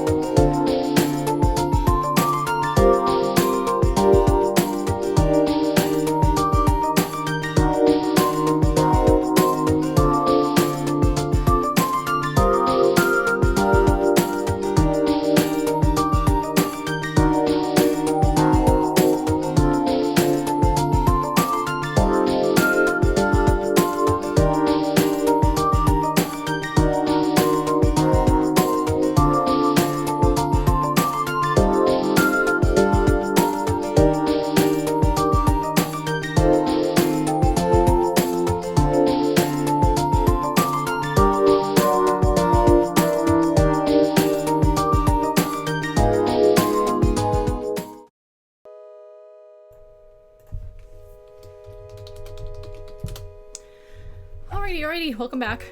I had a little snack. I had some yogurt and cheese. Alright, here we go. It's New Year's Eve morning. It always seems quiet the morning before a fight. For now, I should check on the people at the store and make sure it's okay. Perhaps do a little recon on what we might be facing on later on. I walk up to the store and it's on fire. Like engulfed on flames and on fire. Jesus, I wasn't expecting that. The windows are smashed open, and through the open flames I can see makeup scattered all over the floor. Stacks of samples we had for sentimentality are all gone. Does Annalie even realize how far she's taking this? The customers are now so crazed by the makeup, they're arsonists. They're like arsonists now. I think I should make a tactical retreat. Quickly. Very quickly. I'll spend the rest of the day preparing. Tonight we'll decide everything. I walked briskly to our meeting place, Cove Park, 8 p.m. as promised. Alistair was left at home, even though he usually advises us before a battle. He can't talk anyways, and frankly, I'm worried about taking him outside after what I saw at the store. I spot KJ's motorbike first. It was parked by the cars, and then I see the crew gather around the waterfront. Everyone looks worried. When we last left off, I thought we were in a good place, but hey, I'm here! I wave and try to flash a reassuring smile to the group, but nobody reciprocates. At least it seems like the group has put some real thought into our dilemma. I want to be serious. This was a momentous day for the Sentinels once more. Confused stares. Thanks everyone for coming. Kiko, how are you feeling? Awful. I haven't used the makeup, obviously, but the Glamour Pop store is on fire. Literally. But good news. A healthy separation period from the makeup has caused my powers to come back. They're definitely not at full capacity, but it's something. And I was hoping, if it's like this for me, that everyone else should be in a better state as well. The group ascends one by one. Jackie's flames are burning brighter. Ara's songs are potent again. Miranda bursts of stardust are bright and lively. KJ's bubbles are properly bubbly. Ara raises her hand first, looking determined. I say we destroy her, straight up. She betrayed me. She betrayed us. We collectively gawk at her. Why are you all looking at me like that? That's the only realistic option here. I call dibs on the final blow. Damn, I was hoping for that one. But I guess you're well within your rights. Hold on, what do you mean, destroy her? Like, kill her? Seriously, Bo-young?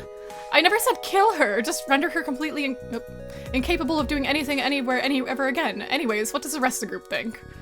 Miranda raises her hand, looking nervous. Honestly, I don't see any way around it. We have to fight her. It's all I've ever done when we were confronted villains. Magic wasn't always a positive force in my life, but it's within me, a part of me. I don't want to be a magical girl anymore, but I won't walk away from our last fight. Our last fight. I agree, Miranda. Jackie raises a fist into the air. Annalise caused too much trouble for the world already. We should follow our tried and true path. I say we fight her head on. I see no reason for us to hold back, even if she is quite beautiful. Oh my god, Jackie. Jackie, she was totally playing you at the makeup store. Don't fall for it. So? She's evil and gorgeous. Me for real. Me for real. I can change her. I can fix her! Jackie gives us a grin. Maybe she's trying to brighten the mood.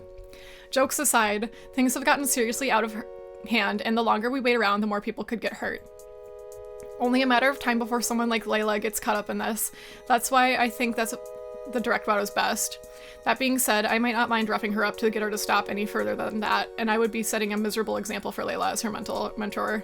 Let's talk her down after we stop her. For all we know, she might be messed up from her own powers, right? We don't know. Violence may be necessary, I'm just saying. We've never backed away from a fight before. We should be ready. That's what I'm saying. It's not exactly what you said, Bo. Look, all I'm saying is that there's an alternative route to winning. We have to fight. This isn't about what any of us all want. This is about saving the world. If a biatch needs to die, thought we said no killing. If it happens, it happens. There's so much on the line. And it's never happened to a magical girl, in a magical conflict before. I can see KJ's face turning beet red. Absolutely not! What the hell is wrong with all of you? Fuck, I can't believe this. And we fancied ourselves protectors of justice. Now the Sentinels, all grown up, are discussing the ethics of what's essentially predetermined aggravated assault. But it's only okay if it's a magical conflict, right? What happens, happens. And yeah, Annalie's a total harpy, so it's okay if we happen to kill her in the process. God, just listen to yourselves. At least we had the excuse of being naive teenagers when we beat the shit out of our enemies in the past, but now the majority of the Sentinels can't put together a plan to solve the conflict without abject violence. That's sad. Really fucking sad. Everyone else is looking away with a guilty expression on their face. She's a human being too, a magical one who may be feeling alone. Can't we relate to that? If we can don't try to at least talk her down first, then I don't know who we are anymore. Talking first can put everyone in danger. We can't give her an opening. Akiko, you can't surely be okay with this. I see your point. Okay, you do. So you agree with KJ that Sentinels are just a bunch of irresponsible, violent vigilantes? We're no better than the villains we're defeating then? I never saw us like that. No, I don't think that's what KJ was trying to say. Ara's patience- oh my god. Ara's patience has clearly run its course as she stands up from the park bench to get in KJ's face. Is this really how you see us, KJ? After everything we've been through? I also don't agree. It's never been about us hurting our enemies for sure. For me, it's about protecting others. Jackie's trying to put some distance between Ara and KJ, but I can tell she's on Ara's side. Meanwhile, Miranda flounders by KJ, clearly wanting to speak, but looking defeated. Miranda attempts to interject on Ara. KJ continue to argue. I think that she's drowned out by the other and then yells, "Why don't you ever listen to me?" Please don't fight. Come on, everyone. It doesn't matter what I say. Nobody can hear me. My voice isn't heard over the arguing. Fuck, this meeting is completely falling apart. I should have come up with a plan by myself and instructed the team accordingly, same as always. But I guess it's in character for me too, to come up with a shitty idea and have my teammates suffer the consequences. What are we going to do now? We're fragmented again, and at this time I'm not sure I can put us back together anymore. I put my hands over my ears and close my eyes. It's getting hard to breathe. I think I'm having a panic attack. Hey, bitches, bros, and non-binary hoes! What? How are you on this fine evening? I open my eyes to see my teammates completely stunned. Solaire Blaze is standing in front of us, doing his stupid pose with his stupid little sunglasses on at night. How does he always manage to appear at the worst possible moment? Wow, Ara, it looks to me like you're cuddling up to KJ over here. I'm feeling the love. Got room for one more? Blaze opens his arms wide to Ara. Come on, Ara, where's my hug at? Oh my god, he's a where's my hug guy. We're literally fighting right now, can you not? Damn, I know I was popular, but this? You don't have to fight over me, girls. Solaire's blaze is red hot, scorching, and fiery. I have enough heat to warm you all your cold hearts up. Solaire turns to me for some godforsaken reason. Akiko, you're looking, very pale. But in a beautiful way, of course. Your light shimmers like the moon. I'll be your fiery hot sun. Stop right there! For one, her motive is starlight, not moon, and for two, I'm the one who should be her sun. Jackie, no need to be so uptight. We can warm her up together. Can you shut up? Like, actually. Everyone turns to Solaire and empathetically agrees with Ara. See, I knew you guys could all work together. You're all united in trying to shut me down. I've always believed in you girls' gays and days. The Sentinels have always stuck together, no matter what foul adversary hits us. Adversity. There's no us. You were never part of this. Solaire completely ignores KJ and keeps going. You're all stronger than ever before. This? Whoever this Uggo you're trying to defeat is not going to faze us. Yeah, we already knew that. Honestly, you didn't have to say that, but I mean it. After high school, I've drifted away from all of you, my dudes, and the true meaning of the cards. The people who used to put up with me don't anymore. So I try not to let that change me, but it's been hard. A challenge harder than any enemy I've ever faced.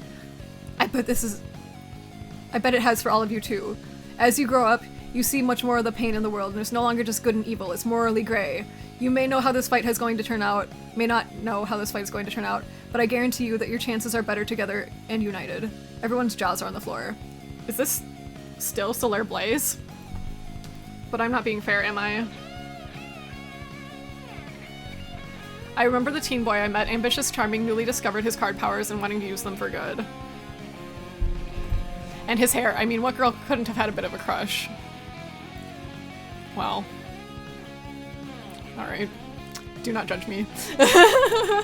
We've all changed, and so has he, but it's nice to see that boy filled with goodness and wonder, and his heart is still there somewhere. Buried. Very deep beneath those, very deep beneath those sunglasses. Actually, doesn't he have a point? We were just arguing and getting nowhere. We should be ashamed at how our teamwork has deteriorated. Oh god, that makes me feel gross. Yeah, that's not just us. We're better than that. This teamwork muscle hasn't been worked in a while, but it's there, we have it. You mean I actually did something good? Don't let it get to your head. Wow, this is great! What else can I do to help? Well, the enemy, the evil is... I'm still trying to catch my breath. Solaire has no idea what we're up against, but he's trying to help anyways. Just tell me what to do! Solaire, do you know the makeup store Glamour Pop? It's a major chain around Diamond Cove. Surely you've seen it. Yes, ma'am, I know it. Lots of beautiful ladies walking in and out.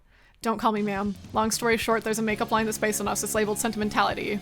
Our enemy made the makeup. The makeup is evil. The evil must be destroyed. Right, I follow. There's a lot of makeup inventory in a lot of stores that needs to disappear before people can get more. You up to a little breaking and entering? Entering is one of my favorite. Stop. You were doing so well. You're right. I can do this. I can stop the makeup sales while you tackle the enemy. Teamwork, everyone! With the flicker his wrist, Solaire draws a card out of his pocket and holds it up into the air. He's gonna do it, though. He's still gonna do it, though. Feel the blaze, baby! See ya. And with a poof and an explosion of fire, he's gone. Yeah, he did it. The team is quiet for a moment, eyes glued on the spot where Solaire stood seconds ago. Oddly, I'm starting to feel a little better. I'm shocked. I'm about to say this, but I think we can count on Solaire to help stopping the makeup from being distributed further. At least we're getting some help on that front. Now we just have to decide what to do about Anna Lee. Akiko, I know this is hard, but we need our leader. You've heard how we each want to handle this. We can't do everyone's plan. One has to be chosen, and the person to choose is you. Ugh, yeah, even I can agree to that, if only to make sure we do something. I'll follow your lead, but I might not respect your decision. We'll follow your lead here. We trust you. The weight of the responsibility is returning, but so is the warm feeling of their trust. It's been them, my friends, beside me that have been my true power. There are maybe no perfect way to solve this, but we won't back down and let Anna Lee continue her plan, and it's up to me to lead and protect them as best I can. Thank you, everyone. Whatever I choose, I want you to know that I love and respect you all, even if we disagree. Your trust means the world to me, and I'm ready to lead you. I'm starting to feel better. But there's still the fight ahead of us. We only have an hour until midnight now. Everyone take a moment to prepare themselves. The group takes a breather. I gaze out towards the waterfront. I really want to talk to somebody I've grown close to in the past couple of days. I want to hear more about their plans. Well, no, what I really want to talk about is us. But I only have time to speak with one person. The choice is important. My last chance to talk to somebody before we face Anna Lee. Time is running out. We can talk to Alistair? Hold on. I want to see if we can talk again. Alistair, I thought I left you at home. Meow! Aw, damn it. It isn't safe out here. Meow! I still can't tell what he's saying, but I know he's right. He never misses a fight. I miss whatever sage cat advice he'd usually bestow at a moment like this. Instead, he nuzzles up to my legs, and I know it's because he wants me to feel strong. Thanks, Alistair. You're the best, but really, you should go home. We'll all see you soon.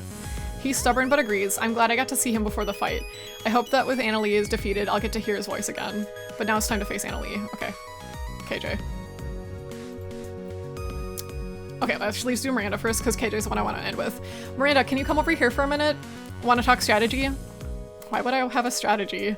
Are you serious? Of course I'm joking. I better come up with a strategy fast, and that includes a strategy for this conversation. Miranda, I have something to say, okay? And I'm going to say it. Cool. I like all the time we've gotten to spend together. I wait. Will she give me a one-word answer that I have to interpret, or should I hire a psychic to help me here? Me too. 2 words, not bad, and a smile. Well, that's something I to really treasure. Do you really mean it? Why wouldn't I mean it? Because your word count? Akiko, you know me. Words are not how I show my feelings. I prefer actions. That's why I'm here. That's why I'm here by your side. But some words might be nice. I'm really happy that we got to reconnect. Seriously, I am. And it's been really helpful for me to figuring out my relationship to magic. Thank you for that. I'm really glad, though I'm sorry about the fight. It's okay. I'm giving up the magical girl mantle after this. For good. I'm totally 100% supportive, but I'm sorry to make you don the Sentinel Nova costume again. I will fight as Sentinel Nova, but I won't fake playing the part. I'm going to be me. And I want to do this. I want to say goodbye to Sentinel Nova, get some closure, reclaim my magic as mine. And I'm ready. And I couldn't have done it without you. I'm beaming with pride and happiness. Then I'm going to ask a favor in return. Anything. If we survive this, we're going to talk things out. I gotta do what? Yep, you said anything, and this is my request. We're gonna really figure out how to communicate better. Really dig in! Miranda is sweating, but nods anyways. What a champ. And what exactly will we be digging into?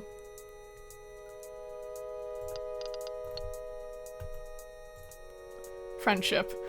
I'm not going to lose any more ground in our friendship. We've gotten so much better at sharing with one another, but I think we can do better. Because I want to keep hanging out, I want to see what you create, and I hope that you could feel I can be the kind of friend you need. You definitely are, and it's a deal. So, as your friend, may I make a suggestion? What is it? You gonna ask Lise out or what? Do you think she'd say yes? Boy, I do! Miranda looks pleased. Two of my favorite people together. Can I really make this ship sail on the seas of success? Might take some finagling to get these two to admit their feelings. Anyways, that's a problem for later, because it's time to face Annalie. I'll be relying on you out there. You better. Romance. You know these feelings we may or may not have for another? I'd rather talk about this where I'm going to take you on our first date. And where might that be? It's a surprise. I'm dying inside. I must know! But trying to get a secret out of Miranda will likely be very, very difficult, but I think I'm up for the challenge. As I'm thinking this, I realize Miranda has gotten closer to me. My back hits a wall. She casually puts a hand up beside my head. Kabedan. Wow, she's very good at speaking body language. I think I could get used to this communication style. And if you want to find out the surprise, we gotta kick some ass first. I'm very, very ready to kick some ass then. She backs off. Oh, I feel like I can't catch my breath, but I must. Okay, KJ. Out of everyone, I want to make sure KJ is up to the challenge ahead. Hey, KJ, do you have a minute? What is it, another ethics debate? No, I just wanted to spend some more time with you. Tonight's gonna be pretty eventful after all. I get the sense you need some decompression time. Yeah, I'm kind of stressed out, to be honest. Maybe let's walk around the lake, have another heart-to-heart? That sounds good. Let's go. We go for a walk, taking our time. There's a minute or two of silence as we look up at the stars together. What's on your mind? Oh, nothing. This is a potential collapse of society. Maybe my friend's dying tonight, making rent now that Glamour Pop is gone. The usual Starlight things. Yeah, it's kind of wild that what we mentally endure when you step back and look at it, huh? Anyways, what were you thinking about? Something a little less serious. I was wondering if Bo Young would want to start a new metal band with me. I think the screaming would be a good outlet for her anger. Get her away from the fussy suits and the merchandising deals and make some real music together. Although I should rewind what led to that. I'm still angry at her for essentially saying it's okay to murder the good guys if the good guys do it. But I was thinking about how we've all been psychologically manipulated by evil makeup, so it kind of puts some stuff into perspective. Bo Young has been wearing that stuff for weeks. I can only imagine what it's done to her. I wonder if she's still thinking clearly. Just trying to rebuild that bridge, you know? But she doesn't make it easy. And the makeup also explains some of my recent behavior too. I only wore it once, but it put on a lot of that stuff for that gig. I guess I'm really a rock star now. I performed on stage while tripping balls on psychoactive substances. Wait, and I drove you home on my bike. That was so dangerous. Yes, but nobody got hurt. But then I was in your room and I came onto you and oh, I'm so sorry. We can talk about it after we save the world from Annalie, okay? Yeah, that's probably for the best. I think for the first time in my life, I'm actually happy my powers are only good for protecting people and can't do much damage. I still haven't made up my mind about keeping my powers after tonight. But I do know I want to be on that rooftop, especially if we have a homicidal pop star on our team. I know I don't call the shots, Akiko, but I really hope we can find some other way to stop Annalie. I'm willing to absorb the damage while you figure out something. At least try to talk her down. And use force only as a last resort. But if it does come to that, I'll protect you, princess, like I always wanted. The team! I'll protect the team, as always. Discuss tactics first, then flirt. Well, you have to keep the healer alive, right? Oh yeah? When did you start playing RPGs? I just overheard some kids saying that the other day at the mall. I guess if we'd have known those kind of tactics when we were younger, we could have saved us a lot of hassle, right? Yeah, it really would, especially me if I was a tank the whole time and had no idea. You were always upset with yourself that you couldn't hit as hard as Jackie. But not everyone is Combat Class KJ, and that makes you for a stronger team. Thanks, Coach Princess. And with that, we finish our lap of the park and arrive back to where the others are waiting. Okay, flirt. It's okay, KJ. I know you will be there when I need to dramatically fall into your arms. Maybe I'll even do it on purpose. Oh, you don't say. I'll be sure to stay close to you then. I'd like that. For real. I'm not wearing any makeup today, are you? No. Oh shit, this is actually happening. But maybe let's put this aside until it's over. I can leap into your arms some other time. Yeah, okay. Oh, well, did you look at that? Now I'm the smooth talker. And with that, we finish- that was so much shorter, okay. We finish our lap and arrive back at where the others are waiting. We're on the KJ route, lads. They're handsome. We climb the stairway of Glamour Pop's headquarters up to the roof level. Just as predicted, there's no sign of any New Year's Eve party like Annalie had told Ara. Even security had been sent home, so KJ had to pick some more locks. Eventually, we reach the top and push open the door to find. In the distance, I see a dark figure standing by the edge. They turn around the stairway after the stairway door slams closed. Shit, that's definitely... Oh, you came, Ara! Annalie, you fucking bit... Quite rude of you to bring so many unannounced guests. I would have appreciated a call, at least. No matter, the more the merrier. Night's a cause for celebration. Annalie, cut the crap. We're here to put a stop to this once and for all. Oh, really? Aren't you a little too late for that? Sentimentality has already made its work. The dear residents of Diamond Cove are already falling hook, line, and sinker. And when the clock strikes midnight, it'll be released to the world via the internet. Our retail stores and warehouses are chock full of the stuff, and instead of handling that, you've chosen to confront me. It goes to show how you really are a bunch of washed-up has-beens. Says the lady running on a gossip forum on magical girls. I was simply gathering information on you all. And truthfully, the more I learned, the more pathetic you all looked. I saw every little success and failure led to your squad into Starlight. Excuse me? It's no wonder you're all drifted apart. Inevitable with such mediocre leadership. Anyways, I'm disappointed that none of you chose to wear the product tonight.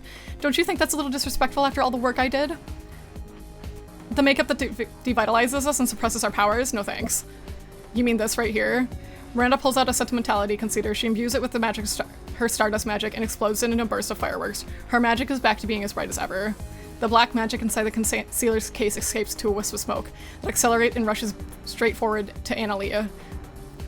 Not suppressing, to be more specific, it's draining your powers. Analia puts a hand onto the wisp and the dark magic is sucked into her fingers. All of the energy it takes, magical or otherwise, goes back to yours truly. That must have been how she had so much power to imbue the makeup line. Her plan was cyclical. She built herself up through the makeup. Please, Annalie, I just want to know why. Why us? Why throw our home into chaos? Was it all just for the money? Annalie looks me dead in the eye. She seems to be considering something. Akiko, was it? A word of advice. There is no life after magic. What? All we have are our glory days. When we were on the top of the world, we did our best to use magic for the sake of others. Shoving all the physical and mental tolls away in a little box, promising you'll deal with it another day. Until it all comes tumbling out. What is she talking about? Who is we? And once that's over, well, you already know. We fought for a happy, peaceful, happy life as an average citizen, a normal life. But what we get instead is a thankless, futile day job, nightmares, and the trauma of what we endured on the battlefield. And nobody really understands just how much of your childhood you sacrificed for the betterment of others. As a normal person, you come face to face with the monsters that are far, far worse than ones you fight as a magical girl. Abusive bosses, corrupted politicians, and all sorts of malcontents who'd like nothing more than to drag you down. People will chew you up and spit you out at the first sign of weakness. All you can do is learn how to play their game. Annalie. I can't see I don't see her point, but... What about your magical friends? Don't you have any former teammates you can rely on? What about your magical girl group? Annalie looks rattled by this. Excuse me? They're gone. 2 of them have moved on, completely. And the other one is buried 6 feet underground. Annalie lets out a bitter sigh. Stop trying to convince me out of this. I'm not slowing down my plans for the likes of you. After your defeat, I'm taking the money and escaping the city. It's funny, I've dedicated half my life to climbing the ranks of this company, but frankly, I don't give a damn if Glamour Pop sinks after this. This loathsome city can burn down too, for all I care. Actually, it'd be better off this way. Enough! No matter your reasons, we're here to stop you. As it stands, you're just as despicable as the people you described. Ha! I never said otherwise. Fine then, if a fight's what you want. A fight is what you'll get. Transform! Yes, transform! Suddenly, magical energy crackles around Annalie. The atmosphere tingles with power, amplifying as her powers rise. Then Annalie is not Annalie anymore. No more debate. No more magical girls. Your time is over. I love a hot villainess. I love a hot villainess. Awooga! Watch in horror as her name's Midnight Lady. As midnight strikes. Oh shit, I have to like do battle. Oh!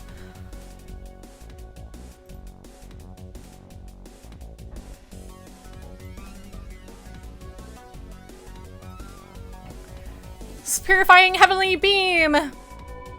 Does 2 damage to Midnight Lady. It wasn't very effective. We should try to use our specials. I want to see your guys' magical girl outfits and stuff. Dawnbreaker! Does 32 damage to Midnight Lady. I don't know if you're free after this, but... Bubble Beam! Shabon Spray! Does 5 damage to Midnight Lady. It wasn't very effective. We should try using our specials. You need to make sure that everyone is zombie to feel good about yourself, huh? I thought I had self-esteem issues. Harrowing High Note! Does 2 damage to Midnight Lady. It wasn't very effective. We should try using our specials. I can't believe I trusted you, and you used me. I'm going to make you pay, Annalie. Galaxy Supernova! Does 49 damage to Midnight Lady. It's Midnight Lady's turn. I'm tired of your meddling. Uses Dark Dissension. 86 damage to Sentinel Soul. Serene Aid. All better.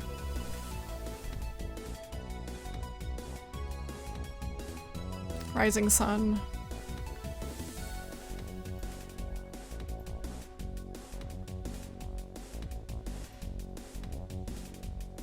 Must protect the healer.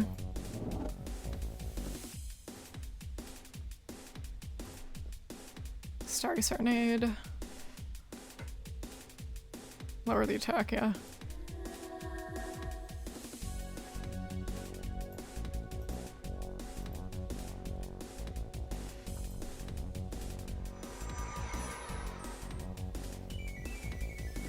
She creates a new constellation. With its magic, the team's basic attack damage has increased. Avocado absorption.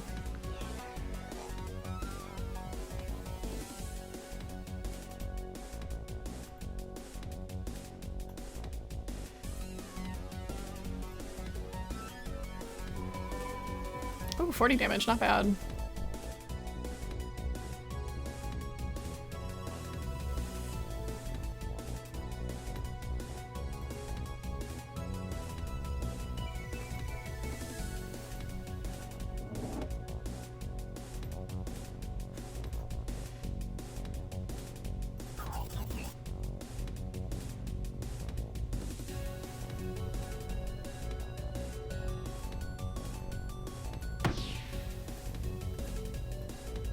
Child's play.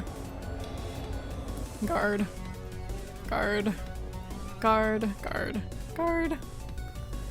Oh, Shadow Blast.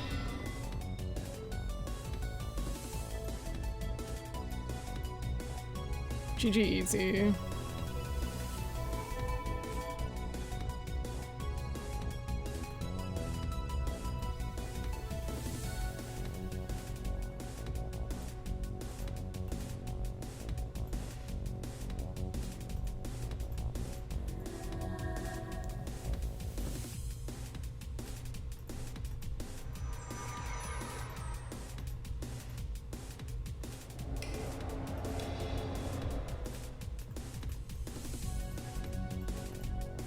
This is kind of fun.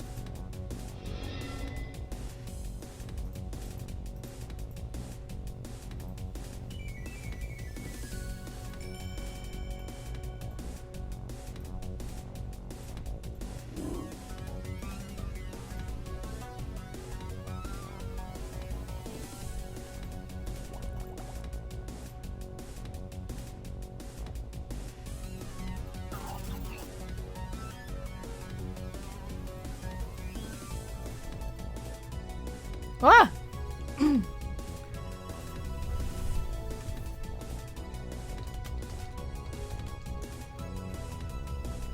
Welcome, welcome! Ah, guns? Shooting. Yeah. Oh!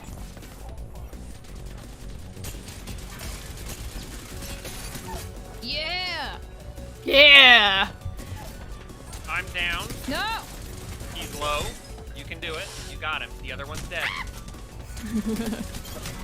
Oh no! R.I.P. Damn, almost. Good effort, though. Oh, look at your little wings flap. Cute. Shoot. So excited. Anyways, we're playing Life After Magic.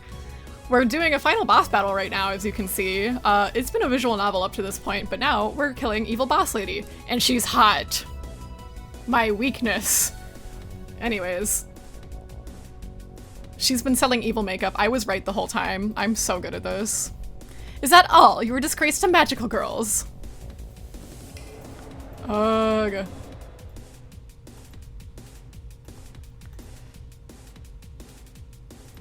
$200 damage, nice.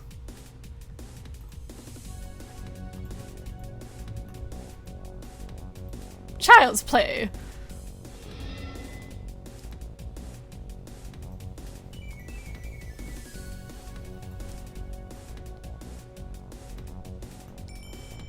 All better.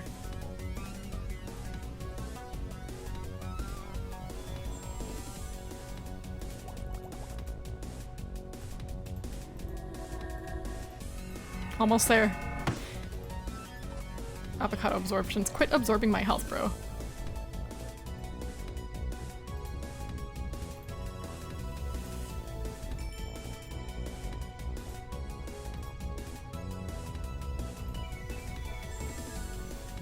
Your future's not looking so bright. Ooh, got him. That's not what I meant to do. Oh well. Oh, okay, cool, I can go back. Almost there. Almost there. Go, go, go. Yeah, yeah, yeah, yeah, yeah! Winner! Winner! We did it!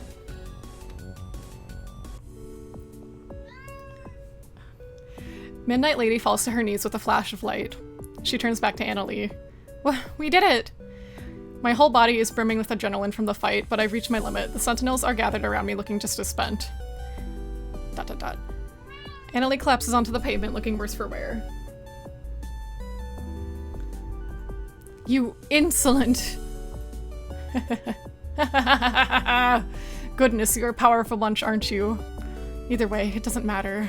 You've won. Congratulations. I've expended all the power I've collected through your makeup dealing with you all. Truth be told, this whole plan was a total gamble. And I'm not surprised it didn't work out.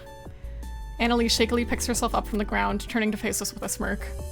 I was never great at energy management, even though it's my power. Maybe that's why I was always such an unremarkable magical girl.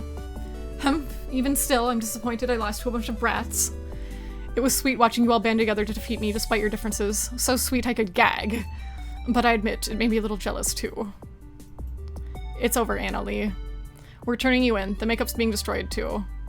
Annalie dismisses me with a wave of her hand. The makeup issue's already fixed, if that's what you're worried about. It's no longer imbued with my powers. I used it all in our little tussle. I see. It really is over then. I can't help but fall to the ground in relief. I'm on the same level as Annalie now. Starlight. No, Akiko. The Sentinels are a bunch of arrogant, meddling idiots who think they can get away with living normal lives despite having powers. Make no mistake, I despise them, as much as I despise you at this moment. She sweeps her disheveled bangs out of her face and looks away. But they're your idiots. They're my idiots. So do me a favor, so that this whole nightmare isn't for naught, and keep them close. Protect them, like I wish I could have protected her. Annalie. I promise I will. Annalie seems satisfied with this answer, and finally lets exhaustion take over. She falls she falls to the ground, knocked into a deep sleep. Out of her hand tumbles a tiny, worn-looking charm. Oh, her leader. It's a plastic keychain modeled after Strawberry Sayori from Fruit Fatale. I turn to the Sentinels. I ended up making a promise with our bad guy. You always have been a major softie. Hey, speak for yourself before you call Akiko out. You didn't even want to fight her in the first place. I'm proud of us, although Annalie sure had the last say. Haha, I'm glad to hear you vowed to keep us close, Akiko. What, did I miss any close-up? Alistair, you can talk again! Our little dude's back in action! Well, it wasn't my fault. It was you who couldn't understand me. Nah. I know what that feels like. I'll lick this lot. Alistair shakes. Hey, get away from the candle. No. Get out, get. Oh my god. Bella is such a handful. Honestly. Alistair shakes his head in disapproval. Just count yourselves lucky that I stopped Solaire before he blew up an entire warehouse full of makeup. Oh yeah, I forgot we sent him off to do that. I guess you did all right without my sage advice, but if only you had heard the genius plan I had come up with days ago. We're all yours, what was it? Well, it doesn't matter now, does it? Called your bluff. Everyone shares a laugh and gives Alistair a load of pets. After taking a moment to recover, the Sentinels move to take an unconscious Annalie downstairs. Hey, she's lighter than she looks. Really? Surprising. I figured she'd be heavy considering how full of it she is. She played us, beat the crap out of us, and I probably ruined our image of Sentinels forever, but I was kind of moved at what she had to say at the end. Akiko, are you coming? But I nod instead of joining them. I feel something swell in my chest. Suddenly, I realize I want nothing more than to share this moment with someone. So I decide to go for it. It's now or never. So I call out to KJ. I find them watching the sunrise over the rooftops. Hey, you doing okay? I let out a long sigh. There's a lot of feelings buzzing around here, though I thought I'd step aside and take in the view. Feeling what? The thrill of victory? Out of breath? I should join Jackie's gym. Yeah, it's been a while, hasn't it? I feel like I just passed some kind of test. I finally stood my ground with the rest of the team. Didn't panic, didn't piss my pants. You used to do that? It's not important. Girl. Or I mean guy. Bestie. Non-binary. What's the non-binary term for like, that has like the same meaning of like, girl. Like, you know what I mean? Bestie, I guess. That's not important. I guess asking for a non-violent solution was asking too much. I was hoping we'd at least try to talk anally down, but we did end the conflict though. Whatever, can't go back now. We can only try and be better. Younger me would be really proud of older me right now. And between us, it's also making me reevaluate keeping my powers. We helped a lot of people today. I think I forgot about that part of the picture. Oh, that's some hot gossip. Maybe I should tell Ara. Stop it! We aren't at school anymore. I'm trying to have a self-fulfillment moment here. Making you blush has really become my new favorite pastime. Alright, I'll back off. I want you to feel good about today. You totally earned it. So did you, Princess. It's been like that, what, 2 weeks from hell? You got the whole band back together, resolved some of our differences, uncovered a dangerous plot to harm millions of people, and had to spend more time with your ex. Wait, you mean Solaire? Never say it like that ever again. Sure, you can dish out the teasing, we can't take it. Classic Akiko. Well, I'm not used to it coming from you. I bet you aren't. Well, get used to it. Okay, jokes aside, I think it's time somebody said that they are proud of you. You said back at the park that I put you on a pedestal. That's probably still true. But I think you also put yourself down too much, Princess. You're far more capable than you realize. But not just anyone could have achieved what you did today, and you deserve to take the credit where it's due. KJ, no really, it's not. I'm this close to giving you an affectionate nuggie. But I think you'd punch me if I tried that. Wow. No, how about a hug instead, please? Of course. Bella, stop, please. Bella, come here. Yeah, okay, yeah, go in the box. Okay. Stupid. Honestly. I get a firm bear hug. For a brief moment, I feel like I'm inside one of KJ's bubbles again and protected from all harm. There's always tomorrow. Yeah, I guess after tonight there really is.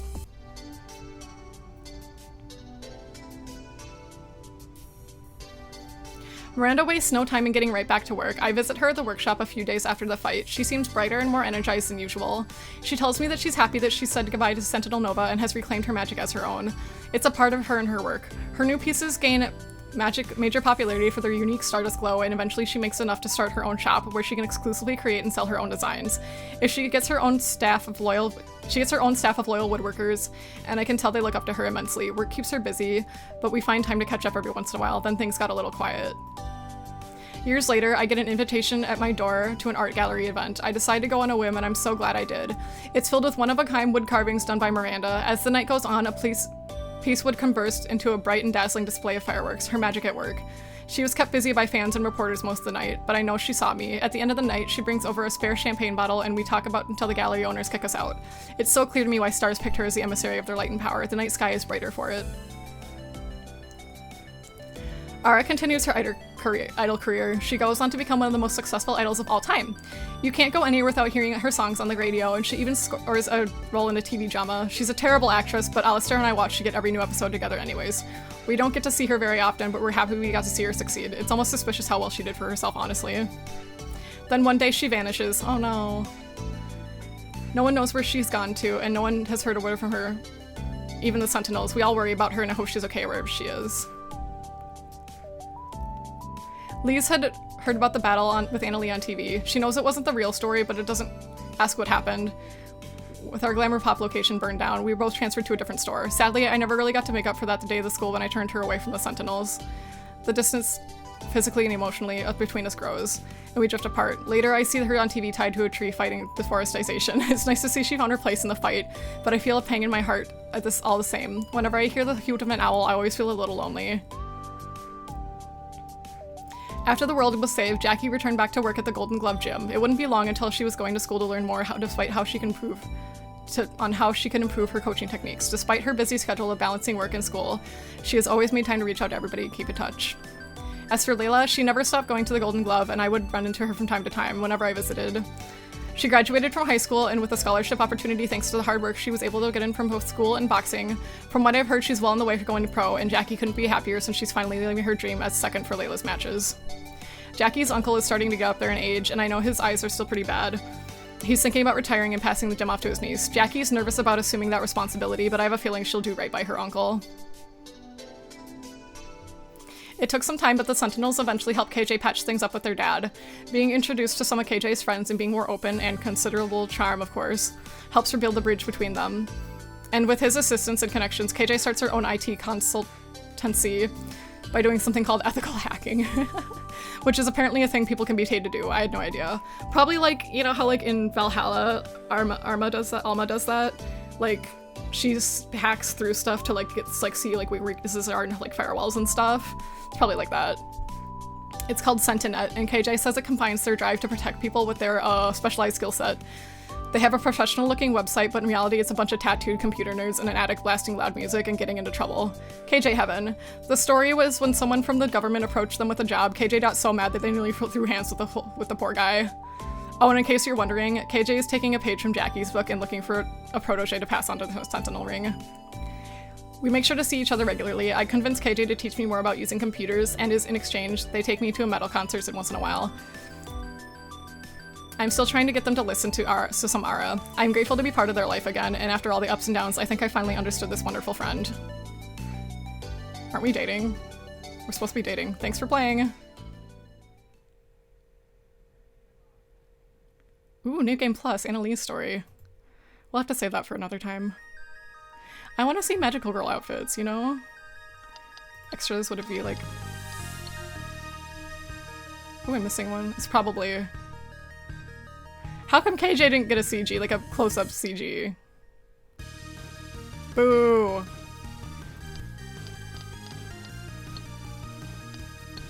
Oh, okay, cool. Alright. Well, I think we'll go ahead and wrap it up here. I'm a little tuckered out here. I've been streaming for almost 5 hours now. I don't have anybody to raid, unfortunately, so we'll just have to part ways, my darling dears. Alright, well thanks so much for watching again, I do appreciate it. Hope to see you again next time. I'm gonna have a stream tomorrow too, by the way. It's gonna be a different kind of stream, but I'll post my schedule on Twitter, okay? See you soon! Bye bye!